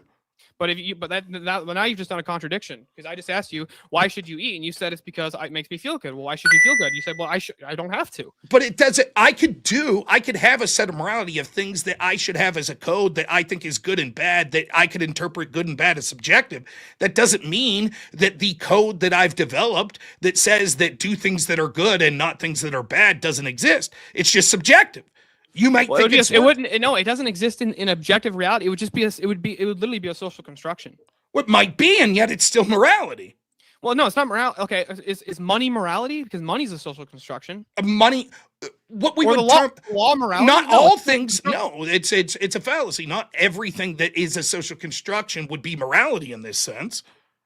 No, I'm trying to ask you. I could take this ad reductive if I want as well. I could say, if there was no creator, then nothing exists anyways, right? No, if there was no creator, that wouldn't imply nothing exists. Things would still exist in How could reality. they exist if nothing created? If there's no ultimate truth, define existence. Depend. I would say if I was trying to argue from your view, I would say existence would be material reality. But you're not trying to argue from my view. From my view, no. I would argue existence is a metaphysical concept that can only be grounded in the mind of God. So if there's no creator, then you can't have existence. So there you have it. And so wait, one second, Rob. If it's true that there is no ultimate objective creator, then nothing exists. Then subjective morality doesn't exist in a universe. Sure, it exists to the extent that everything else exists. Which it doesn't. So it doesn't exist. That's not true, right? The prompt itself implies that there would still be existence, correct? Even though you're saying it's impossible. We just reduced it to your position to. That's not true. What's the prompt? You just said that. What's the prompt? The prompt is that in a universe without a creator, morality would still exist, I think. But you're saying, the mere fact that you're saying that a universe couldn't exist without a creator, correct? A universe that comes from nothing does not diminish morality. But morality wouldn't be morality if you just agreed with me, though, that if existence is a metaphysical concept and there's no objective mind to ground existences, then nothing exists. And therefore, the morality doesn't exist. Let's do it real simple. Can a universe exist without a creator? No. So then, in the confines of this hypothetical question we're having, that is an impossible scenario. You acknowledge that, right? It's logically impossible, yes. Okay, so if we are still debating within that framework, then in this logical impossibility, you would have to concede that once we accept for the purposes of this discussion that we are accepting this impossibility has to occur for the debate to happen, why couldn't morality exist in a subjective framework? Well, if we're agreeing that the hypothetical is logically impossible, I don't have to grant it. Well, again, I don't think that it is hypothetically impossible, if for the purposes of this discussion. Well, right? From my view and your view as a Christian, it's logically impossible for there to be a universe without a creator behind it. But yet we argue as if it would be the equivalent of saying that there are logical impossibilities that we could see, but you could still debate the hypothetical of them if they existed. Well, no, you couldn't, because I would just have to I could just ask you within from your view, would morality still exist if God didn't exist? You can't envision that because you don't. Sure, you can't envision that because it's a logical impossibility from your view for God not to exist. Sure, could good and evil Could the concept of good and evil exist without God? No, not the concept. No, I'm talking about the thing that we're pointing to. The actual good. Could good exist absent a God? Well, the concept can exist, and my belief in what I think is good is exist. It's subjective. It's not objective. The utility of it, when we could compare it to a world where there is an objective truth, is obviously inferior to the point of being worthless. My subjective view on what's good is worthless in our world because there is objective truth. So my subjective view of truth is irrelevant, right? But in a world where there is no objective truth, there would still be utility in having morality. There would still be people that would inevitably say, this is good and this would that is always bad. be true? Wait, hold on. In a universe where there is no objective truth, would it always be true that it would be good to have a set of morality? The question of good in this example would again be subjective. So the question you're asking, so the mere language you're using right now would you're trying to get me to say that if I make an always claim that that's a universal truth, but that's not what I'm suggesting. What I'm suggesting is that subjectively, I will continue to act as if some things are preferable and some things aren't. And I will deem that my code of morality. Well, hold on. No, what I'm asking is, from the view where there is no standard for, where there is no objective truth whatsoever, then we couldn't say anything exists. Nothing would exist because it has to maintain its identity over time. If it doesn't maintain its identity over time, because there's no laws of logic, because there's no actual objective truth there, then all logic goes out the window. No, so no, identity over time. Even if that's true, even if logic goes out from the your window, view, in your world, contradictions could exist. You could literally have P and not P because nothing exists. Could be hypothetically could be true, although I think that the obvious example that we're giving, or the obvious topic that we've been given, applies that there's some sort of universe that exists that's not completely nonsensical, right? And in that, like, for example, if you could hypothetically think for a moment that God didn't create us and we came from something like a Big Bang, in that world, if it was possible, would people develop systems of morality? Yes. They would. It would be subjective morality. Would they develop a system of preferences? Sure, I'll just grant that they would develop a system of preferences. Would they develop things that they called good and bad? I don't even think they would. No, I don't think they could, because they wouldn't have a standard for good and bad. No, that's not true. Like, for example, there are people that say things are good and bad right now, and they don't have a standard for it, correct? And yet they still say... and that's why we debate that. That's why we debate them. Correct. You have no standard for good and bad, so what you're saying makes no sense. And yet they still claim, right? You just said they would never. Dolphins are doing backflips behind right, you, but that doesn't mean anything. But the argument you just made there is they would never make that claim because they wouldn't have they a wouldn't reference. make the claim. I was saying what the right. the and reference so that they're talking about doesn't exist, because so they would exist without the standard for they would say truth. good and bad. They would say morality. It would just be subjective. It would be a subjective morality. The only way for that to even work would they would still have to have the laws of logic.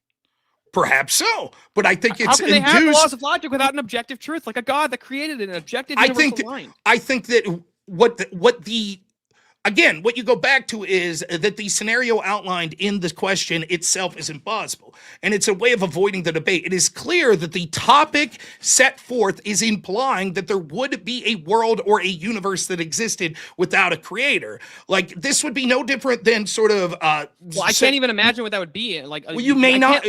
I think that it's easy to imagine, right? I don't think it's easy to imagine. I think it's easy to imagine, at least in this sense, if it existed, if there were human beings in that world, right, and we just weren't created, that they would come up with codes. They would come up with codes of morality. Well, in the world where there's no creator and there's no God and there's no objective truth, what's a human? There would be no universals whatsoever in the world. There would be particulars. Again, what we're saying is it would be hypothetically their possibility outlined through the hypothetical scenario. What you're doing is saying, like, this is something that someone that is incapable of looking into hypotheticals, maybe the sign of someone low IQ. I'm just fucking with you. I'm just fucking with you there. But what you say is you're like, well, the hypothetical is not possible. This would be no different if I said, imagine if you didn't have breakfast this morning and you said, I can't do that because that didn't happen. Breakfast this morning, Rob. Right. But if you see the point, you would say, but I can't because it happened.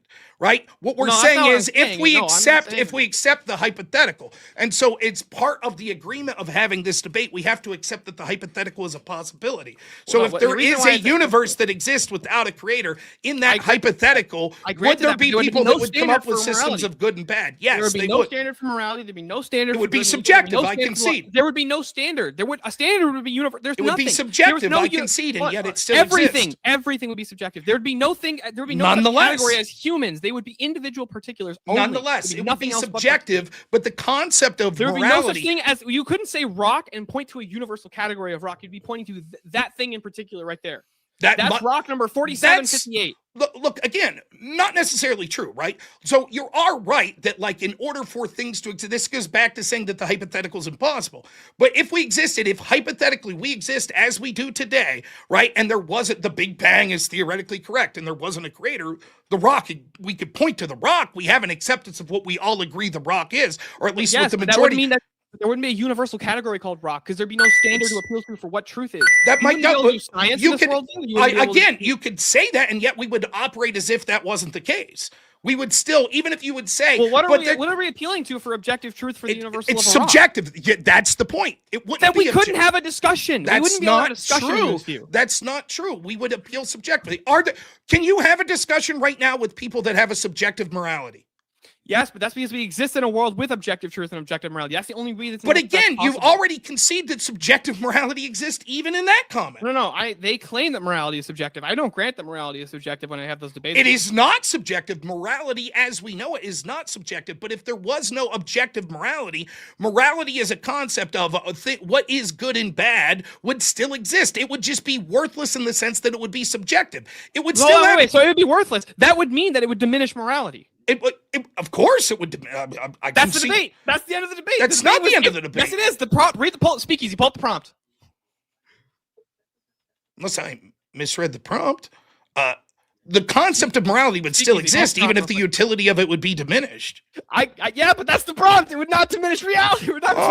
Shit! The universe that comes from nothing does not diminish. Yeah, fuck. Yeah, it's certainly. I misinterpreted what the prompt was. Yeah, sure, it would diminish morality as a concept, but it would still. Let me put it this way: it would diminish the utility of morality amongst individuals, but it wouldn't diminish morality as far as the utility of still believing that something was a good and a bad. So if we look at it in a subjective sense, it wouldn't diminish it. For example, it is without a doubt. It is, if we accept that it has to be a hypothetical that we could look at, that we could exist without a creator, we will as individuals say this is preferable, this is good, and this is bad. Why would we say that? Because we have to in order to exist. You have to. People, it's human nature. Just like an animal without consciousness, I don't want to say without consciousness, without a concept of things like morality says, I like when I'm eating, I like when I'm drinking, I like when I'm not. That would mean it's good. That would mean it's good. It doesn't matter. They operate, it is good to them. Good is in the sense is this is something that I prefer. Yes, but you just conceded that it would diminish the morality of everything. It would diminish it because there's no it diminishes the morality when it comes to the concept of sort of a universal truth, but it doesn't diminish it at the individual level of a subjective level. Well, let me ask you something, Rob. Mm-hmm. If let's say two secularists are arguing, right? Mm-hmm. Or let's say a secularist and a Christian are arguing over morality, right? Mm-hmm. Does the secularists have to concede that from their view, all morality is just what they prefer? Do they have to concede? Like, in order for them to be consistent, wouldn't they have to concede that? Because they don't have an objective set of morality, right? Yes, I will say yes. They would argue no, but I would say yes. If their view is that all morality is a set of preferences, and from their view as well, that nobody's preference is above anybody else's preference because all preferences are equally valid, then that would diminish anybody's claim to what is right or wrong to literally just a particular of just them. Yes. I don't disagree with this. So that would diminish morality in a world without a creator. But I think that it's clear that what the prompt is asking is the concept of morality, the concept of right and wrong. If there is no universal truth, is there utility in subjective truth in order for you to survive? There might be utility in it, but I would just ask, why do you need to survive? But let's start with the thing. If you have no ought or reason for why you should survive, then any claim that you make to survival for utility is. Do non-Christians have an ought to why they should survive? Non-Christians? Yes. They couldn't ground it in anything. They would just okay, but they may not be able to ground, but do they have utility? Does it have maybe from their view? Look, do you think that, like, for example, animals, do you believe that animals enter into heaven? No. They're conscious. They don't have a soul, from my view. Okay, but they're conscious, correct? Yeah, they're conscious. Do you think that animals, like, let's say a dog, right? We'll just, not does a dog in and of itself get utility out of, like, continuing to eat? The question I have is there utility for the dog consuming? Because we assume the mere fact that it's eating and stuff proves that there's something inherent in it that it wants to live, correct? Well, I mean, I because it's not just taking utility in it. Hold on, I wouldn't even grant that there's utility in it, and here's why: because utility you'd have to have a standard for what utility even is. Well, the utility. Okay, let's say this utility. I guess if you take umbrage with the word, it is not as if creatures that we consider living that aren't humans are making total random choices. That the dog might decide to eat, it might decide not to eat, and it's always a flip of the coin every single action. There are actions it's taking for the self-sustaining, right? Well, yes, but you're saying the utility would be in preserving its life. But if you have no standard for what is good at all, then you couldn't actually say that there's utility in it, because utility would imply there's benefit. But if there's no standard for what benefit is, and there's no standard for good, then it would diminish morality. Don't use the word utility. There is something inherent, whether for whatever reason, that the dog is taking actions to live, correct?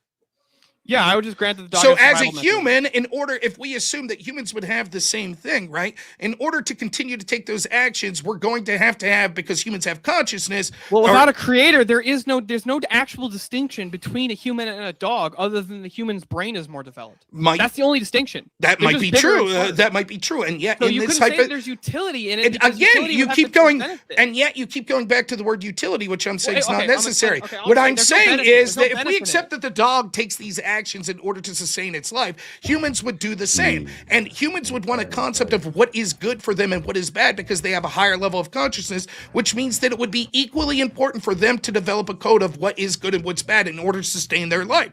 So in that concept, in the subjective way, if there was no objective morality would be just as important to the individual. I'll let it get to 20 minutes and 30 seconds, see if we have a solo judge. Well, no, even if it's the case that humans are more. Never mind, we do have a solo judge. Never mind. We do have a solo judge. You can finish off what you're doing there. Yeah, go ahead. Because I have to plug my. Even if the humans have a survival mechanism, right?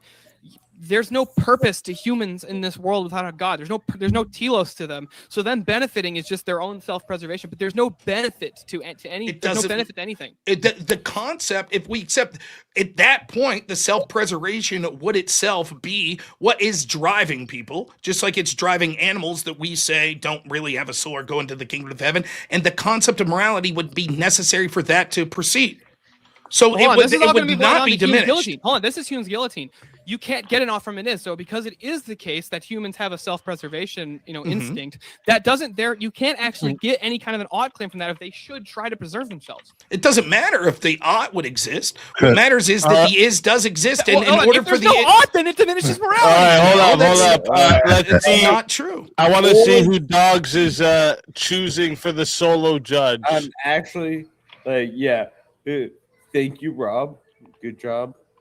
But I gotta give it to Stillborn, because he actually did a really good job at defending himself through his ideas and everything. I appreciate it, Dog. And Rob, that was so much fucking fun, dude. Guys, bring Rob back immediately. Oh, no, don't bring me back. I gotta go cover Venezuela. Listen, first off, huge fuck up on my point with diminish. I thought it doesn't exist. So that's a big matzo ball to fucking hang out there. I mean, ultimately, I'm you're just right. saying, I know what you do, bro, and I love you, Rob. Totally. That was so much fun, Rob. You're ultimately right. Did a pretty good Stillborn, you're ultimately right. You did great. Like, morality. That was one of the best debates I've seen about counter morality that I've ever seen. Did he win, Rob? Because he made a mistake.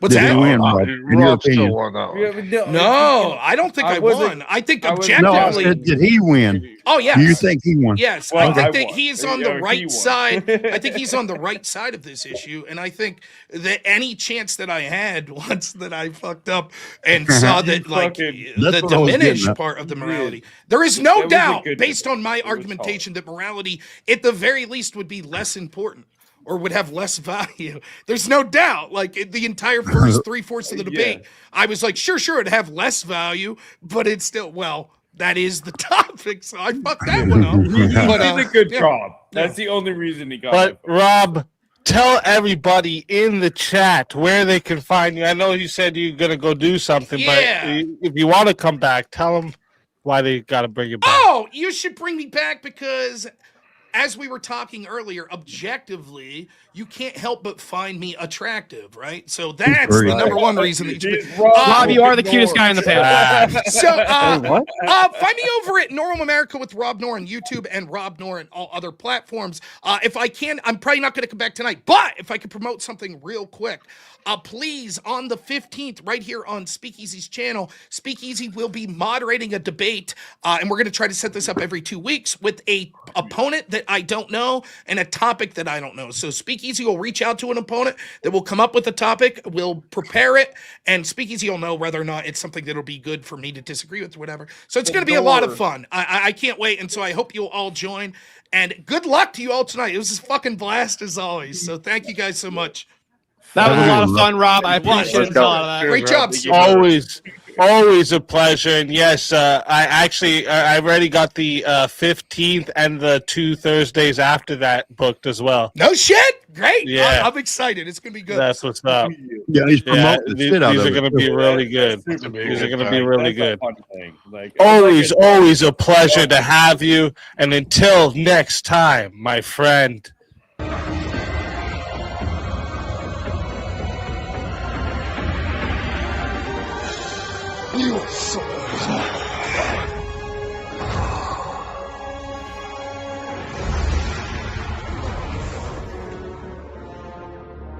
I'll leave the outro play here and then.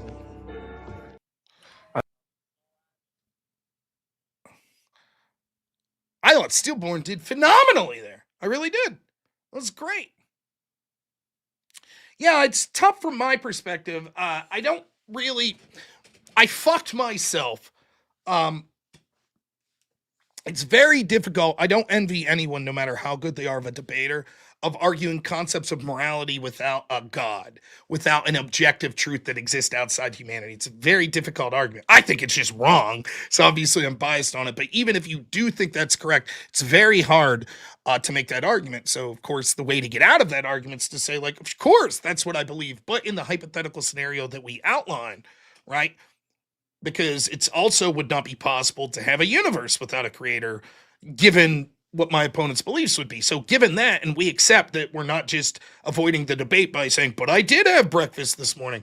Okay, if this hypothetical exists, then morality would exist. It would just be subjective. But it would be diminished. the utility of it would be diminished. Or,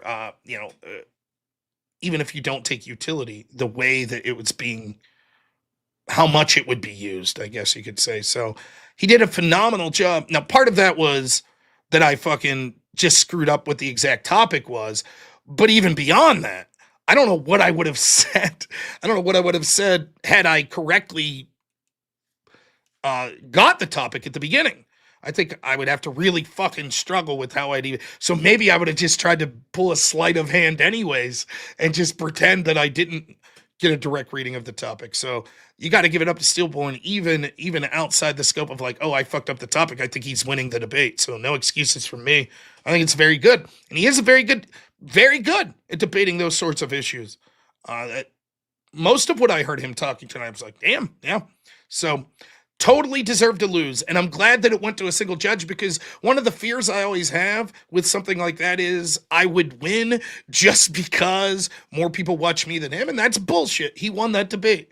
So, yeah, I'm happy that it went the way it did. I really am. What I'm not happy about is this motherfucking administration. Now we're bombing Venezuela. Bullshit. It's bullshit.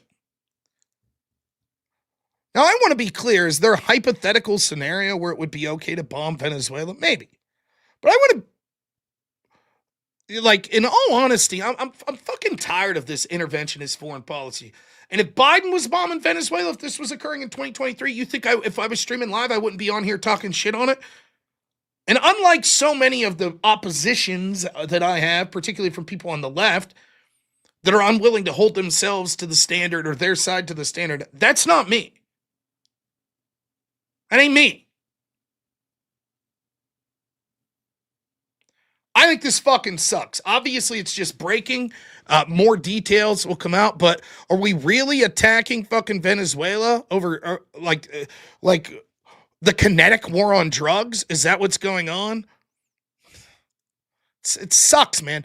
How about fucking, I'm tired of fucking situations in Iran. I'm tired of monkeying there. I'm tired of monkeying in Venezuela. How about we take care of shit right now? We just found out that fucking billions of dollars in fraud in fucking Minnesota.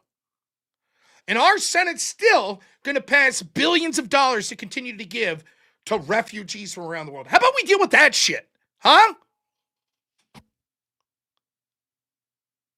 And I know that there's going to be an awful lot of people on my channel that are like, no, we disagree with you. Just like when I said about the bombing of Iran. Did it end up that the bombing of Iran didn't have as many negative repercussions thus far as I thought that it may? Yes. But it doesn't mean that I liked it.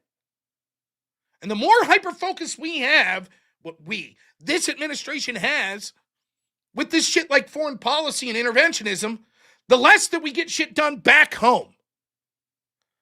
Here's the clips, in case you're wondering. Now, granted, I want to give one caveat. I'm just giving a hot take early here because I don't know. Literally, my boys, potentially criminal Sean, messaged me this clip. So I was watching this as I was on that panel. So clearly more things could come to light that but my initial take, and I don't think that it'll be revised, is I don't like this at all. I don't like it at all.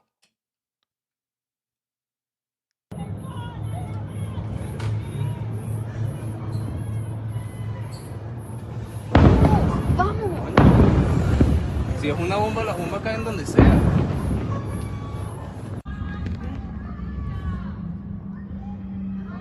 Mira allá, mira el quemado.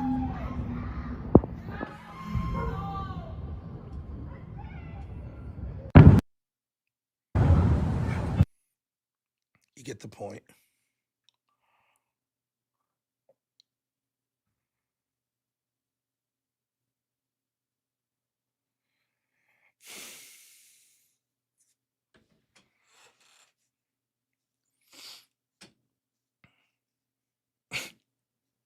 Hey guys, remember that political news cycle where we had this basically every sensible person in the country going, holy fuck, look at this fraud. Gone. There you go.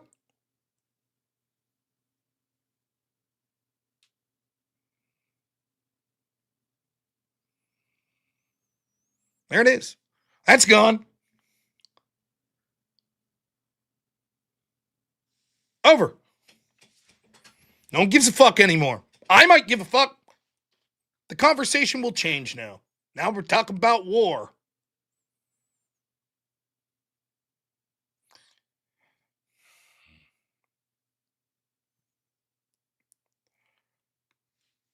I'm going to read you some. I'm not, by no means am I an uber fan of this person or anything. I actually know very little about them. But it's something that I was going to bring up the next time I stream. And I'll just bring it up here now. A terrible, terrible development. Terrible.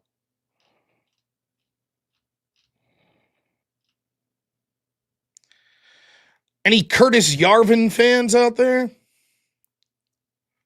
So this is from Curtis Yarvin Substack, right? Today. And Rubicon energy is hard to turn back on again. Far harder than to kindle in the first place. The only thing that it might do now is some kind of very sharp conflict or crisis. Once it loses either the House or in the midterms, 80%. Once it loses either House in the midterms, 80% probability as I write, the man is permanently on the defensive. At this point, the Rubicon is far out of reach, and any mention of it is immediately put down to either mental insanity or criminal conspiracy. Nixon could have perhaps crushed the New Deal state in 69 or even 73, but not 74. A regime change, like a shark, can't stop. It can't even pause. If it does X this week and it blows everyone's mind, it needs to do 2X next week. Shock and awe is a drug. All drugs create tolerance. A revolution only succeeds when it could respond to any level of tolerance by ramping up the dose, keeping its sense of surprise until it's clear that no trace not only of the old regime, but even of the old way of life can remain. The old way of life, yes. In a true regime change, everyone's life changes. The event that looked impossible until it happened will seem inevitable in retrospect, exactly like the fall of the Soviet Union. If the GOP loses the next presidential election, Trump will spend the rest of his life in court or in jail. This will also be true of all of his prominent supporters, appointees, donors, etc. This will be an all-you-can-eat barbecue, a fully funded lawfare, and endless spawning PR. Every Democrat prosecutor in the country will find a way to do her part in cleaning up the ruins of Trumpism. That is, rounding up and bayoneting the defeated veterans. Surely something Trumpy must have happened in her district. Maggots are lurking everywhere. Cut and sterilize. The American red states will be treated like the Scottish Highlands after 1745. I exaggerate slightly. And as far as the American populist voters, all the wealth, power, and energy of real America, which is coastal America, blue stake America, cool America, will be directed at making sure they never, ever get another chance to vote their way out of this one. And in the face of this looming future, it's December, a year after the election, and making America great again turns out to mean a 50-year mortgage, a strong GDP, whatever. The new golden age. It turned out it meant bombing Venezuela. So it turns out it meant. Oh, Steelborn came on? Yeah, man. Great job, man. It was a lot of fun. A high point of tonight, talking about this Venezuelan shits. You won that debate, man. Great fucking debate. It was a lot of fun. No, I don't know much about Curtis Yarvin. Isn't he a monarchist? He's a literal un-American monarch. Yeah. So everything he talks about is with the goal of demoralizing Americans on America. Maybe so, but he's right about the latter half of that. And I also think he's right about the concept of what it means to truly, he calls it a revolution, drain the swamp. The metaphor of a shark that it can't stop moving. I think that's true. What happens is, look at how the Trump administration came in with Doge and shit. Like, it was like, oh, whoa. You put an RFK there, there's Tulsi Gabbard, we got Doge. It's like, fuck. Right? Oh shit, things are different. I was excited. Remember, I was saying, like, there's only a 5% or less chance that Trump does anything significant to drain the swamp. And then that first month or so, I was like, I don't know. I'm kind of impressed. Doing a lot of things different. Right? And then it's sort of business as usual. Now listen, I want to take a moment here while I'm thinking of it to say this.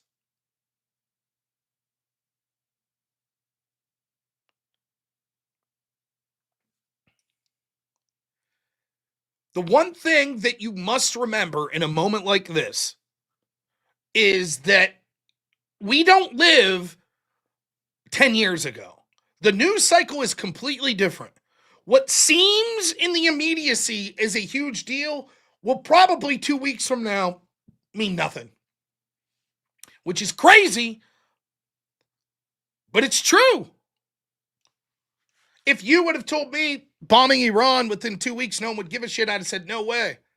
If I would have told you within a month of Charlie Kirk getting assassinated, nothing would have changed and it would be out of the news cycle, you'd say, no, it's different now. Here we are. Here we are. So in that vein, we're a long way away from the election. I guess anything could happen. But man, talk about having a news cycle that was on your side that you just fucked all up. And of course, there are things more important than a news cycle. For example, let's say that I could objectively see. I'm sitting with Trump and he's like, Rob, look, here, let's show you all the evidence. Venezuela was about to launch a nuclear weapon at the United States. Of course, in that world, if I could see and I believed and that was the objective truth, I'd say, fuck yeah, bomb them. Of course. But let's be honest. If I'm being honest, I would have never given that benefit of the doubt to a different administration. So why would I give it here? Do I truly think that Trump's beyond reproach of engaging in disastrous interventionist foreign policy that we've seen from previous administrations? No, because I've seen Trump do it. At least in smaller slices, like when he bombed Syria. One of the things that we were able to say about Trump, the peace president. Well, that's out the window. This action in Venezuela is more of an act of aggressive interventionism than anything the Biden administration did. Undoubtedly.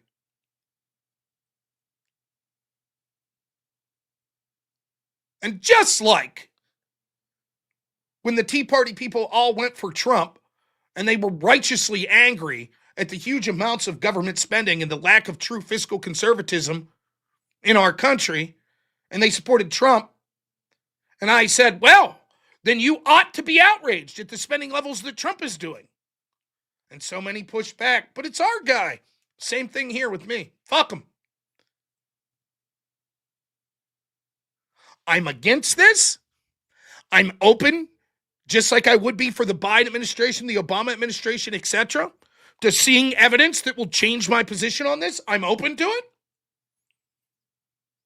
But I will give Trump the same courtesy I would have gave those administration and said, I'm fucking tired of it.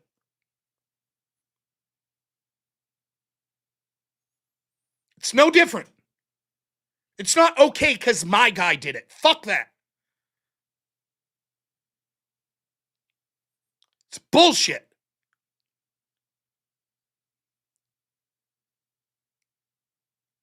My family, my friends, the people in my community work fucking 50, 60, 70 hours a week.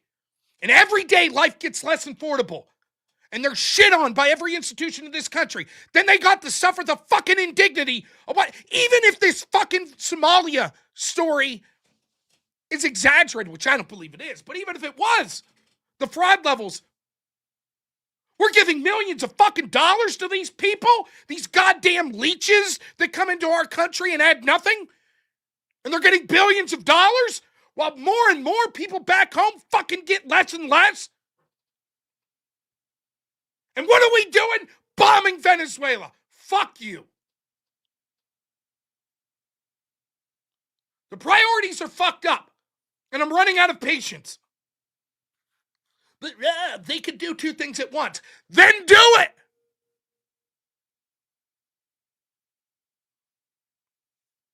What can Trump ultimately do when the judicial system works against him?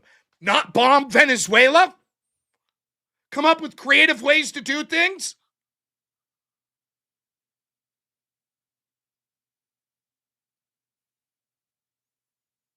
It's not about boats. It's about regime change. Now, let me make the best possible case for someone on my side of what's going on here. Well, Maduro is involved with the deep state, right? And he was instrumental. He was helping sort of the war on Trump and populism and right-wingers in the United States and elsewhere. And so by deposing Maduro, what will happen is when new leadership in Venezuela comes, they'll be able to say, and look at all the corruption of the FBI and the CIA. But I'm sorry, I'm not going to hold my fucking breath. Nope. I'm not going to listen to people. Trust the plan, bro. 40 chess.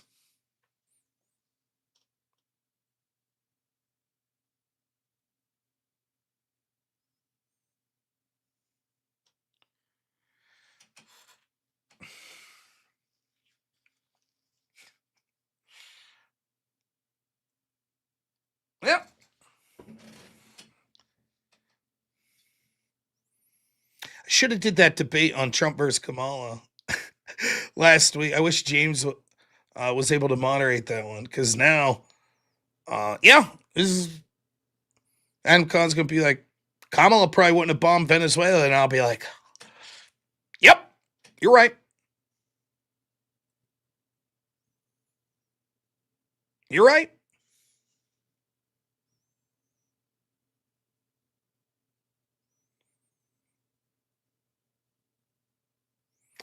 So, and, how could you trust anyone in this administration when it comes to sort of shit later, right? Well, we going to elect J.D. Vance next time? Vance ain't going to be able to come out and say I was against this. He ain't going to say that. It's got to be all in. What a depressing horseshit. Man. Holy cow. Maybe it should have been war with Iran. Maybe not. Trump what? Trump bombed him. Trump's going to war with Venezuela.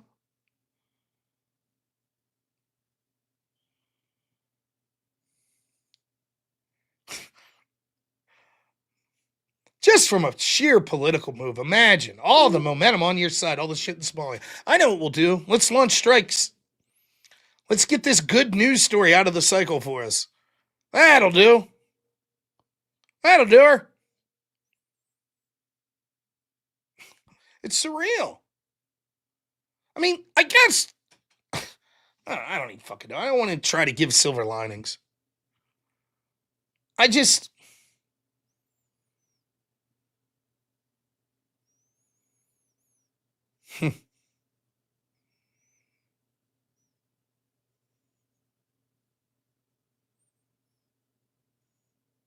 all foreign policy. Oh, what's going on in Iran? Oh, what's going on in Venezuela? Oh, what's going on in Ukraine? What's going on in Minnesota? What's going on in my fucking neighborhood?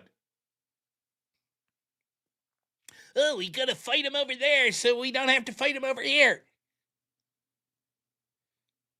And yes, we know we've told you that with the past fucking 30 years of foreign policy interventionism, but this time it's right because Trump's there. Oh, fuck you.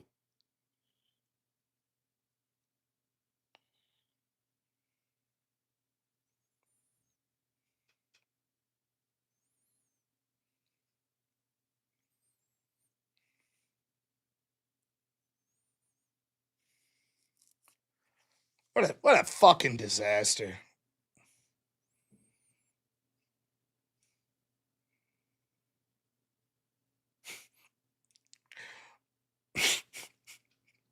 Oh shit, the people are starting to wake up to how fucking corrupt the whole system is. Foreigners that can't even speak the language come over and get millions of dollars to pretend they're taking care of kids that don't even exist.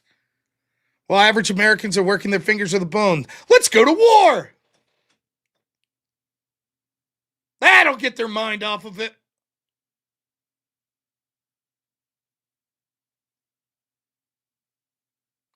Can't have the people noticing, can we? Don't want that.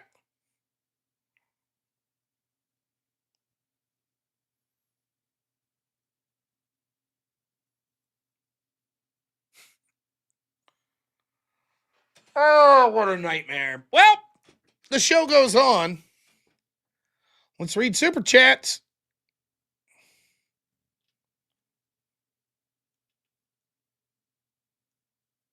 Do I know the Al Bundy winner speech that you referenced? I believe I do.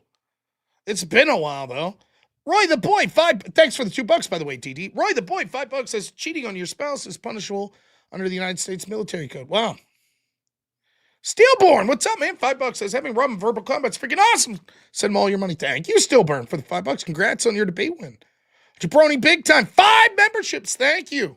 Really appreciate it. And then the Left-Handed Assassin, $5. Always appreciate it, man. Thank you.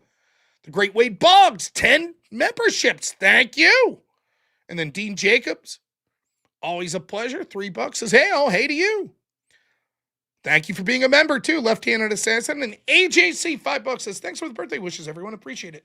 Gotta still work, though. Y'all have a good night. Well, thank you. $20, man. Thank you. Incredibly generous. Left-Handed Assassin. Thank you, man. Jet, thanks for the $10.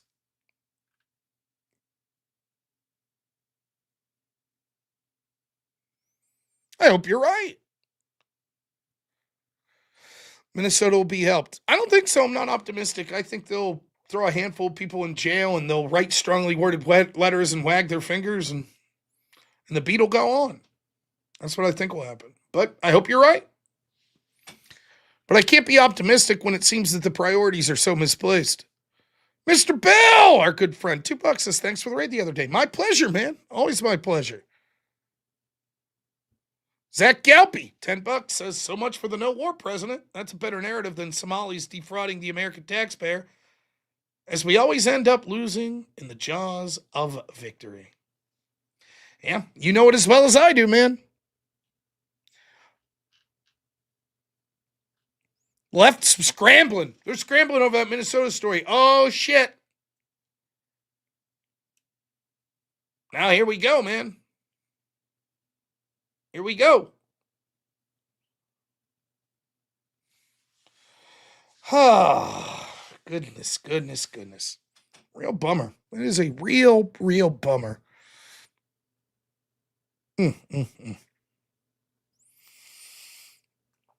Well, let me check something here.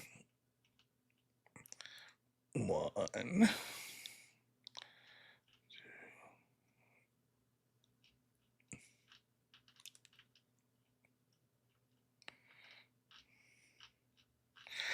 Ugh.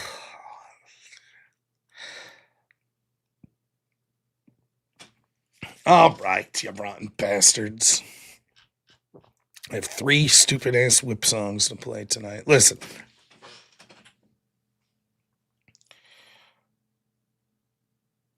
Is it possible that there's some intel that this was an immediate necessity for national security? Sure. I don't believe it. But I suppose it's possible. It's a fucking tragedy. It's terrible. I think it epitomizes the priorities of this administration. A man who prided himself on being the no-war president, who's now, for some reason, decides that he wants his legacy to be the foreign policy interventionist president. Lindsey Graham popping the champagne tonight.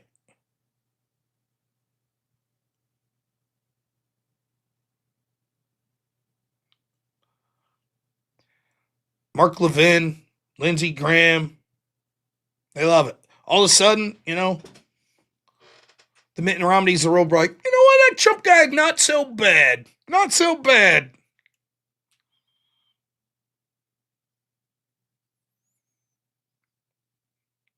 The neocons are celebrating.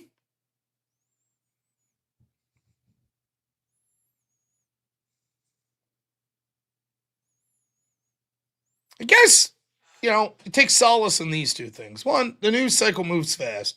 So who knows where we're going to be talking about 2 weeks. Maybe we'll be at war with China in 2 fucking weeks. Who knows? And the other thing is, it's fucked up to say this, but no one stands to lose more than Trump and his family.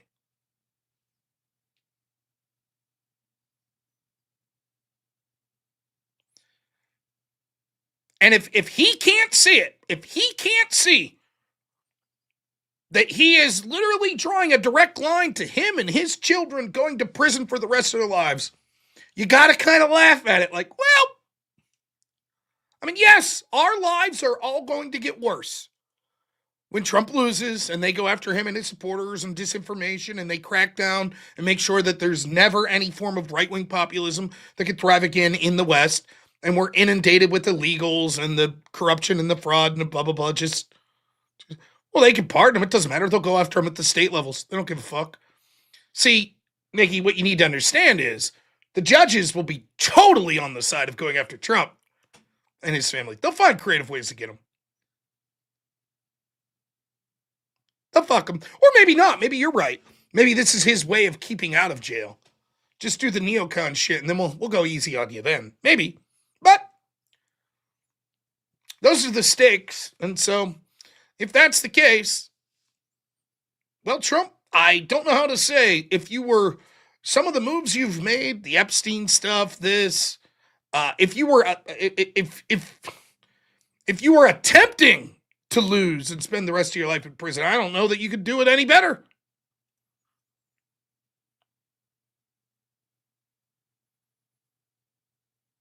I don't know.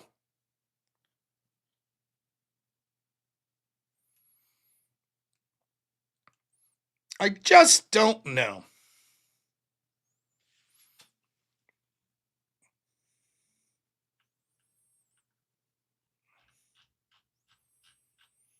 So, all right. Let's see here. 2:30, 2:40. What the fuck are we still doing awake? Yeah, what are you doing awake, Rob? I don't know. We'll play these songs I owe, and then I'm not sure what I'm doing tomorrow.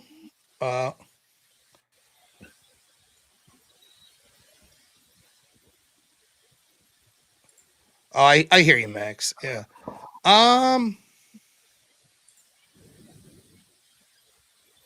Rob, Last Super from Wade is the Noron song. No, we already played the new Are We Not Men song.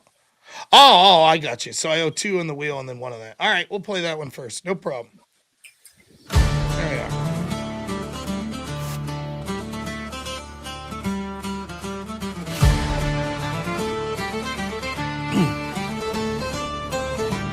Rolls the waves when the black flags fly. The Norans, let the cowards cry. All right, we're gonna try something. Be right back.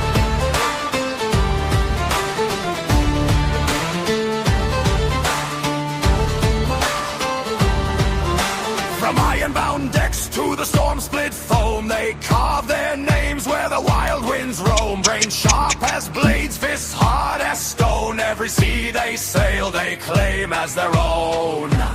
Oh, the Norans rise, hear the ocean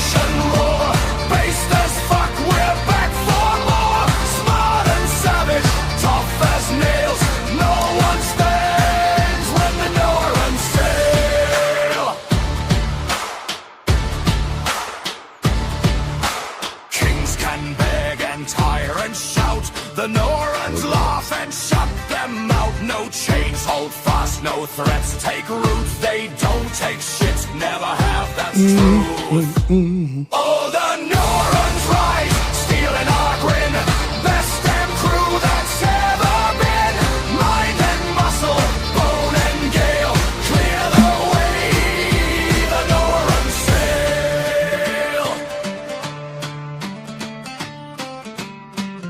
Let the weak men talk, let the liars scheme. The Norans move like a waking dream. If you bar the road or block the tide, you'll learn real fast to step aside. Who's the best crew in all the land? The Norans. Who stands tall, who makes the stand? The Norans. Smart and tough, based as fuck. Move or fall, the Norans come! Oh, the Norans rise, hear the ocean roar. No gods, no chains, no fear anymore. Through storm and fire, wind and waves, the Norans rule the waves. No gods, no chains, no fear in the waves. The Norans rule the waves.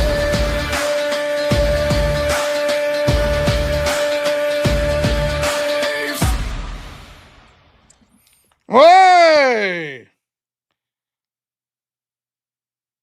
Oh, yeah, you hit the button. There we go. All right. You just keep doom scrolling over there, aren't you?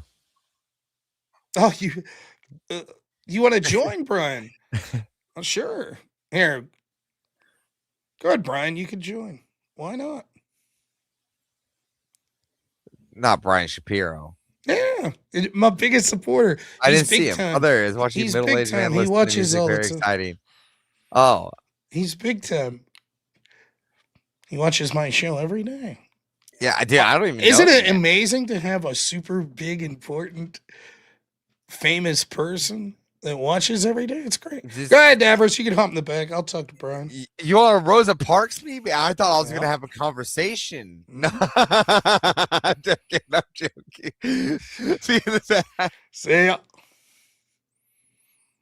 Mm-mm.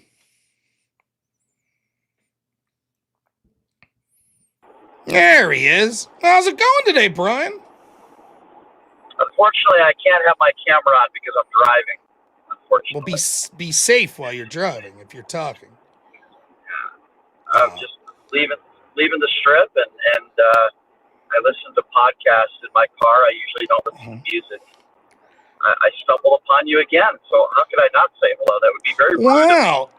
It's for someone who's so big time, it's amazing how you watch just some little piddly guy like me so often. It's great. It's a great feeling. I want to make you feel good. That was my only goal. Well, there you go. Look at that. We're all so honored with the hot takes that you always have. You're a talent. You're an extremely talented guy, and I had to tune in because I just what do you want me to say? I mean, I got nothing but bad things to say. I have a question I'm in a very good mood. I have a question. Hopefully, it won't put me in a bad mood because I'm in a good mood tonight. Well, I'm the opposite. I think that going to war with the country is terrible, no matter how you slice it. Hard to be in a good mood over that. It's Friday night. And I'm leaving my girlfriend's, and I'm in a good mood, and I'm driving home, and I'm not really. Politics isn't on my mind. But go ahead. You had said about I saw you immediately put out about the Nick Shirley story that the Quality Leering Senator it had closed. Are you ready to retract that? So at the time he showed up, it was closed. So that's, No. You said that it was like defunct, not that it was closed for the day. No, it was closed for the prior week. The owner came out and did a press conference, and the prior week when he showed up, yes, it was closed when he showed up, but it was also closed prior week for violations, and they were on probation. But it's clear, it was absolutely clear that the implication of what you were saying and the people you were getting it from was, oh my goodness, of course this place isn't even operating, it's defunct. And that wasn't the case. No, I never it was still said in it wasn't operation. operating. Yeah, I never said it wasn't operating. I said at the time it was closed, and for the prior week it was closed, and everything I said was factually accurate. 3 of the places that he went to, there were 10 places total. 3 of the places that he went to was closed. But the real issue here is fraud, right? So if there's fraud, then I'm all open to it. Go ahead and investigate fraud. To my understanding, there have been regulators and people that have already been to those places that to this point they said they haven't seen anything out of the ordinary or anything that would be fraud. Now, as far as Shirley goes, because you asked me about Shirley, yeah, I mean, I debated him and I had conversations with him in Phoenix a few weeks ago. I think he's another piece of shit. I think anybody that goes, and I'm being serious, anybody that goes to a war zone and goes to a country to try to undermine a bunch of innocent people that have been murdered, which is exactly satire, you're a piece of shit. I have zero respect for him, and I think his mother, who I also ran into in Phoenix, is also a piece of shit.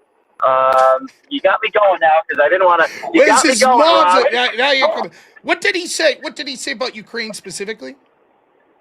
So if you look it up, Rob, and you got me going because to be honest with you, I did not want to call in to get into politics with you. I was trying to be nice, but I mean, if you want to talk, it's fine. We can move on. No problem. It's fine. I'll answer. It's all good. So far, you're being okay. You're being cool, so I'll answer it. So if you look up some of the videos he did when he went over to the Ukraine, he did a satire video, and he did a podcast where somebody from Ukraine was asking him about it because it got millions of views, and the podcaster from Ukraine said, you did a lot of damage. What he did is he went to a very upper class part of Ukraine, and he videotaped, and you could just go on YouTube and look at this.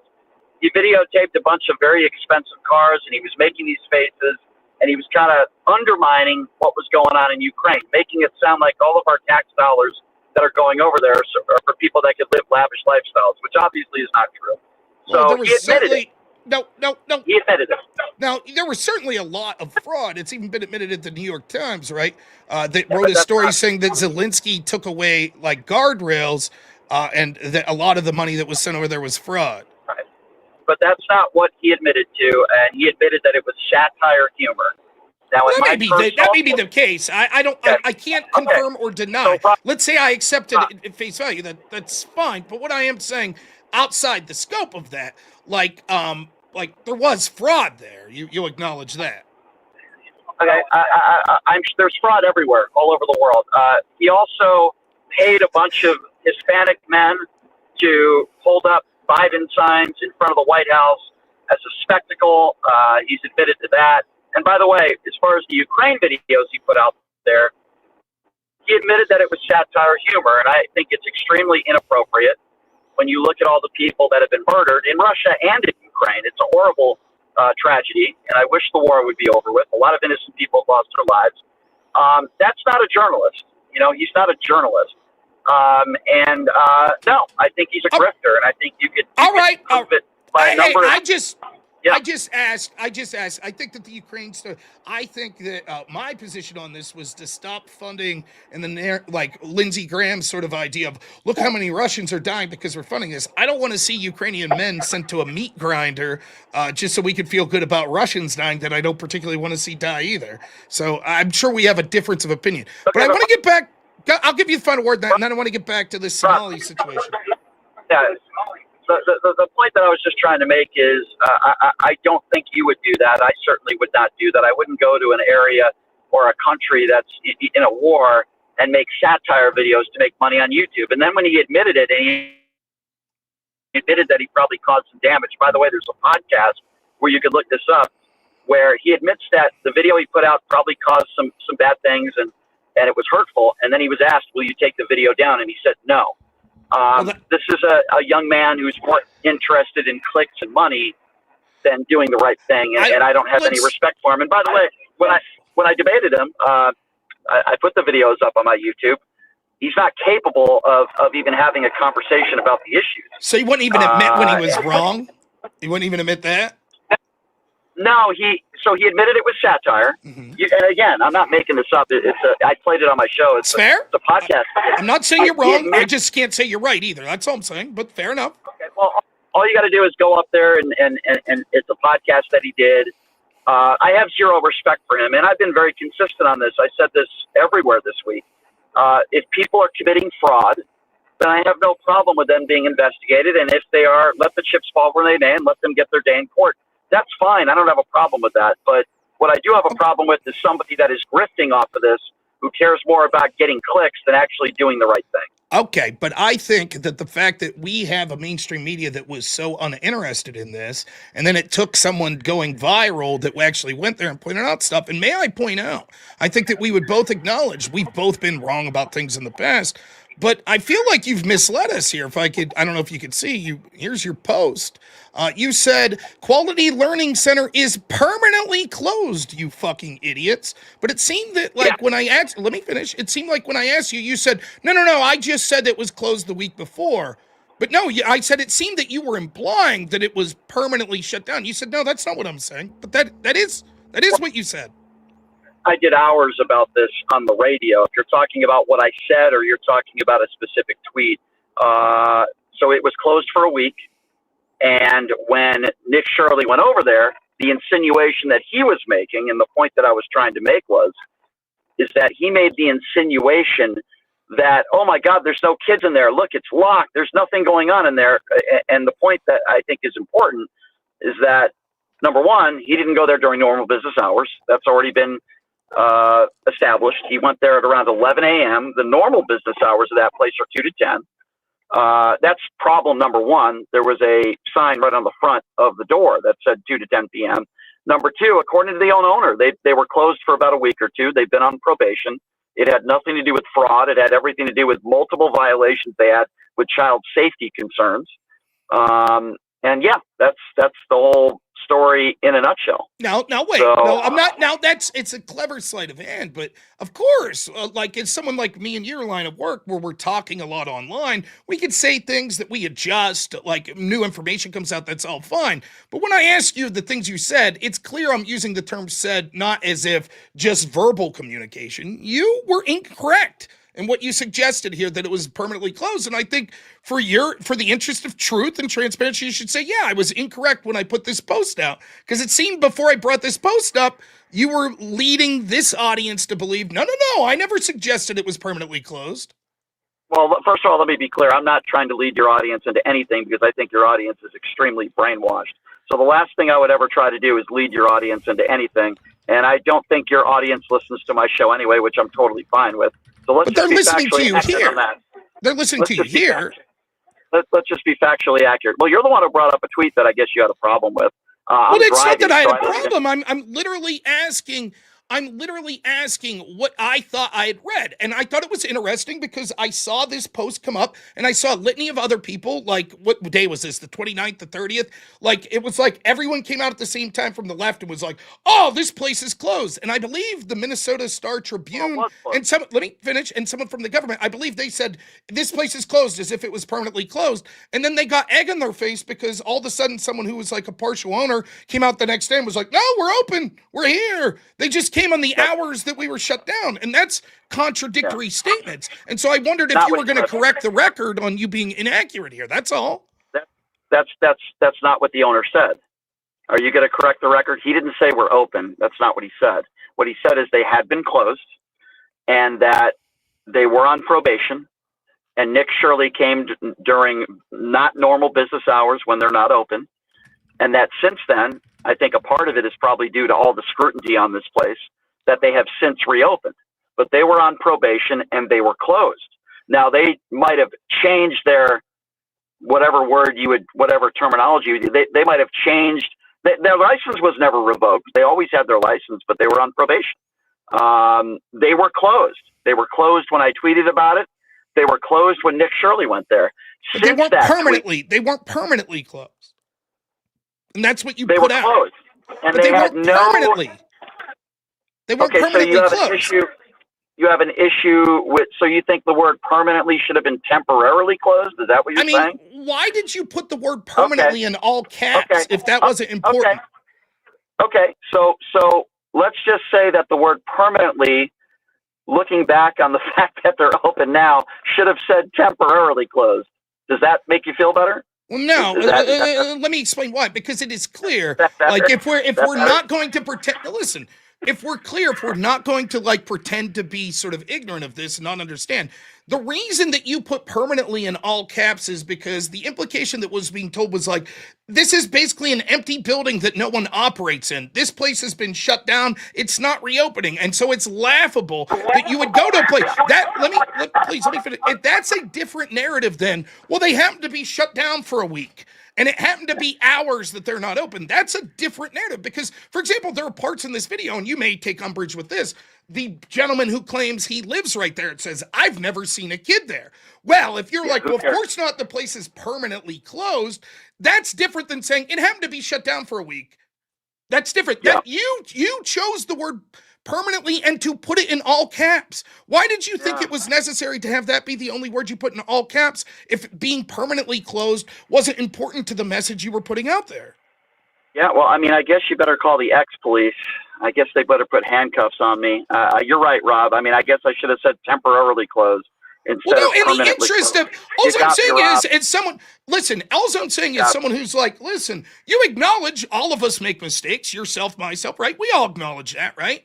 If you're going to say like, well, look, I'm putting myself above someone that I don't like Nick Shirley, and that I'm just calling balls and strikes, and I'll admit when I'm wrong, this is a pretty big whoopsie, and you to just write it off as, oh, put me in handcuffs. No one's suggesting that. You're being incredulous because you know you're wrong here. Well, first of all, Rob, I find it interesting that instead of talking about the bigger issue, which is alleged fraud, and what is going on in Minnesota, you're taking umbrage to a word where I said permanently instead of temporary. Now, if you'd like to continue the dialogue, I think it could probably be a little bit more productive than a word that you didn't like in a tweet. But like I said, I mean, if you want to contact Elon Musk and Brian said temporary, I'll tell you what I'm not doing. I'm not selling sweatshirts with Learning Center on it. I'm not telling people that all these places are committing fraud when it turns out that is not the case. I'm not telling people that it's all on Tim Walton Democrats when it was the former Republican governor who privatized these places, and then they didn't have money for the government to oversee these businesses. Okay, I'm not blaming it all on the left and Democrats, and I'm not going into a Somalian restaurant, which is, by the way, he did. He went to the back of a building and the back of a place that's actually now a Somalian restaurant. Several of these places are closed down, and he made wait, just real quick. Like, I have something to say about all this, but the place that was the back of a Somalian restaurant, is that the viral one that we see in the picture here that said Leering Center? Is that what you're talking about? No, he went to 10 different places that day. I know that, but the one that was the back of the restaurant isn't this one. That's a different one? No, I'm trying to give you the big picture of all the places that he went to.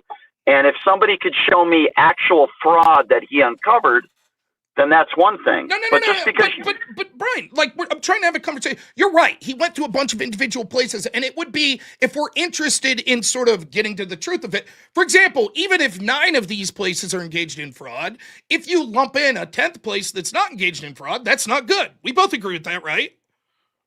If there's any fraud, like I've said, and I said it on Cuomo the other day, like I've said a number of times, fraud is fraud, but I want consistency. But that's fair enough. So, but the point I'm making then, when I'm merely asking you for the sake of clarity, because I don't know everything you're talking about, when you say he went to a place that was the back of a restaurant, are you talking about the one that went most viral? Is that the one that said quality? Whole video.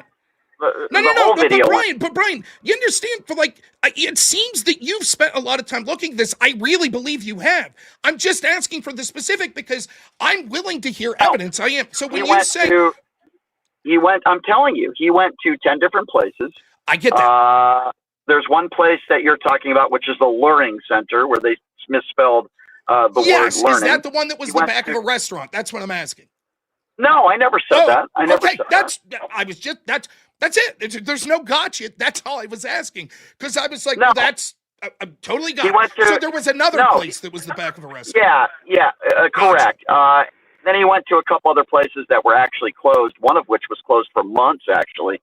And And now, again, if I may, if I could respond to sort of what you said, Brian, you tend to do this a lot, which is we are specifically talking about one thing here, and this one thing was sort of the fact that. Well, that's fine, but I get a chance to speak as well, right? And that's what I was talking about, this one thing that I thought you got wrong in this story. And what you do is you're like, yeah, but you know what I didn't do? I didn't blame Democrats when it's Republicans, and I didn't do this, and I didn't. All of that's sort of irrelevant to what I was. You sort of deflected and went off to a bunch of other issues to sort of deflect from the fact that you were wrong. Yeah. So Rob, the word, what was the word I used? I'm trying to remember. Permanently. Permanently should have been temporarily closed. But the bigger issue, and by the way, I've said that multiple times now, the bigger issue is the fact, do you take umbrage to any of Nick Shirley's mistakes that he made? Have you talked about that? Well, I'm sorry, you cut out just a little there at the end. I'm sorry, the last 5 seconds. Did you take any issues to any of the mistakes that Nick Shirley made?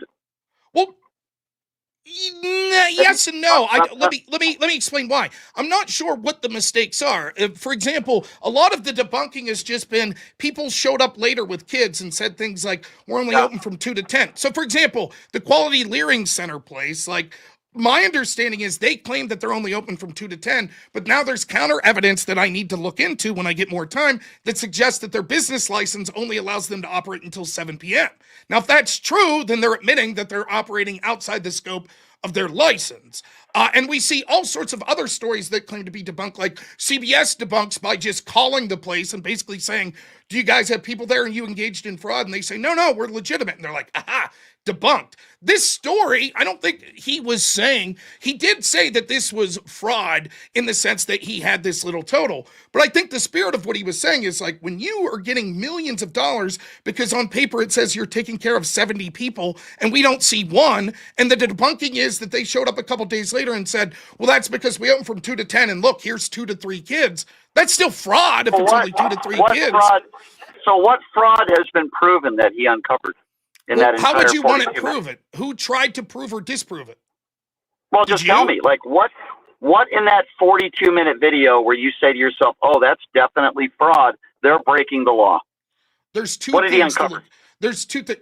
Well, 3 things to say about this. One, we already know that there's significant fraud in these areas anyways, right? So it's not beyond belief to say, look, it extended even further. But you're right, that's not proof. Secondly, right, he just showed, like, look, the amount of money these places are getting are staggering, and this doesn't look like any kids at all are here. And it looks the exact opposite of what you would think of a public business that is receiving millions upon millions of dollars of tax dollars. There's no one even here that knows. So the circumstantial evidence suggests very strongly that there's a form of fraud going on. And lastly, let me finish. And lastly, even if it doesn't rise to the level of criminality, I think that Americans are rightfully outraged that people that come from a foreign country that could barely speak the language in many of these cases are be giving subsidies of millions upon millions of dollars, while people of all colors in these communities are struggling to get by. Yeah, so first of all, if you presented that in front of a judge would laugh at you. That's not evidence. I didn't say that third part was fraud. Number 2, okay, so you haven't provided any real evidence that you could present in a court of law. That's number 1. Number 2, you're talking about Somalians. The biggest fraud case when it comes to this stuff, the ringleader was actually an American white woman. It had nothing to do with, and I would also say number 3, and I ask this to people who are MAGA because I want consistency. I talk about consistency all the time. If there's fraud going on in any of these learning centers, then absolutely hold them to the highest extent of the law. But Donald Trump pardoned 20 people, billions of dollars in fraud. But apparently if you donate to the Donald Trump campaign, it's totally okay. Fraud is just fine. You can look this up. I'm aware. I'm aware of what you're doing. Obviously, the cases were different. For example, the one person that was pardoned spent 4 years in prison, had to pay back millions of dollars in restitution, then was being prosecuted for another crime that prosecutors gave a plea deal to. That's different than just what we see. If you're really, listen, real quick, if you're really not interested in doing this in a partisan way and you care if Democrats are involved in fraud, have you covered the Feeding Our Future people that were at the meeting with Keith Ellison that we have audio where Ellison's admitting, yes, they're looking into you too much. Tim Walz agrees. Do you think that's fraudulent? I do actually, and I called that out on the radio. But Excellent. I'll give you an example of a friend of mine, and I've had personal conversations with him. He is a friend of mine. His name is George Santos, and I've had plenty of private conversations with George Santos. There are literally over 20 people like George Santos that Donald Trump has pardoned. George Santos doesn't have to pay back restitution. He did steal $360,000. He doesn't have to pay it back. It's one thing if you commute a sentence. It's another thing if they don't have to pay back restitution. That is awful. And that should be just as much called out. Listen, the whataboutism, I have no problem criticizing the pardons of Donald Trump. I've done it many times. Some of them are fucking absurd. Unfortunately, that's also been the case for every other president, but it doesn't excuse Donald Trump. And I think this pardon system is fucking ridiculous. It is what it is. It's terrible. But to use that as a deflection from the obvious fact that we're importing people that are not of our culture, that are a net drain, not only even without this fraud, as we see how many are on welfare, don't speak the language, aren't assimilating, etc., but then to see the staggering amounts of fraud. Just what's being estimated over 9 billion, and now they're saying that it's going to be more significant than that, is staggering and could be the biggest case of prosecuted fraud in the history of this country. And instead, what I'm hearing from you is like, yeah, it's bad that they were involved with Ellison and maybe Tim Walz, but yeah, what about this guy that Trump pardoned? And to me, it seems like, despite your prostrations, that's like, oh, yeah, you know, I would be willing to hear this stuff. It seems that your reflexive attitude, which surprises me as someone who's nonpartisan like you, is to be like, yeah, but Trump. That's what it seems like. So I couldn't be more clear, and I think I've said this like 5 or 6 times. If there's fraud, I want people held to the highest extent of the law. But what I keep saying over and over again, it's not whataboutism. We are talking about fraud. Fraud is fraud, but in the Trump administration, right now he's the president of the United States. If you donate money to his campaign, there are billions of dollars. Over 20 pardons with people that don't have to pay back restitution. Is that a crime? Is what Trump did a crime? I never said it was a crime. Okay, great. Then why do we care? And I'll repeat your line. I'll repeat your line you did to me. If you brought this evidence to a judge, they would laugh at you. Okay? Well, I know I never claimed it was a crime, so I don't know what you're claiming that the Somalians. You're claiming that somehow Nick Shirley found fraud, and what I'm arguing with you is, if there's fraud in someone that has been convicted, in this case over 20 people that have stolen billions of dollars, Trump pardoned those people and they don't have to pay back restitution. If you can find enough evidence to prosecute Somalians or whoever they are in Minnesota, then go ahead and prosecute them. And guess what? I don't think they deserve a pardon. I don't think anybody deserves a pardon. That's great, but it is evident. It is evident. Listen, I'm just saying, you can admit it. You can admit that, like, look, you hate Trump more and you're deflecting to Trump. That's clearly what's happening. I know that you're, listen, let me finish. I know. Please, Brian, I'll give you a chance to speak. That's the way it works here in radio. You know this, right? Right? Like, we can't both speak at the same time. It's evident that what's going on is you're saying, no. I'm saying if there was fraud, then yes, of course they go to jail. But Trump. Yes, you're saying the right words, but it's clear based on the energy and the amount of time that you're putting into this stuff and the deflections that you're making for this story, that it's not, that your words are belying the actual truth. And it's shown by your actions, which are more important than your words. For example, if you truly believe, as you said here, that Ellison and Walz are involved in fraud, that's by magnitudes larger of a story than Donald Trump legally pardoning someone. Okay, so if that could be proven in a court of law, then go ahead and present the case, and let's see where the chips fall where they may. What I'm making is very general terms in which we're talking about Nick Shirley now and the 10 places that he went to. There hasn't been any evidence. In fact, there have been controllers and legislatures that have gone to every single place that Nick Shirley went to, and they've already gone in there and they've investigated the last couple of days, and thus far they've said they haven't found anything that rises to the level of fraud, that everything is as usual. I'm sorry, please finish. I'm sorry. I was just saying that's what they said. Now, if that changes and there's some fraud that is exposed, I have no problem with it. The problem I have, and the reason why I bring up this administration, is because if you care about fraud and you care about consistency, it shouldn't matter what the color of somebody's skin is. And then in this Doesn't. example, You're the only person that's okay, doing that well, in this conversation. Okay, well, you brought up Somalians as if Correct. they're the ones that you're the ones who brought them up. When the ringleader, if you did your homework on this, Andy Bach, the ringleader, I know it. Yes. Okay, so I know is my she homework. Is she Somalian? No, and let me explain what happens. Let me explain what happens. You have these people that know how to game the system that go to these communities that they know are insular and unlikely to actually go outside and report on crimes. And in fact, they massively benefit. So yes, you have domestic people in this country that do this. This is the same is true with NGOs and corruption that occurs with them all the time. For example, we know that Catholic charities and Lutheran charities, etc., are taking money, going to places like the Darien Gap and telling a bunch of illegals that are economic migrants the correct things that they need to say in order to get asylum. So yes, I am well aware that there are people, and it is overwhelmingly people that are involved in the Democratic Party that actually are involved in scamming this system and making sure that these monies are going to these communities. And in return, what we see overwhelmingly is so many of these places in turn kick money back in the form of donations to Democratic Party. In fact, you say that even if it doesn't rise to the level of criminality, you see this with Ellison and you see this with Tim Walz. I mentioned Tim Walz. That's a white man. It is true that there is a significant problem in the Somalian community. There's problems So you would outside agree the front. But you would agree that Republicans and Democrats commit fraud. It's a problem throughout. Okay, it's a problem throughout the country. I don't focus on the party. I focus on what I would call consistency. And going back to Nick Shirley, because that's what started this conversation, Nick Shirley has zero credibility. He's not a journalist.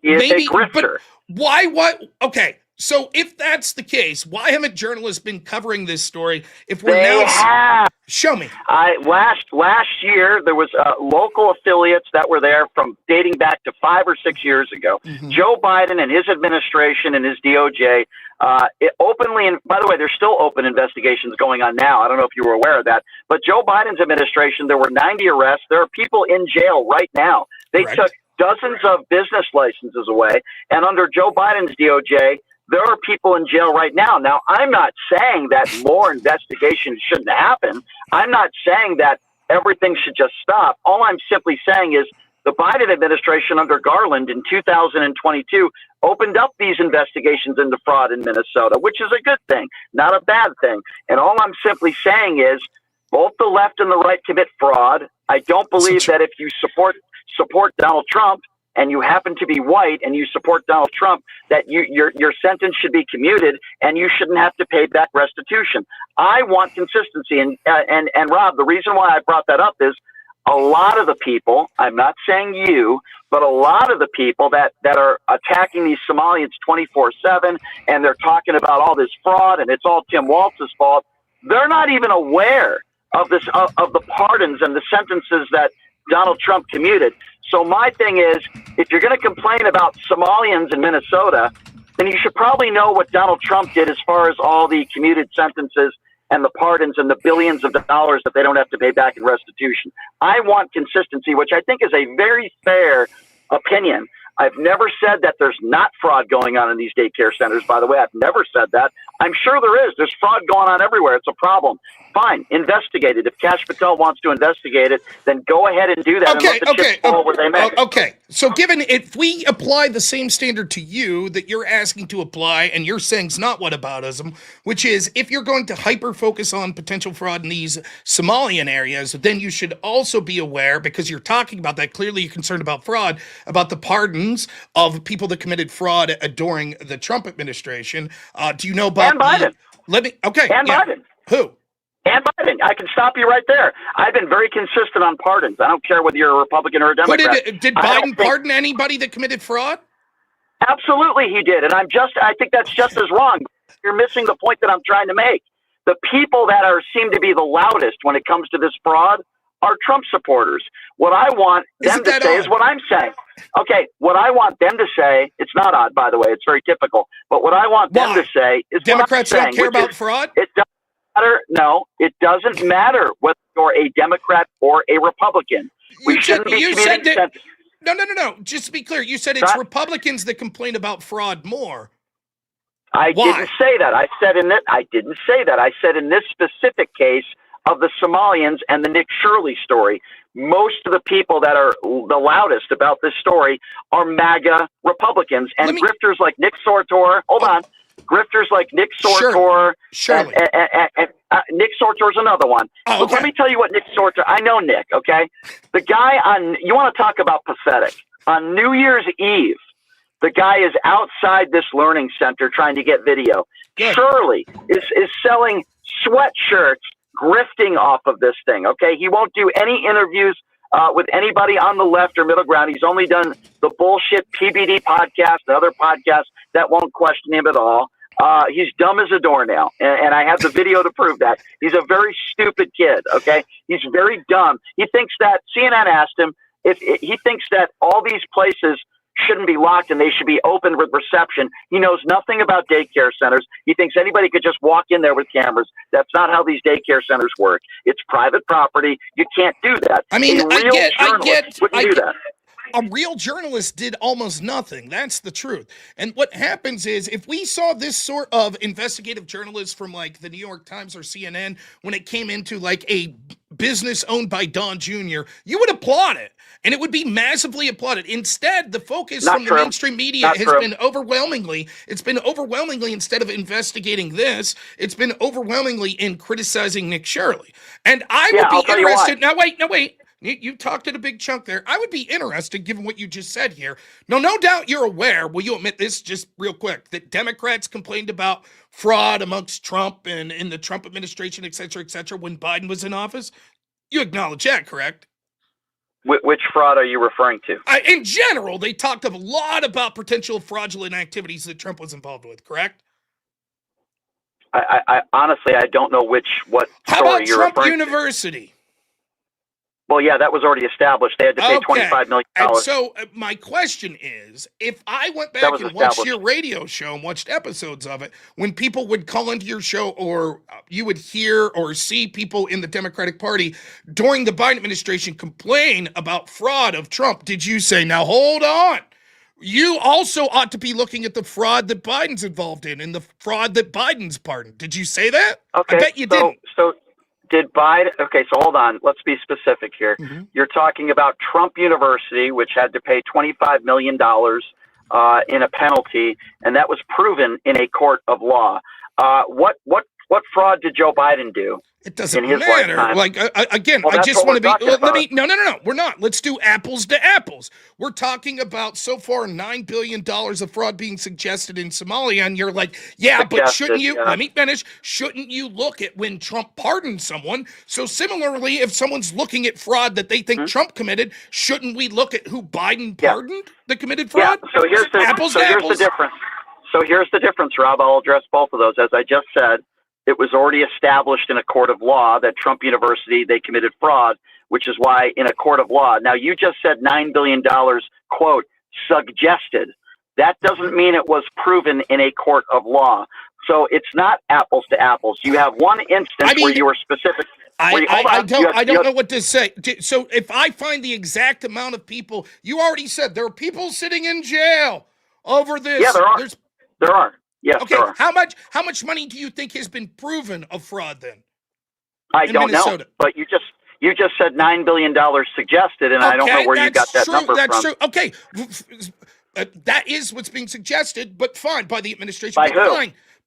By the administration. But fine. By Let's Trump? say whatever. It's an indeterminate amount and yet a significant amount of fraud. You acknowledge that happened and people have been found guilty of. Yeah. So hold on. You're criticizing Biden for his DOJ arresting people? I don't understand what you're saying. Again, I oftentimes don't know if your stream of consciousness, if it's intentional just to deflect and you're pretending to not understand what I'm saying. No. Okay. So confused. let me tell you how we get here.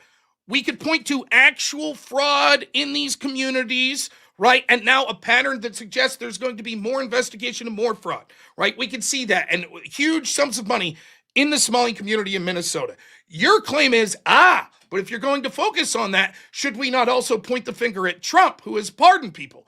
To which my claim is, okay, but during the Biden administration, or the round effect where it's ending, where people said, look at the fraud that Trump and his family are involved in. Did you say, but you must look at the people that Biden has pardoned? And my guess is you didn't. You didn't say, if you're going to focus on fraud from Trump, you also have to look at Biden's pardons. So your guess is completely wrong. As I've already said in this conversation, I've criticized Joe Biden for pardons as well. The difference being, and by the way, I don't think, as I've said, I don't think pardons should be allowed, period. I'm not a fan of pardons.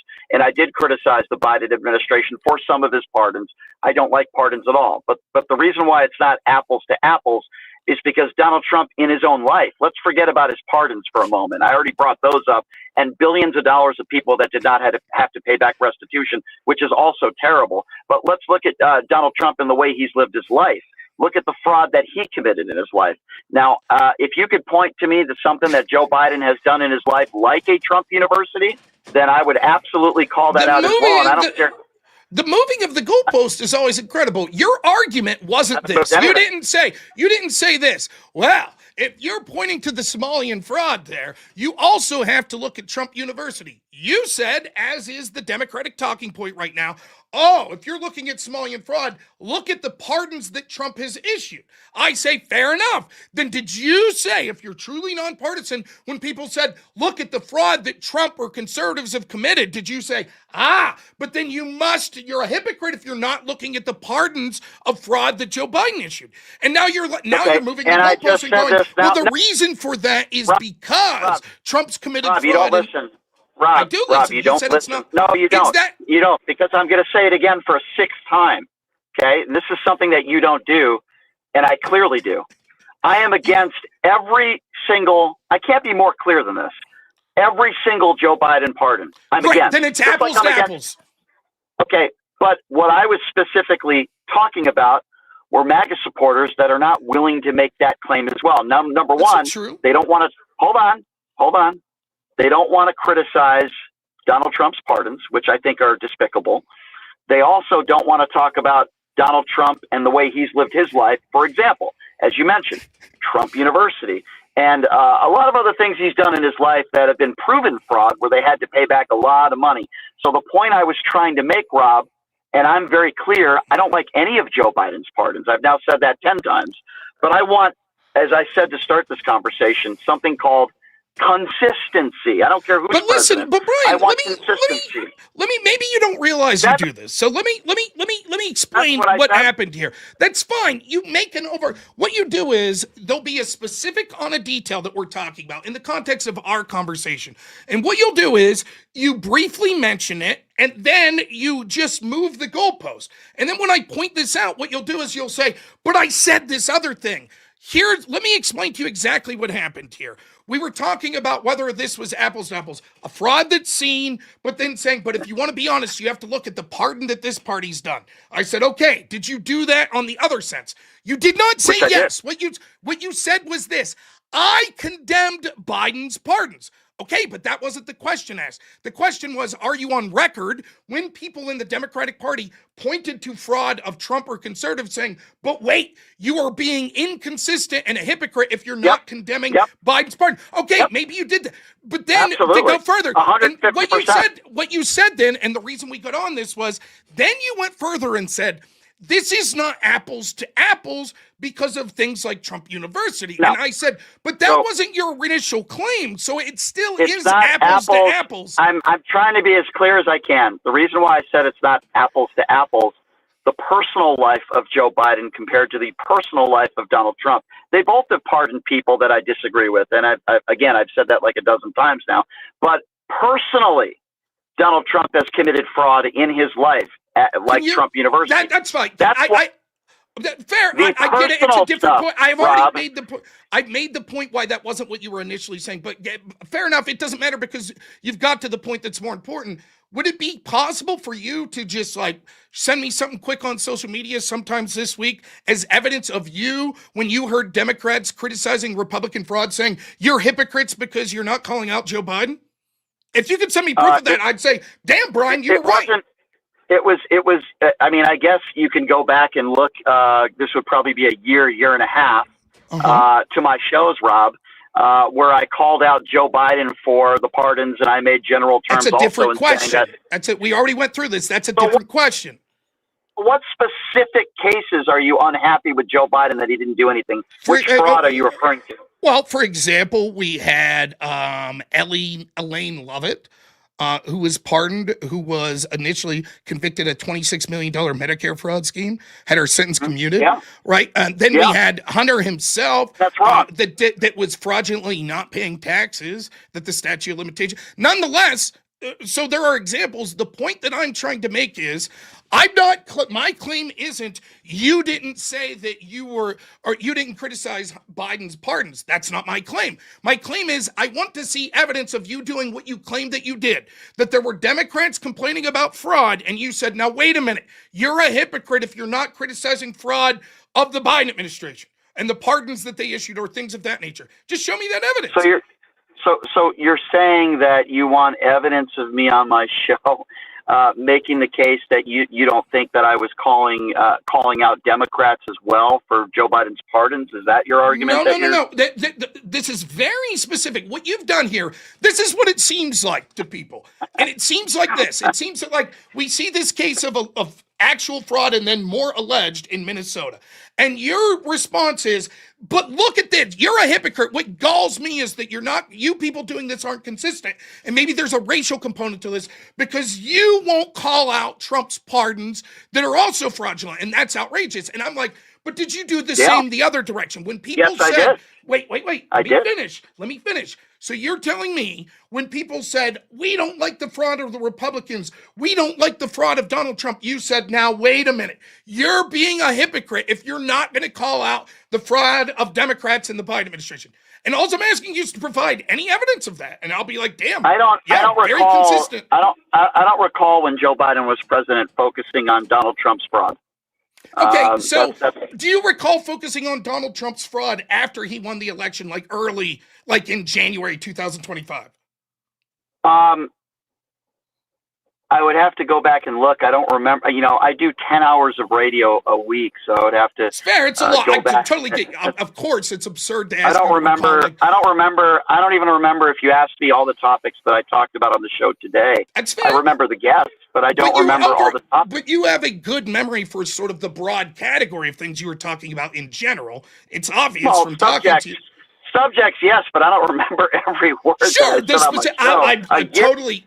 Of course, I'm not saying this to be facetious at all. Of course, when you talk as much as we do, it's absurd to ask to direct call. I totally get that. The point I'm trying to make, though, is clearly going into the 2024 election, the fraud of Donald Trump and his family was being talked about over and over by the Democratic Party. I also criticize. Hold on, but what you're saying about Joe Biden and the Hunter Biden stuff, I was very critical of Joe Biden because not necessarily just for the pardon, but the fact that he said he would not pardon his son, which I don't think he should have said, and then he did. I was very critical of. I understand why he did it. In fact, a lot of Republicans understand why he did it, but I thought him saying that he wasn't going to do it and then doing it made him look very, very bad. And I am 100% that I criticized him on that. I remember doing segments about that. Okay, but you understand that's not the point I'm trying to make, because I'm not going to beat around the bush. I'm just going to fucking tell you why I think that you're not being. Maybe your bias is clouding your vision of this. And let me say why. I don't think that circa into the election, right, like the month leading up to the election in 2024 election, and then after Trump was elected and the months after that, I bet you were like, this is going to be a fucking disaster. This guy is super corrupt. He's horrible. It's going to be a disaster for this country. And I know you know that even if you weren't doing that, which I believe you were, that was the argument Democrats were making going into the election and in the immediacy after Trump being elected. Around this time in December is when we're going to see a bunch of these pardons. I absolutely believe you that you were like, I don't like these pardons. Let me finish real quick. I believe you that you were like, I don't like these pardons. That I believe. What I don't believe is when you saw prominent Democrats calling out the corruption that they thought that Trump was engaged with, that you said, now wait a minute, you people are being hypocrites because of what Biden did. I don't believe you did that. And I would say, I would publicly say, if you could show me evidence of that, I would say, I called Brian Shapiro on this, and I was fucking wrong. He was absolutely right, and he brought the receipts. I would be happy to do it. Well, I'll have to pay somebody minimum wage to listen to every single one of my shows for a Try year a straight. Somalian. They could use the money. I'll try to do that. But here's what I will say leading up to the election. I was right. Because Donald Trump accepted a $400 million gift from Qatar, a $5.5 billion resort, Jared Kushner receiving $2.1 billion from the Saudis. Donald Trump has invited terrorists to the White House, and with large transactions. Who is the terrorist? The guy from Syria? Well, first of all, was known, it was proven that they killed Khashoggi. The prince was invited to the White House. Our own CIA and FBI said that he was responsible for killing and murdering a journalist. That is not an opinion. That is a fact. Listen, Khashoggi thing aside, there's a bunch of world leaders that come during every administration that are fucking despicable people. I remember when Gavin Newsom finally cleaned up the streets of California for President Xi. You don't think Xi's a despicable person? Okay, but he's the governor of California. I was just talking about the president of the United States. Biden's team met with Xi in the White House. Yeah. So you're comparing President Xi. Okay, so you're comparing President Xi to this situation that I'm referring to. Yes, I'm saying, in fact, Xi probably did far more harm. So here's why I bring that up. If you could show me where Biden had transactions with President Xi where he got a $5.5 billion resort there, or a $400 billion jet, or billions of dollars enriching his family, in this scheme that he has, investment scheme that Trump has, crypto, then I'm all ears. All right, sure, I could do that. I could do that. Hunter Biden's own messages said that he worked for the spy chief of China. Messages that said that he worked for the... Correct. Hunter Biden, in his own words, admitting that he worked for the spy chief of China. Yes. Okay, so first of all, Hunter Biden didn't work in the Joe Biden administration. You said enriching family. That's an argument you just made about Trump. Enriching family. And how did he take advantage of Joe Biden to do that? And how much money did he get? What are the specifics of that? The specific dollar amount that he got? I'm unaware of the actual specific dollar amount. How did he take advantage of Biden? Well, that depends. If you look at policies like, Biden welcomed Xi in, one of the first things the Biden administration did was stop the investigation into whether or not COVID came from a lab in China. Joe Biden allowed a Chinese spy balloon to traverse the entire continental United States. There's a bunch of things you could say. Well, Biden was easier on China than he could have been. The point is that we can see a direct financial considerations from the government of China, including the spy chief of China, and then we saw Biden sitting down with a dictator in Xi. Why didn't you have a problem with it? Yeah, we were told that balloon was going to start World War III. I remember. I don't think World War III started because what is that we were relevancy told. To what we just talked about? First of all, as I said once again, Hunter Biden never worked in the Joe Biden administration. As last I checked, Burisma was paying him $50,000 a month, and he was selling some paintings. Jared Kushner got $2.1 billion from the Saudis and a $5.5 billion resort. It doesn't matter. It doesn't matter. Even if we looked into this, even if I said, okay, what Kushner did was worse, it's irrelevant to the point that I'm making to you. Your point was, I'm consistent. And when I see this shit, I call it out. And I'm like, but wait a minute, we see almost an analogous situation, even if it's less money, and you're like, right out of the gate, you start equivocating. Instead of saying, you're fucking right, I called that out. Again, I have been very consistent on this, and I think there should be laws that are put on the books where family members of politicians are not allowed to take advantage of who their mother is or who their father is. But the difference here in this situation, well, first of all, Donald Trump is president of the United States right now, but again, Jared Kushner took $2.1 billion, and he actually worked in the Trump administration. And we are looking at unbelievable. Brian, do you see what you do? You say something, because here's the truth. Like, to the uninitiated person that might not be that informed, they'd be listening like, what? Trump brought people from, they killed Khashoggi, they brought him into the White House? And my argument's like, yeah, but this is what administrations do. They bring fucked up world leaders in. Like, that happens. It's shitty. Do they bring people, and do they accept? Do they accept $400 million then you're like, but here's what's different. People in Trump's family and and stuff like that, they enrich themselves from these people. And I'm like, okay, but isn't Xi bad? And you're like, of course Xi's bad. But no one in Biden's family enriched themselves. And I'm like, yes, they did. And then you immediately are like, well, but not as much. Okay, not as much. I think you're wrong about a lot of the Where things. did Hunter Real quick, Biden? Where did please, where let did me Hunter finish. Biden admit that he was a spy for China? Where did he admit that? I want to look that up. He said that he worked for the spy chief of China. And what was he doing? What was the position? So Where did they he were say doing that? a lot of like lobbying shit is what they were doing. So they were lobbying for sort of these industries that were in China. Why don't you know this? So Hunter was you have a radio lobbying for. show. Yeah, no, I know a lot, Rob. But where was this established? How much money did he take? And where's the evidence of that? Who was he working for? How much money did he accept? And again, I do think it's important to note that Hunter Biden never worked in the Joe Biden administration. Okay. So you mentioned Jared Kushner. Name me the specific name of the person that signed the check to Jared Kushner, what that company was, and the exact amount. Go ahead.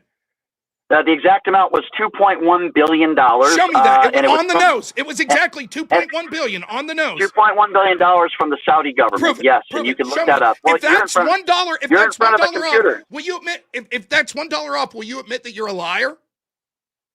Is that a serious statement that you're making? Yeah, it's a serious statement because what you do I'm of asking me. for a ballpark figure. Now the fact. Let me explain what just happened here. You're like, you can see the absurdity of the. You're like, okay, if I don't have the exact.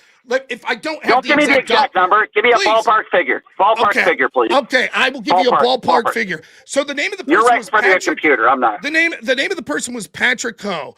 Hunter Biden received $1 million from CFEC affiliated entities that were representing Ho.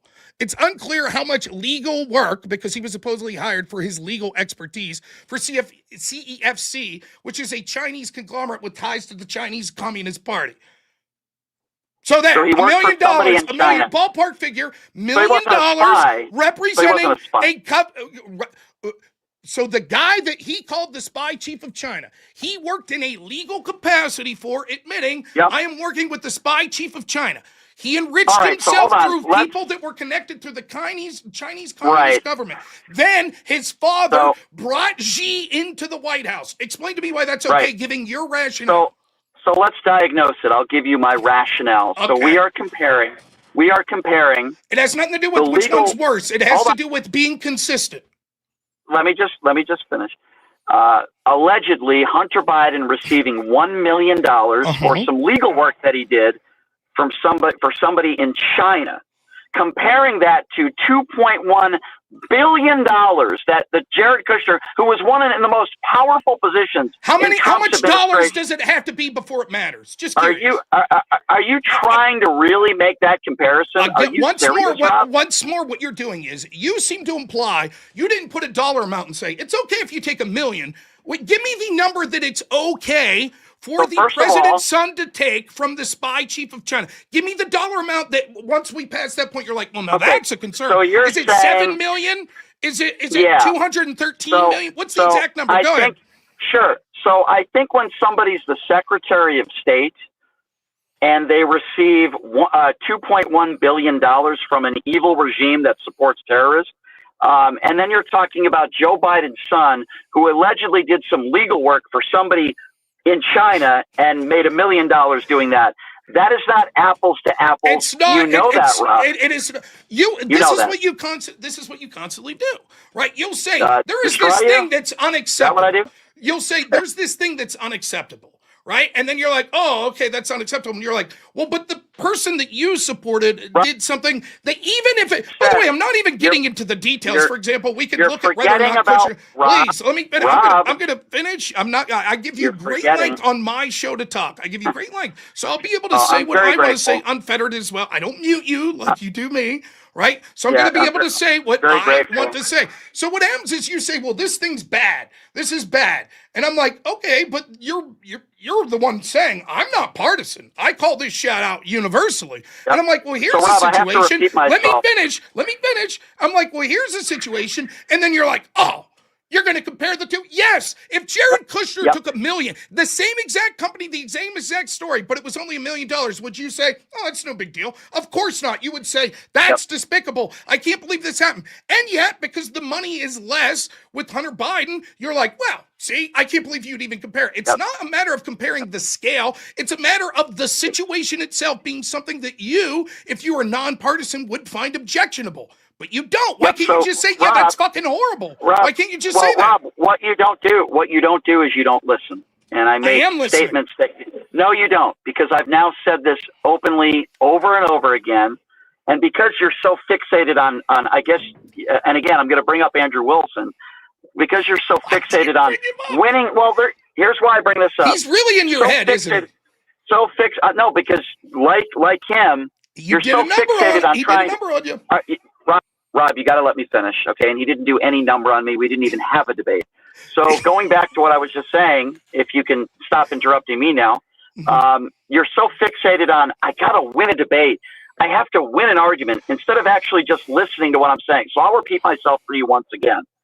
I believe there should be laws in the books where family members should not be able to take advantage of who their father or mother is. Now, if Hunter Biden took advantage, and I would imagine he did, of who his father is, even though he wasn't in the administration, and even though he wasn't the Secretary of State, and even though he didn't take $2.1 billion from terrorists, okay? If in fact he used who his father is to make $1 million off of some bad guy in China, I absolutely think that is wrong. And you try to win a debate and you try to win an argument without listening to me. Now, I also go as far as to say, while if that's true, I do think it's wrong. I think more dangerous to the country is when you have somebody in the high power, one of the highest positions in government, in what Jared Kushner was in, taking $2.1 billion from the Saudis. I find even more egregious and serious than what Hunter Biden did. Now, if you actually pay attention to what I just said, it's pretty reasonable what I'm saying. What you do is this. What you do is you constantly move the goalposts, and so what will happen is you'll say, anything. "Yes, this is Not what happens." moving You'll say a bunch of things. You'll say a bunch of things that independently aren't responsive to the exact thing we're talking about, and then I'll start to go. Let me finish. Then I'll start to go through them one by one.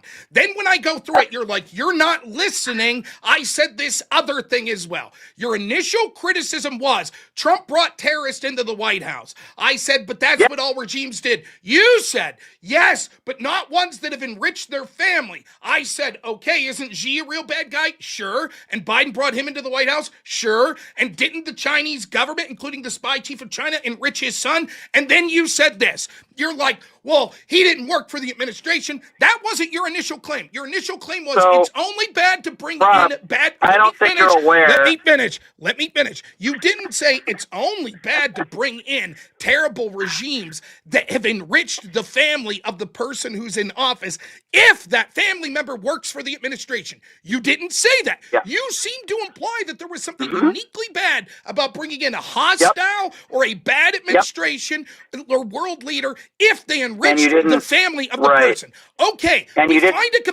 finish. We find a comparison. Then the next thing you said is, are we really going to compare the dollar amount? I say, look, it's not about the scale of it. It's about that this action itself should be objectionable. Then you say, Rob, you're not listening. I said that blah, blah, blah. And you go back to point one.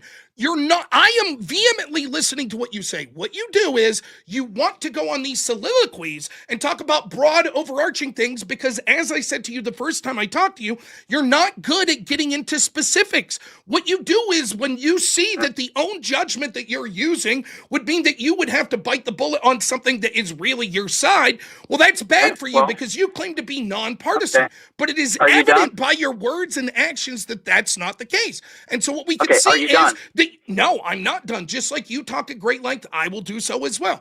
And so what we see is you constantly play these shell games and these movie games. It doesn't matter. I could be like, oh, and by the way, right, here is, someone directly in Biden's administration that took $100 million, and you're going to equivocate. For example, I could tell you, did you vote for Hillary Clinton? You'll say yes. I'll say, did you know that while she was on the board, or while she was Secretary of State, and her team was voting for the Uranium One deal, that her husband, Bill Clinton, went over and personally met with Vladimir Putin, and then like a month later was paid $500,000 as a speaking fee from a Russian-owned bank? And you would say, well, let's go through with this. Was she ever actually now, you know what president? I would say? And you know what I would say, Rob? You know what I would say? Because you're ignorant to facts. Here's what I would say. Number one, that's one of the reasons why I didn't vote for Hillary Clinton, which you're obviously ignorant to. It's another reason. Hold on, I'm not done yet. Now I've talked for 5 seconds. I also would not support Bill Clinton. I was very what's the word I'm looking for? Hypocritical of Bill Clinton personally. And it's one of the reasons why I did not vote for Hillary Clinton, because I believe the Clintons are extremely corrupt. I didn't vote for Hillary Clinton. I didn't vote for Barack Obama. So that's what I would say, Rob. Unlike you, when was the last Democrat that you voted for? Locally? No, national election. I mean, I'm just curious. Like, have you ever voted for a Democrat? Nope. Not like for president or anything of that sort. No. So that's interesting. You're against corruption. Wait a minute. No, wait. I like the admission that you made there. So it doesn't have to be proven guilty in a court of law because you're against Hillary because of what Bill did, even though he's never found guilty of anything. There's a lot of. So I thought his behavior with Monica Lewinsky, it's one of the reasons why I would not vote for him if he ran for president tomorrow. No. But you said you specifically were talking about the uranium one, Bill Clinton meeting with Russia. You talked about that. I'm shocked. That hasn't been proven in a court of law. But I do believe still didn't. Well, I'm trying to explain to you my rationale. I'm trying to explain it to you. Sure. I believe the Clintons are extremely corrupt individuals, just like I believe the Trump family are extremely corrupt people. Hold on. I'll talk about the Bidens. I don't believe Joe Biden personally rises anywhere near to the level as Trump or Clinton families. No, I don't. Did Hunter Biden take advantage of who his father is? Absolutely. I've talked about that. I talked about Burisma. I've talked about, but I think and hold on. Another issue I have with the Jared Kushner thing is that he didn't send Mike Pompeo over there when he was supposed to. In the last 6 months of Donald Trump's first presidency, he wasn't sending Mike Pompeo over there. You know who he sent over there? Jared Kushner. Wow, and then a few months after Donald Trump left office, Kushner gets a $2.1 billion check. Okay, great. So just to be clear, there are different. I'm just trying to finish. Let me land my plane here. There are different levels of corruption. I don't like corruption, period, as I've said before. If Hunter Biden accepted money and took advantage of who his father was, then I am not okay with that either. And you're trying to get me in some sort of gotcha like you always do. It's not going to work with me, Rob. Ryan, that's your exact game. We point to fraud in Minnesota and your gotchas, but what about Trump? Then when the same thing's turned on you, you're like, this is outrageous. Let me finish. So it's clear then, I just want to be clear. A yes, no will suffice. You talked about and were influenced, even though it didn't rise to the level of guilty in a court of law, Bill Clinton, specifically the story of him meeting with Vladimir Putin and then being paid $500,000. You talked about this. There are multiple reasons. That story. That's what I'm interested in. Did you talk about that one? Yes, I did. And the reason why I talked about, there are probably 50 reasons why I didn't vote for Hillary Clinton. Yes, I do believe the Clintons are corrupt. I believe the Trump family is corrupt. Okay, great. I understand. So just to get to the point. So the point is, even though it didn't, no. You already talked to the big chunk, and then I ask you one question. You try to talk to the big chunk again. So let me land my plane, and then you'll have your chance to speak. So it's clear that with this specific story, even though it didn't rise to the level of criminality, the circumstantial evidence was there enough for you to say, I'm not saying the guy should be in jail, but I can't support him because I think that's evidence of corruption. Given that you know about the Burisma story, what do you think about the fact that Joe Biden, whose son was on the board of directors with the very company, of the fact that of a corrupt Russian oligarch type guy, who was a Russian allied oligarch, right? It was Joe Biden himself who was the point person for weeding out corruption in Ukraine. That went to the president of Ukraine and said that he was going to withhold $1 billion in guaranteed loans if they didn't fire the prosecutor that, at least on paper, was supposed to be investigating. And then, wait, it gets even better. Predictably, once that prosecutor was fired, the new prosecutor, which Biden admitted looked good, came in. One of the first things that prosecutor did within 6 months was to let Hunter Biden's boss completely off the hook. Did you not think that was circumstantial evidence of corruption? Yep. This is where you're 150% wrong on this story. First of all, Joe Biden wanted to fire him because he didn't feel like he was doing enough to prosecute, and every Republican was on his side on That's this not true. issue. You can go in front of your computer and you can type it right now. You No, are 100% do you want wrong to? on That this.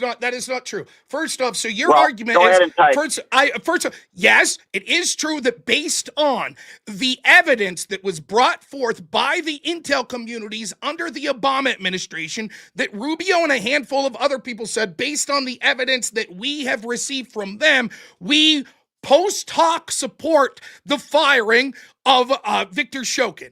My question to you, I have two questions. One, so you're saying in part that Joe Biden was upset that this prosecutor, Victor Shokin, wasn't looking into Burisma hard enough? You can go on the record and look at your. I asked you a specific right question. Now. Can you answer that question? Part of your and argument I'm, is and I'm part of your answering argument. it, and I'm answering it. You're not. And I'm answering it, and I'm You're not not. getting paid to debate you right now, but I think I'm being very cordial with my time. I think with I'm you being right very now. cordial in allowing you on my show. What are you Well, we talking can, about? all right. Well, we can end it right now then, if you'd like, Rob. I mean, I'll continue it for a couple more minutes. You're going to but- end it because you know that you're wrong on this story? Is that what you're suggesting? No, I asked you a specific question. I'll give you a because chance to you're- answer. Because you're not letting me answer, and when I get to a point where you don't let me answer questions, that's when the conversation is over. I'm trying to answer your question, Rob. Yes, what I am saying is Joe Biden wanted a different prosecutor because he didn't believe that this guy was doing enough to prosecute. Now you can look that up if you don't believe me, but that is why Republicans were on Joe Biden's side. I need to clarify. I need you to are clarify. making it sound. I need to clarify. I need to clarify this question. You are saying, in particular, this Burisma case was one of the cases that Joe Biden was upset that he didn't think Victor Shokin was prosecuting hard enough.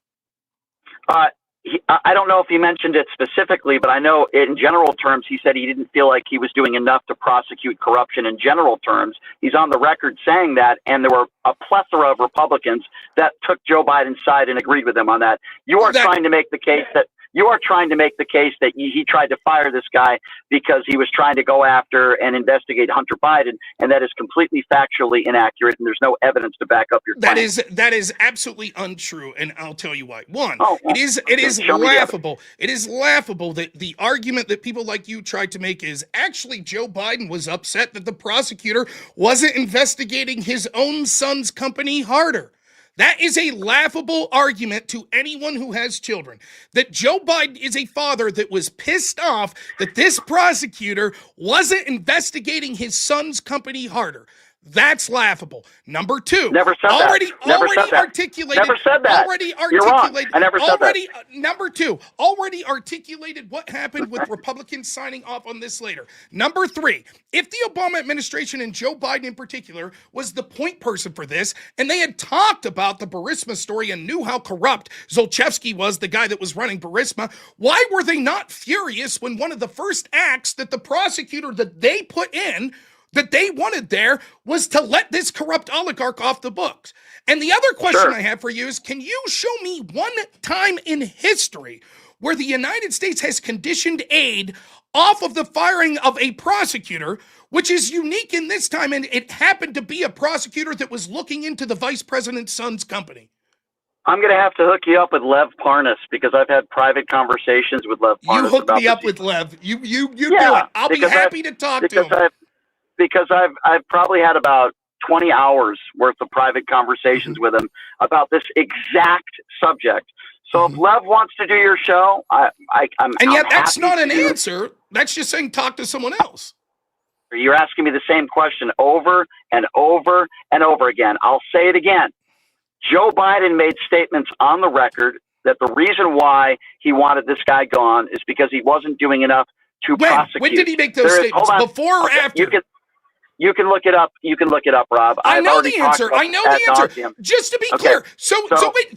So if that's the case, when we're talking, hell, we'll keep it in the country of Ukraine. So when Trump says, oh, no, there wasn't a quid pro quo when I was talking to Zelensky, on the record, I've said, I just wanted them to cooperate in potential corruption investigations. You said, fair enough for me. That's what Donald Trump's on the record is saying. You said, no problem there. No appearance of corruption. That's what you said, right? Because Trump was on the record. What is your question What is your question, Rob? If you're Can you tell me saying, well, because Joe Biden, whose son gratefully benefited, and his son's company greatly benefited by the firing of this prosecutor, because he on the record said, oh, no, that's not why I did it. I did it because I just wanted them to actually investigate corruption. By the same token, then you accept when Trump says, oh, no, I wasn't doing a quid pro quo to investigate Biden's for the politics. I did it because I wanted them to investigate corruption. Why you accept that? So when you have, I'll answer your question. So in that specific situation, Donald Trump was asking another world leader of another country to investigate one of his political rivals. If you could find me an example of Joe Biden or any prominent Democrat or Joe Biden in this situation that asked and pressured another world leader to investigate one of his political rivals, then I'll say that's just as wrong. When you have somebody in the case of Donald Trump who asked another world leader, in this case Zelensky, to investigate his political opponent and political rival,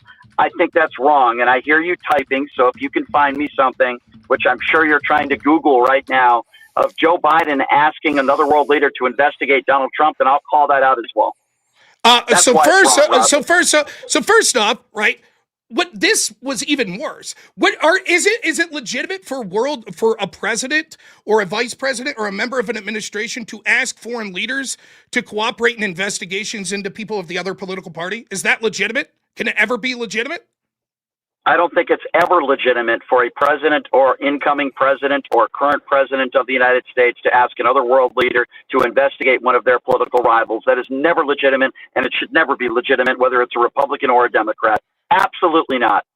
So just to be clear, if anyone in the Obama administration was asking, let me finish. Unlike you, I can call let me finish. Was asking European allies to cooperate in the FBI investigation into Crossfire Hurricane, you would say that's horribly corrupt. Hold on. There's a difference between cooperating in an already open investigation and asking a world leader to open up an investigation. Do you not are you that dumb you don't know the difference? Come on, Rob. I think that there was I think can you explain to me the difference? So it's okay as long as Trump's team. So just to be clear, if Trump's team already had been investigating Biden, let me finish. I'll ask the specific question. If I could show you that Trump's team was already investigating Biden, then you would say, "Oh, okay, it's not an issue." No, Trump's team. First of all, there's no evidence of that. But there's a difference between Trump's team. I don't even know what you mean by that. His DOJ. Okay, so you're talking about the FBI. So first of all, that's not the way he phrased it. He didn't say, "Hey, we're asking you to cooperate, Mr. Zelensky, in this investigation." That's not what Donald Trump said. You know exactly what he said. There's a difference between asking people to just cooperate in an investigation and somebody asking somebody to investigate and open up an investigation. You tell me exactly what he said. You tell me exactly. You know exactly what he said. You look into it. Look into it. We'd like you to look into it. Why do I have to look into it? You know exactly. You just seem to imply you know exactly what he said. That's what he said. That's what Trump said. He said, "Look into it." We'd like you to look into it. Yeah. Okay. Am I wrong? Did he not say that? I don't know what his exact verbiage was. I know that he legitimately thought that there were crimes committed and that he wanted it looked into because they were trying to figure out whether or not that we should cooperate with a country that was engaged in corruption. He didn't ask. Okay, so he didn't ask Zelensky to cooperate. He didn't say, "Hey, we're investigating blah, blah, blah, blah, blah," or "We have an open investigation. Mr. Zelensky, we just want you guys to cooperate." That is exactly not what he said. He specifically said in that call that he called a perfect phone call, which was anything but perfect. He said, "We'd like you to look into Joe Biden and corruption." He's asking another world leader in another country to investigate his political opponent. Now, if you don't think that's wrong and you're totally okay with that, Rob, then we don't have anything in common. Which I think we do anyway. I think that is pales in comparison to using $1 billion of our tax dollars to force the firing of a prosecutor that's looking into the vice president's son. I think that is world's worst. And the fact that you don't have a problem with that, shows that we are not on the same planet. Well, I guess all the Republicans were wrong too. I guess all the Republicans were okay with it too, but I guess they were all wrong too, right? Because they agreed with Joe Biden. Why is that, Rob? I just told you. Where did the Republicans talk to Viktor Shokin? Did they talk to Poroshenko? Oh, so they were on board with what Joe Biden was doing. No, Don't they you weren't. think if they thought? Did that? Oh, they okay, weren't. I want okay. you. I want they you. weren't. Listen to me? Is your claim that Republicans, before Joe Biden issued this quid pro quo, said, "Yep, go ahead and do that"? When Joe Biden pressured this prosecutor to be fired, there were a plethora of sitting Republicans in office that backed Joe Biden. Why is that, Rob? Why is that? I'm asking you a specific question. You seem to know. Why about won't you this. answer my I'm question? asking. I will answer the question, and I already did, and you didn't listen. And so now it seems that your answer seemed to suggest that your claim is that Republicans were involved in the decision of the quid pro quo and said, yes, go ahead and do this, Biden. Didn't say they were involved in the decision. Or is what happened Didn't say that that. Biden did Didn't it, say and that. then months later, Republicans said, we support the firing. Which one Didn't was say it? they were. Didn't say they were. Again, you're mischaracterizing what I said. I didn't say they were, quote, involved in the decision. What I did say is that they supported the decision. Those are two completely different things.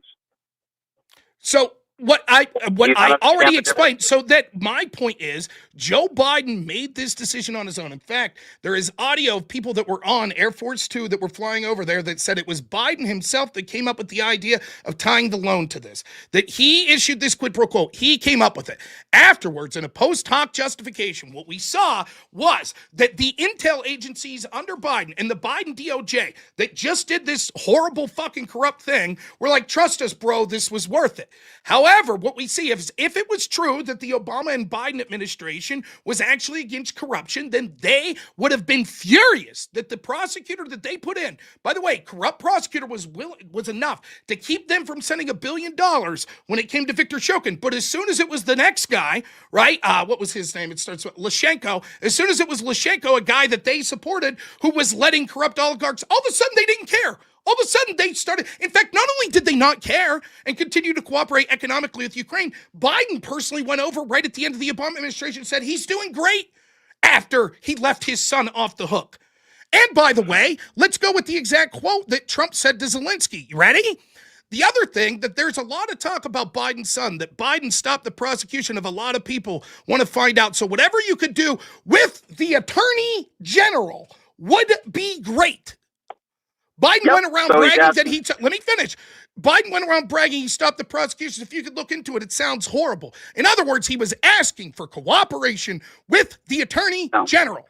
Now you left that part out, didn't you? He wasn't asking for cooperation. I think 99% of people that are not partisan hacks would look at that statement and say Trump is asking Zelensky to pressure to open up an investigation into his political opponent. It's very obvious, Rob. I think it's very obvious. I think it is even more obvious that Joe Biden wanted the prosecutor looking into his son fired, and that's exactly what he got. Well, that's exactly Rob, what he got, and you know it. You know it too. I gave you my supported that shit. Again. And then here's the best part. Wait. Let me finish. Here's the best part. You and the Democrats supported it. Let me Republicans finish. supported it, not just me, Rob. You supported this, and then it worked. The prosecutor got fired, and then you were furious when the next administration came in and said, that's corrupt. We want to look into it. You said, no.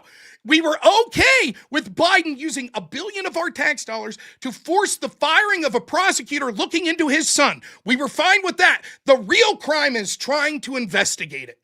That's what you're completely mischaracterizing of what Joe Biden did, and you're not obviously nothing is going to change your mind because you have your no, he did not, and you have it set in your mind. Okay, and you have it in your mind, and it was Joe Biden and others that all held the same opinion, which was they didn't feel like he was doing enough to prosecute fraud. And Rob, we can go through this over and over and over again. You obviously think that Joe Biden was more corrupt than Donald Trump. You obviously think that there was more corruption in the Biden administration. I think there's corruption in every administration, but you think there was just as much, if not more, corruption in the Biden administration than the Trump administration. So how can we have a fair conversation? Okay, well, you're right. It is hard to have these conversations. So you just said that Biden never issued a quid pro quo. We'll play this. I'm sorry, what? Say that again. You just said that Biden never issued a quid pro quo. So here we go. So I got I thought you were talking about Donald Trump. Please be quiet. I So thought the you were audience, talking about Trump. please be quiet so the audience can hear. I said, did not please understand be, what you just please said. be quiet. Please be quiet. Then you're you can address. You can address after I play this clip and then talk about it. Then you can address it. So you said that Joe Biden did not issue a quid pro quo. Here we go. So I got Ukraine. Did not say That is that. what you said. I remember going over convincing our team or others to convincing us that we should be providing for loan guarantees. And I went over for, I guess, the 12th, 13th time to Kyiv, and I was supposed to announce that there was another $1 billion loan guarantee. And I had gotten a commitment from Poroshenko and from Yatsenyuk that they would take action against the state prosecutor, and they didn't.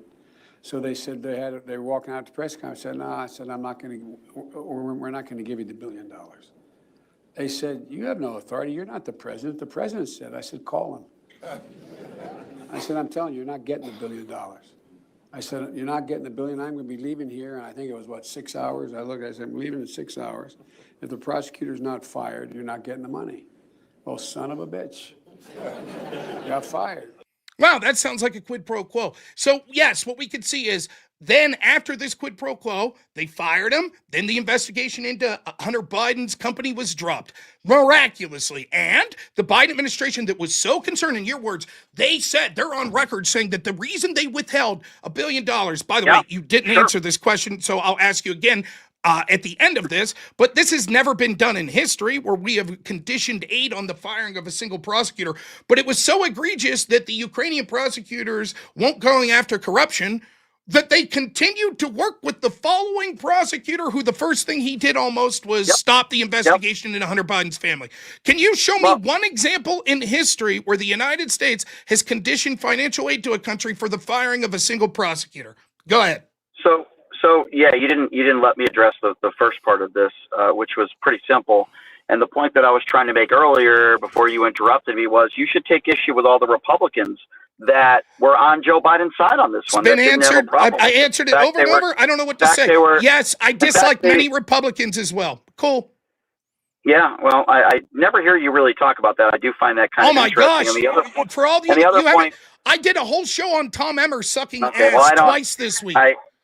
I tune in when I have a few minutes, Rob, and I was driving in my car. Did you just hear me lambasting Trump for this Venezuelan strike? No, I haven't. I don't listen to your show. That's literally what I was talking about when you showed up in the chat. I wasn't. I wasn't listening. I just came in and I just said, hey, and came in. I wasn't really. It wasn't really. I know. I'm being honest with you. I wasn't listening to the topic of what you were bringing up. I thought the topic, going from the beginning of this, the topic was, I believe, Nick Shirley. But Debate panel stream, maybe Somali Daycare Center was the name of the video. What I was talking about was I did a debate panel and then I left and was playing music, which I know you're listening to and you're lying because you said, listening to music. Let me finish. You said listening to music. And then as I was playing that music, I was also talking about the Venezuelan strikes in between that music. So I know you were listening. You heard the music and the Venezuelan strikes. Me talking about it was after the music. I did not. I'm being honest with you. I did not hear anything about Venezuelan strikes. All right, maybe not. Maybe I'll believe you. I take it back. I believe you. Fair enough. I made a funny comment about saying, "Wow, I was going to join, but watching two middle-aged men listen to music is not really my thing." And I was about to go, and then I saw the link that you put in Republicans. I criticize Republicans all the time. Nonetheless, I already answered this part. Can you explain to me? You're honestly going to look here and tell me that you think that Joe Biden didn't have his son, who was being investigated by this prosecutor in Ukraine, that didn't weigh in on his decision to want this prosecutor fired, and it's just purely coincidental that once that happened, his son's company was left off the hook. That's what you're going to tell me. Do you think his son's company committed crimes? You think they were criminal? Sure. What did he do? What are the crimes? Well, first off, the Biden administration, or the Obama-Biden administration itself, including members in the State Department that testified in the impeachment hearing of Trump, said, we all knew that Zlochevsky was this corrupt Russian oligarch. Some of the crimes that he was... what did he do? Okay, I'll tell you exactly what he did. Hunter Biden. No, it doesn't... Whoa. It doesn't matter if Hunter Biden committed... No, it does matter, because we're talking about Hunter Biden, and you're making the case that Joe Biden was trying to cover for his son.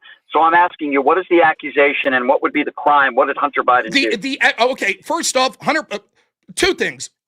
One, I'll tell you the crimes, and then you're not going to interrupt, and I'm going to tell you the second part, which is even more important. Tax fraud, because he was getting money from them and didn't pay taxes. Secondly, failing to register as a foreign lobbyist, which he was lobbying for Burisma back home. Now, those crimes, though, would be irrelevant because what you seem to be implying is that he would only have incentive to help his son out of a crime. But that's not true. He would also have incentive to help his son's company that was paying him tens of thousands of dollars a month, which is exactly what happened. He successfully, whatever you want to think, what the end result of what Joe Biden did was an incredible boon to Hunter Biden and the company he worked for. Because by getting rid of the prosecutor, Zlochevsky, who had fled Ukraine, within 6 months triumphantly came back because the charges against him were dropped. The charges that Zlochevsky was accused of was doing things like doing bribery and fraud with gas leases that were official state gas leases that were coming through the country of Ukraine.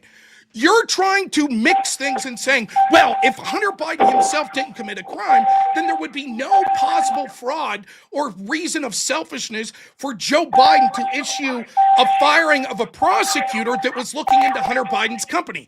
That is nonsensical, and you know it. Are you done now? Yes. So, okay, good. So first of all, Hunter Biden was charged under the Biden administration, and his DOJ was charged with tax fraud, and he was prosecuted for that. So that's number one. Statute of limitations went out in the law. It's irrelevant to, at this moment, in 2016, Joe Biden issuing this quid pro quo. Under Joe Biden's DOJ, you had mentioned tax fraud, and Hunter Biden was charged and prosecuted under Joe Biden's DOJ for tax Your fraud. argument was in reference to this quid pro quo in 2016. What potential crime had Hunter Biden committed that maybe was being attempted to cover up? Then you say because they left the statute of limitations run out on some of these tax crimes, and after immense pressure, including a judge that had to say how strange the prosecutor's sort of immunity deal that they were giving, or plea bargain that they were giving to Hunter Biden, after immense political pressure. Hold on. Hey, Rob. Let me finish. Rob, they gave Hunter Biden a slap on. Give me 2 minutes and I'll come back. Let me finish. Give me 2 minutes. I just parked my I'm going car. to I got finish to this get into point. my I'm place. going to finish this point, and then I got to wrap up for the night anyway. So I'm going to finish this point. You got to wrap up. I thought, what is it, 4 o'clock in the morning there? Yes. So I've been streaming for 6 hours. Right. Can I so, ask you? Hold on. Just take a deep breath for a second. You do this every night? I'm genuinely asking. Do you do this every night? Done around. I stream almost every night. Normally I'm done around 2 a.m. How many hours per day do you stream? Usually 4 or 5. Now I'll finish the point. So the point was back then the fact that they would be attempting to potentially cover up these crimes, and then what we see is years later they let the FAR violations, never charge them, let the statute of limitations on the tax crimes run out, and then after being embarrassed, we're forced to give them a slap on the wrist with some of these tax crimes to only have Joe Biden then pardon him on the way out. And that's your evidence that, oh, trust me, Joe, we'll take, in fact, it's laughable given that Joe Biden's own words were, I promise I won't pardon my son, but yet you take his word back here in 2016 when he says, trust me, it had nothing to do with my son. It was about weeding out corruption. Why would we trust a known liar? Well, again, do you trust Donald Trump? I mean, you say you don't trust Joe Biden and you think he's a known liar. If Donald Trump forced the firing of a prosecutor that was looking into his son, I absolutely wouldn't just take his word and say, well, he said it wants nothing to do with the son. Oh, interesting. Let's talk about all the people that worked under Jack Smith that Donald Trump pressured and all those agents that investigated January 6th, where Jack Smith testified under oath. And the video was circulated, as I'm sure you saw over the last 48 hours. All of the people that worked under Jack Smith that lost their jobs because they investigated January 6th. Did you have a problem with that? No, I didn't have a problem with a political investigation into Donald Trump from people that were going outside the scope of what they're doing, using lawfare against Donald Trump, then being... Did you have a problem with the investigations into Donald Trump? Which investigation? There's plenty of them, Rob. Which one of you? January 6th? Did you have a problem with any one of them? Well, he was prosecuted and found guilty. Did you have that's not the question. Did you have a problem with any one of them? Well, we're talking about January 6th. So did you have a problem with any one of the prosecutions against Trump? It's a simple question. Why can't you say yes or no? Rob, why can't you say yes or no? because we're talking about January 6th right now, because that's what I Did brought you up. have If a we're talking- problem with any of the prosecution? Okay, you didn't have a problem with the January 6th prosecution. Which Great. Next question. Did you have a problem with any of the prosecutions against Donald Trump?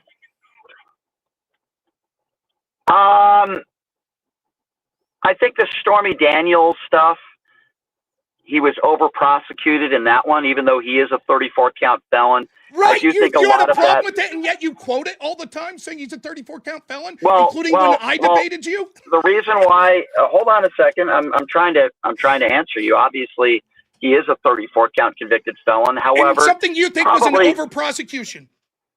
I thought I thought the strongest case, and I'm on the record saying this, I've said it many a times, was the Jack Smith case, and I thought the Stormy Daniels case was probably the least strongest case. So then why do you, so did you have a problem with the Stormy Daniels case? What do you mean, did I have a problem?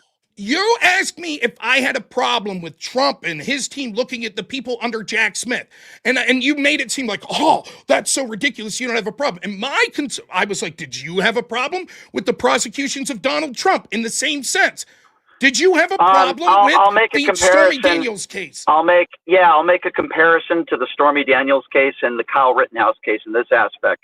I thought the prosecutors tried to over prosecute him.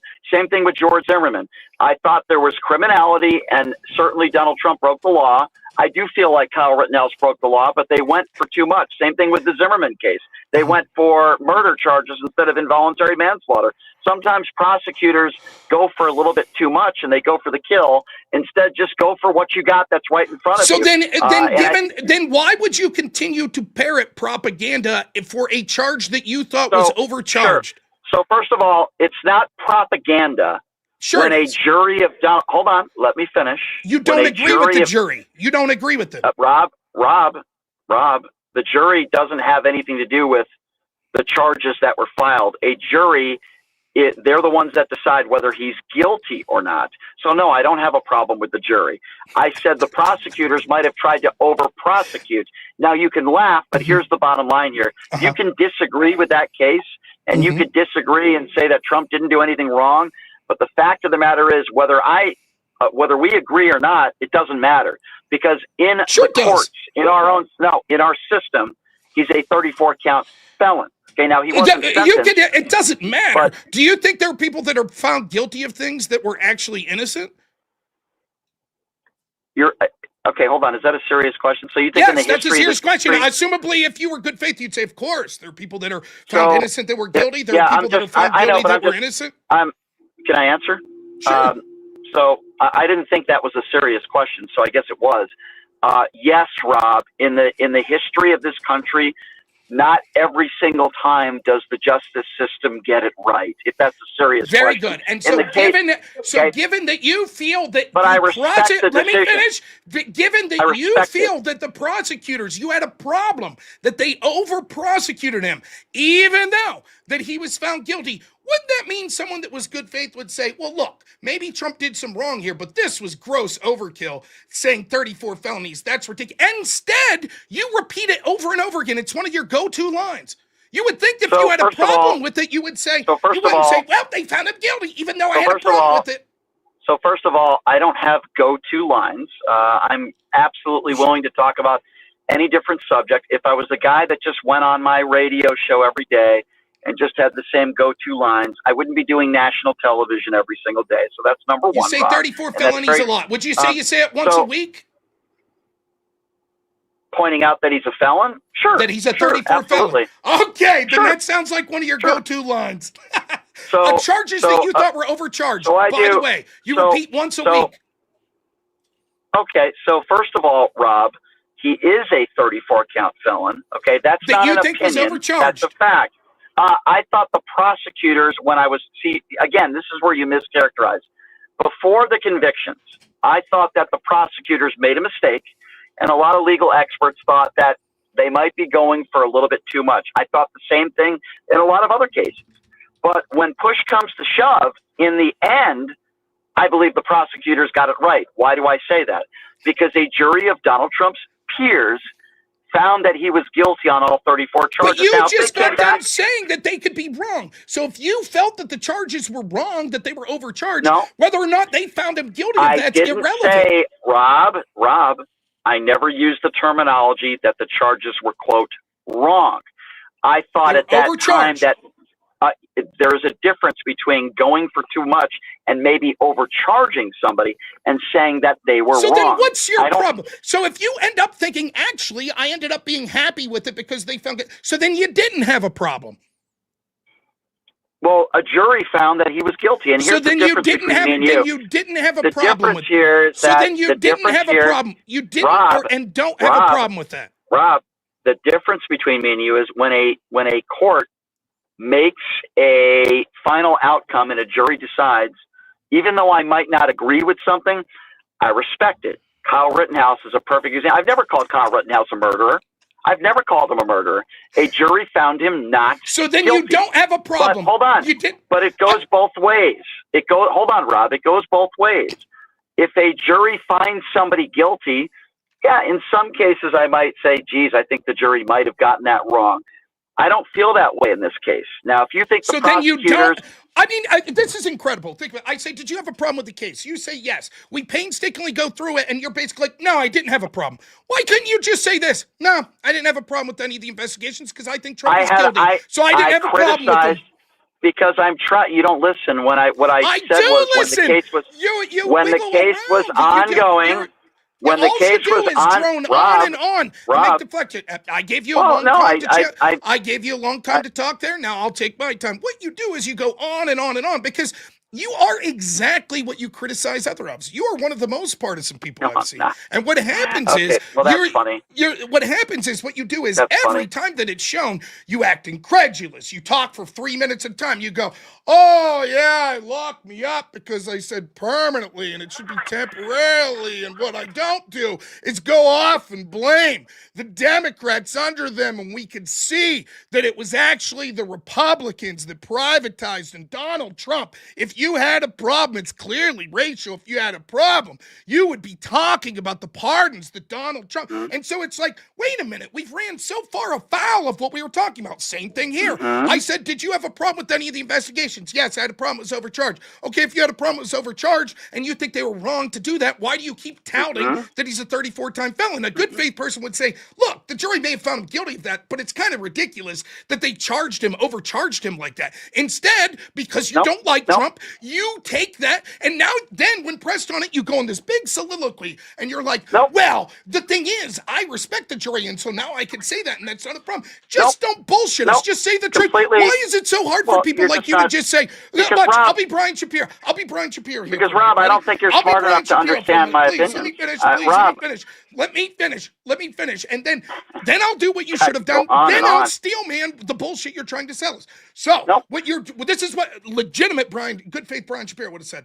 I actually think Trump was guilty of all those things. So no, I don't think anyone's above the law, and I have no problem then that they decided to investigate a man who I firmly believe was guilty. That's what I think. Now, instead of doing that, you fed us a line of shit. Now what you're going to try to do to him and Hawes, you're going to say this. What I'm saying is initially, Rob, when the charges were filed, I thought they made a mistake because they overcharged him. And sometimes when you overcharge someone, what ends up happening is that they're end up found innocent. That's what we saw in the Rittenhouse situation. And so therefore I had a problem in that sense. Of course, the obvious answer that I'll have to that is it was obvious that I was asking, did you have a problem in the sense of, did you have a problem with the investigation prosecution itself? Not did you have a problem that you thought the prosecutors made a mistake that could have benefited Donald Trump?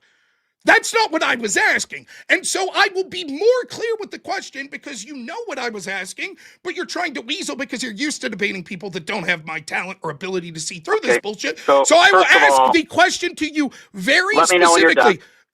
Here it comes. You ready? Here's the question. Did you have a problem in that you thought that there was something unethical that went into the investigations into Donald Trump? So you just went on a 5-minute diatribe. And I'm going to respond to everything that you said. I bet you don't. First of all, go for it. Are you going to be quiet?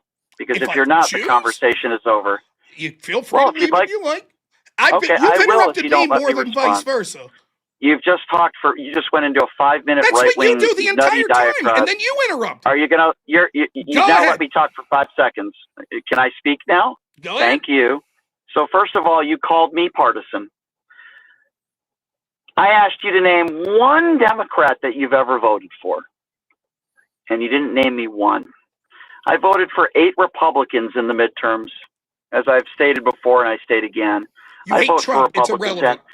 Rob, you spoke for 5 minutes. I've spoke for now 15 seconds. I don't, Please, Brian, you spoke on my show more totally than I have in this conversation. So don't spare me your bullshit here. I don't mute you like you do me. Stop playing now proceed. victim and just stop playing victim and just You're let me the finish. victim. You're the one saying, Rob, I've only spoken. That's you being the victim. Rob, Go I'm ahead. trying to be nice here. Just stop and let me respond. You called me a partisan, okay? Now, unlike you, in this entire conversation, I've called out corruption on both sides.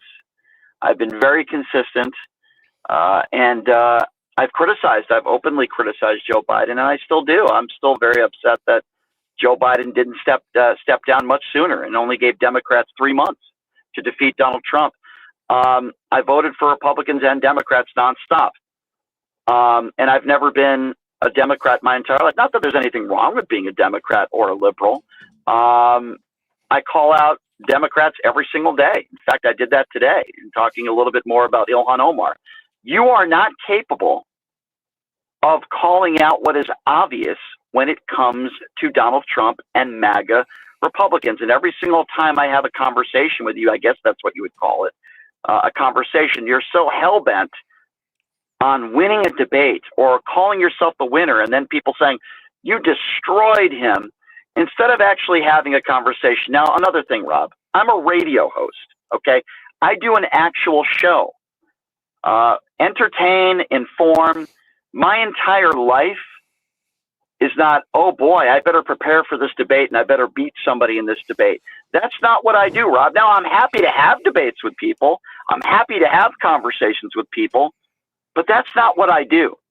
I do a show where I go over the news of the last 24 hours of the day, and when they ask me to go on panels like Piers Morgan, or if they ask me to go on Cuomo's show or OAN I did the other day, I'm happy to have a 10-minute, conversation about the news while I might agree or disagree with someone, because I'm a very opinionated guy. That's what I do. But I don't vote for somebody just because they have a D next to their name, and I don't vote for somebody just because, I'm in some sort of political affiliation. So when you say I'm the most partisan person you've ever seen, that is laughable, and it is a joke. It is an absolute fucking joke. I am for border security. I am for capital punishment. I agree with Republicans on a number of different policies, and it's why, again, I voted for 8 Republicans in the midterms. So I am not a partisan person like you claim I am. That's number one. Number two, every single time I have these conversations with you, you're only criticizing Democrats. It's like you'll criticize somebody like me. All you do, you have Trump derangement syndrome. All you do is well, first of all, Donald Trump is currently the president of the United States. You didn't hear me talking a lot about Donald Trump for 3 years when Joe Biden was president. I did talk about him the latter year when the elections were going on and they were running campaigns. Mm-hmm. But you make the case that, well, you have Trump derangements. Donald Trump is the president of the United States. Joe Biden is no longer the president. Now, if you want to blame Joe Biden for all the problems we have in this country now, that's fine. You can go ahead and you can do that, Rob. But I like to focus on the present, because that's what my radio show does. I focus on what's going on right now, what's in the news, like what's going on in Minnesota. Trump's going on in the news right now. Trump's pardon. What's going That's what's in the news right now? That's what you focus on. That's your go-to. That's your go-to. Trump's pardon. No, is that in the that's news not right true. now? Is that the news right now? So no, I'll it's tell you not. Well, yeah, it Go is ahead, actually. finish up. You got 30 seconds. You got 30 seconds. Then I'll answer. Oh, I'm on the clock. Okay. Yes. So what I did talk about when it comes to pardons was Donald Trump pardoning a drug lord and a guy that was responsible for bringing in so many drugs in this country. I did talk about that pardon because that was recent and that was in the news. In fact, I talk about the pardons of Donald Trump in his first year in office. Absolutely. Because he's the president of the United States. And these are fairly recent pardons. I still talk about the pardons of January 6th because Donald Trump constantly talks about law and order. Now he's the current president of the United Okay, States. there we go. You're 30, more than 30 seconds. So here we go. One, you said you're going to answer everything I said. You barely did anything. Instead, you went on a soliloquy about how you're not partisan. Being partisan doesn't mean that you're just Democrat or Republican. You are partisan in the sense that you are pro-establishment and you just fucking despise Donald Trump. And it is evident to anyone watching that your hatred of Donald Trump outweighs any sort of affiliation you would have with any ability to be someone that would be able to put aside that partisan hatred and bias against Trump to be able to evaluate things fairly. Secondly, the idea that you want to accuse me of being someone that's like, every time I talk to you, you only criticize. You literally came on the show as I was eviscerating Donald Trump. And every time I talk to you, what you want to do is we talk about a story and you immediately go, but Trump. And then when I point out, but wait a minute, you don't have the same sort of veracity. So just because he's the president, Tim Walz is the governor, where we see all of this fraud occurring. And your answer to that is, but Trump, but Republicans. That's your answer to that. Every single time. That's always what you do. We've painstakingly gone through. Because the prior governor. You can be quiet now. You can be quiet now. So what we've seen is we've painstakingly gone through the examples here tonight and every other time that this is what you do. That you just constantly pivot to, what about Trump? What about this? It was your initial reaction. You spread misinformation of the people that were Democratic operatives and Democratic journalists and pundits that were saying this place was permanently closed. It was bullshit. When I call it out, you instantly pivot to but Trump, but Trump, but Trump. That's what you do. That's not what it's I did. What you do every single time. Number three, I noticed that you were incapable of answering the question I asked about if you had any ethical concerns with anything, any of the investigations against Donald Trump. Not that you had problems with the investigation in that it almost helped Trump, but that you had problems that you thought, wait a minute, I thought this went too far. Number four, it is evident the way you kick and grind your teeth and fucking drag your heels when we talk about corruption of people that you supported like Joe Biden. For example, the quid pro quo Joe thing that we're talking about here. No, you don't see the evidence that, oh, he asked to fire the prosecutor that was looking into his son. You're just like, oh, I think it was good, Republican said. Again, it's not a matter of Republican Democrat. It's a matter of establishment people and the people you support that are engaged in this corruption, and you're absolutely willing to cheer it on. Who do I support? Lastly, when you talk about you hate Trump, that's what's actually Who do I support? At least who do I support? Let me finish. I'll tell you. It's not so much that you support someone. You, like everyone else that suffers TDS, aren't capable of actually putting forth things in the affirmative. Your entire political mantra at this point is pure hatred of Donald Trump. So this means there is no politician in the world that you would be unwilling to sacrifice to take down Donald Trump. That's why you're able to give this veneer of nonpartisanship where you say, yeah, I was against Hillary. Yeah, I was against Biden. But in real time, particularly with Biden, none of the shit matters. You don't engage in the same veracity against Biden as you would Trump. Then you try to put off this veneer, but I voted for Republicans, therefore trust me, I'm nonpartisan. It's a joke. Everyone can see that your real agenda is that you fucking hate Donald Trump. That's what you build your brand off. That's what you do. Just own it. Stop pretending that's not what you are and say, no, it's not that. No, you can't respond. I'm going to finish. Lastly, you're not done yet. The idea that you say, hey, I don't debate. I'm not in it for wins and loses. I honestly, now I didn't say you were the most partisan person I've dealt with, but I will say this. I said you're very partisan. You're maybe the most partisan out of us. But this is true. I don't know that I've ever seen someone I've interacted with that has as low a self-esteem as you. You are incredibly thin-skinned. So much so that you're texting me when you're at America Face. So now you want to get personal. If you want to get personal, then I'm going to go. Okay, if that's the way you're going to go. See you later. If you're going to get personal with me, with me about, hold on. Yes, I am going to get personal. I'm not going to hold on. I'm going to finish my point. You just said I have low self-esteem. I'm going to finish my point. I'm getting personal. I have low self-esteem. I'm going to finish my point, right? You're the one, every time I've talked to you, you've gotten personal. You are fat.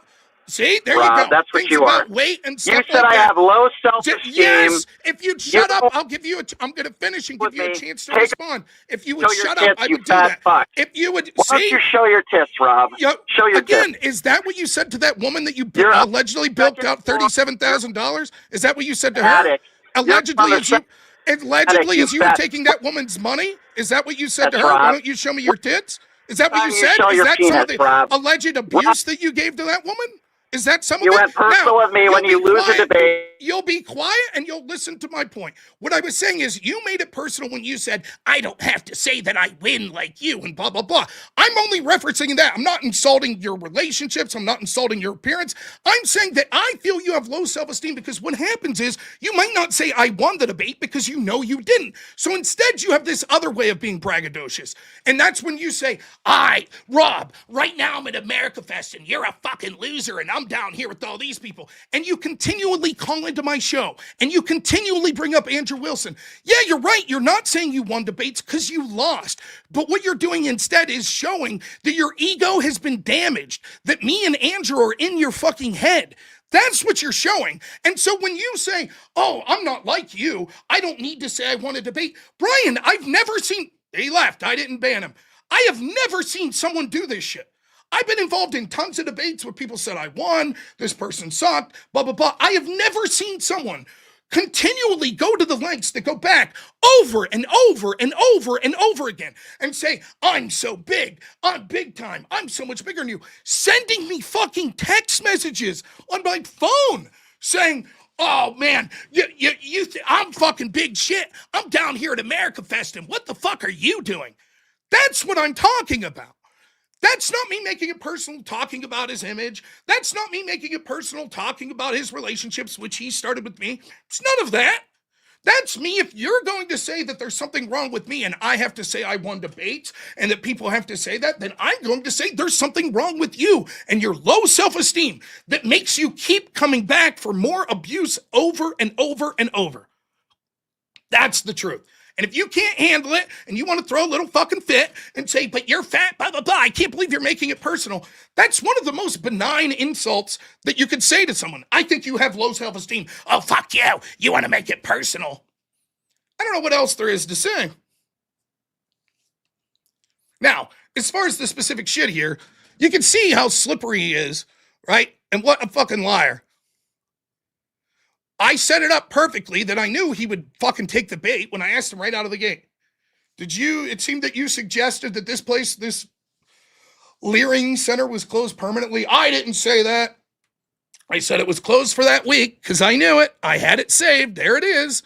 He said it was closed permanently. So he knows he's caught. So instead of saying, I made a mistake, the reason he made the mistake because all he was doing was parroting what all these other people were saying about the story. Right out of the gate, you had people, it's been debunked. That place has been closed permanently. It was closed permanently. And then the dude that's like a partial owner comes up and is like, yes, we're open. Like the next day, and they just move right along. Like they didn't say that. If he would have said, yeah, okay, I was wrong about that. I'll admit, I'll take the L. I'll admit when I'm wrong. And yeah, okay. He acts like the word permanently wasn't a big deal. He literally capitalized it. All caps, because he knew that the implication was, of course it doesn't look like children are there. Of course it's all boarded up and shit. It's been permanently closed. Not that they took a week off. That's a completely different story. So then he acts like, first he acts like he didn't say it. Then when you bring receipts, he's like, well, it's no big deal. It's incredulous.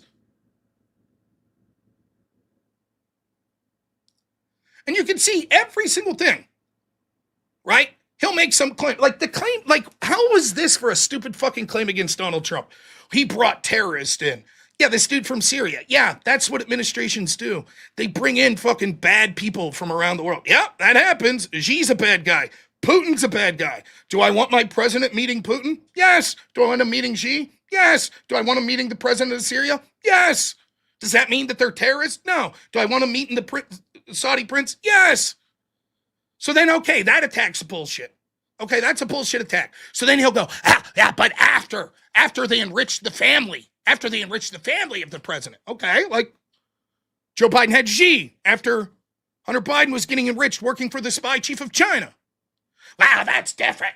And it's not like Hunter Biden worked with the administration. That's not what you said. You said enriching family. Oh, I can't believe you'd say that's the same. You're not listening to me. Then when it came to are you telling me that just look at what he does. The pattern, it's so amazing. And it's so funny that anyone falls for this bullshit. It's absolutely hilarious. He says something that's wrong. He'll say, okay, I'm going to address that. First, yeah, I said permanently, but okay. Oh boy, call Elon Musk, call the X-Cops. And second, it's like, here's what I'm not doing. And blah, blah, blah, blah, blah, blah, blah, blah, blah. And then all of a sudden you end up way over here after 2.5 minutes of it's like, yeah, but back to where you were wrong, sure. This part, right, where it's like, Khashoggi and all this and blah, blah, blah, and Jared Kushner. It's like, okay, but if that's wrong, we have this. Then he goes, instead of just being like, oh, fuck, yeah, wow, that happened, that's bad. He's like, well, I can't even believe you'd say the amounts and blah, blah, blah, blah, blah. And just goes on and on and on. Then when it came to the pardon thing, right, I'm like, so your argument is we're looking at Minnesota fraud, and you're like, but you're a hypocrite if you don't look at Trump's pardons. Okay, so then if Democrats are looking at Trump's frauds, did you say, but you're a hypocrite if you don't look at Biden's pardons? And he keeps saying, this is how slippery he is. He says, yes, I criticize Biden's pardons. Yeah, but that's not the question. That's not what I asked you. That's not what I said. I don't think you're listening to me, Rob. I blah, blah, blah, blah, blah, blah, blah, blah, blah, blah, blah, blah, and I told you. I don't know how many times I've said I criticize the pardons. Okay, that's not the question. Well, it's apples to oranges. It's not apples to apples and blah, blah, blah, blah, blah, blah, blah, blah, blah. And the problem is Trump University or Trump. Yeah, but that wasn't the point. You didn't say Minneapolis fraud, Trump University. You said Minneapolis fraud, Trump's pardons. So I said, okay, if Democrats said Republican fraud, would you say Biden, but you're a hypocrite for Biden's pardons? Well, now because Trump University, that's the difference. Yes, you are correct that no two situations are ever completely analogous. And then he finally breaks down. It's like, yes, I said it. I said, can you give me any proof? I'll happily, even still, I would do it. I would happily, if he could provide proof. Yes, I had Democrats on my show, or I was posting on social media when Democrats were talking about Republican fraud or Trump fraud. I would be like, now, wait a minute. That sounds awful hypocritical. You ain't calling out Joe Biden. Now, you know, and I know that he never did that. He didn't. He's full of shit. There's a reason he sees this story that's really bad for the Democrats and immediately jumps in on the Democrat talking points. But Trump's pardons. There's a reason.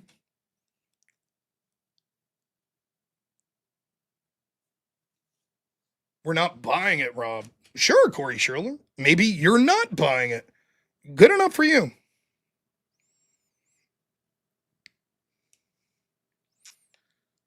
Joe Biden, the whole quid pro quo. He acts like, it's funny, he gets like one or two pieces. Oh, you don't know about this. It's like, well, no. I know way more than you do in these situations. Maduro captured. Great. All right. I got to read Super Chats and then wrap her up. We'll do whip shit tomorrow. Intel Wild, $1. Thank you so much. Gavin Freenan, $5 says, apparently Marines and Venezuela soldiers are fighting on the streets now, and Venezuela media has announced full mobilization. God bless our troops, and may none of them be hurt. Never Lucky, Rubber Ducky, $20. Have you heard of the news about Caracas, Venezuela? We did. Zach Gelpy, $10. Thanks, man. Says, wasn't the baker that refused to bake the cake was inundated with reporters going into his establishment asking for a quote? That was private property, didn't seem to stop them. Of course, he's full of shit, he knows. The real problem is they don't want fraud exposed. That's the real problem. And like I said, they wouldn't have a fucking problem in the world if it was people undercover going into Trump-owned properties and shit. We'd be perfectly fine with it. Cracking down, $2 says, fight. Thank you. Devil's Radberry, $2 says, Brian. Unless you diagnose psychological disorder. Chop, thanks so much for being a member. Devil's Raspberry says, if you're not careful, Brian will leave and never come back. And then Chop, $20. Thank you. Says, Rob's earned after dealing with Lion Brian. Thank you. FDNY, thank you for the $5. Says, we captured Maduro. Thank you, I heard. Captain Planet, $10 says, well done. Thank you, it's my pleasure. Patrick L, $20 says, wrecked. Yeah. Mr. Somebody, $20 says, thanks for the early morning blood. Thank you. Happy to do it. Mika Heckland, $5 says, careful, Rob. He might team up with Raging Beefsteak. Achilles, $20. $26 says, go. Sorry, I'm losing my voice. Plus, it's a little late.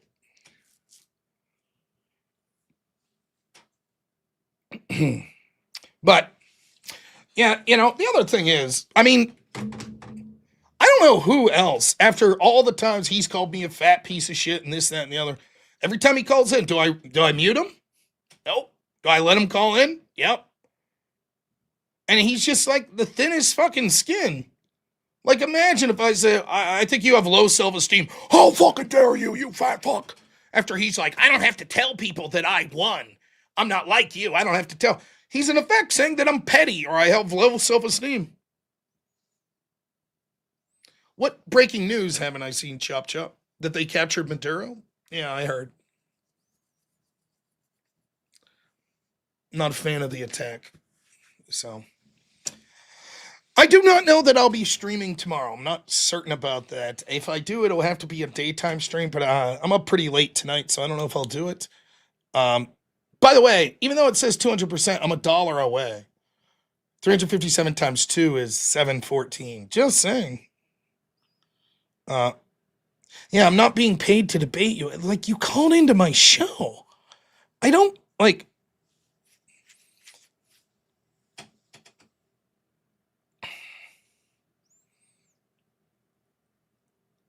$2,000 away. Almost there. But yeah, we gotta get 80 cents. Someone's gonna donate at least 80 cents to get us to 714. Or it'll feel cheap. It'll feel hollow. Anyways, I wish Brian well. I thought I treated him pretty good. Given sort of the way those interactions tend to go. There we go, Zach Kelpie. $2. Thank you. Over on Rumble. Make sure I didn't miss anything. I don't think so. I'm going to bed. Yeah, me too, man. I don't even got my headset on. You can't even hear. Avarice. So, all right. I suppose I should find someone to maybe Speakeasy's still on. Let me see. Have a good night, chat. I'm gonna go back out. Take it easy, have a good Avarice. night, man. See you tomorrow, or at least I'll talk to you tomorrow. Let us raid.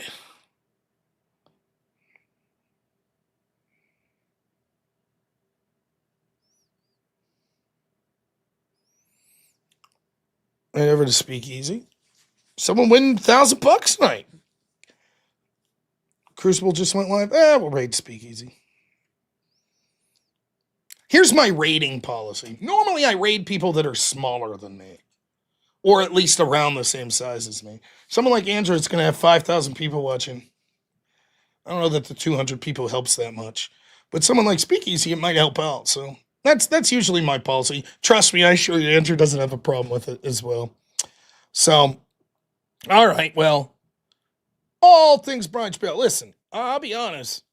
I have my feelings on Brian Shapiro, but I don't wish him any hard feelings. Like, I hope he made it home safe. It sounds like he did. He wasn't driving, so good luck to him. As far as everything else, thank you to Speakeasy. And what was the name? What was the name of the guy? Steelborn. Thank you to him. He was fucking legit. No fucking joke. There's no joke. He beat me in that debate. Good for him, man. Good stuff. So that was fun over in Speakeasy's panel. I had a good time. Thank you to Avarice. Thank you to my great editor, Black Elk, who, by the way, Black Elk put up a post today. Spoiler alert, sometimes Black Elk is typing on post on my channel and it's not me, it's him. So he put up a post about Black Elk being lazy. And I think a couple people were like, hey, fuck you, Rob. It's like, But now Black Elk taking a much deserved day off. So thank you so much, man. He's the man. So thank you. Thank you to all my mods. There's a lot, but the primary ones I always thank: EOD, Achilles, Naughty Germ, Sense Forehead, of course, Are We Not Men? Thank you. And another great song that Are We Not Men made for us. So thank you so much for that, man. Really appreciate it. We're raiding over to Speakeasy. Of course, we have the outro, and you should keep Charlie Kirk in your prayers and his family. Please do. However, also please pray tonight for our service members. And even the people of Venezuela, and even the military of Venezuela. I take no pleasure. I understand that conflict sometimes is necessary. I have already given my thoughts. I'm not happy about this, but just saying to end this. I hope that it resolves as peacefully as possible with as little death and harm, particular to U.S. soldiers, but also to everyone involved. So please say a prayer. that this resolves as best as possible. So thank you all so much. I don't know if I'll be streaming tomorrow. Like I said, I'm doing the last Christmas thing that I'm doing, which is at my wife's father's house, is tomorrow. So I don't know. I probably won't be streaming. So, all right. Thanks so much, everyone. We'll talk to you all soon. As always, have a good one. Only in America is it possible to say, you know what, I don't like the way the country is going, and to do something about it. Take that risk. Take that leap of faith. Stay involved. Trust God and act obediently. Romans 12:2 verse. That God will use all things, for good for those who love him. It's bigger than you. I want you to remember that. It is bigger than you. It's bigger than me. You are here to make somebody else's life better, the pursuit of liberty and freedom. You know what gives me strength? The hundreds of thousands of you that say, Charlie, keep going. 1 Corinthians 5 and 15. So that's all pretty amazing evidence, not just intra-biblical evidence, but extra-biblical evidence that Jesus Christ was a real person. He lived a perfect life. He was crucified, died, and rose on the third day, and he is Lord and God of all.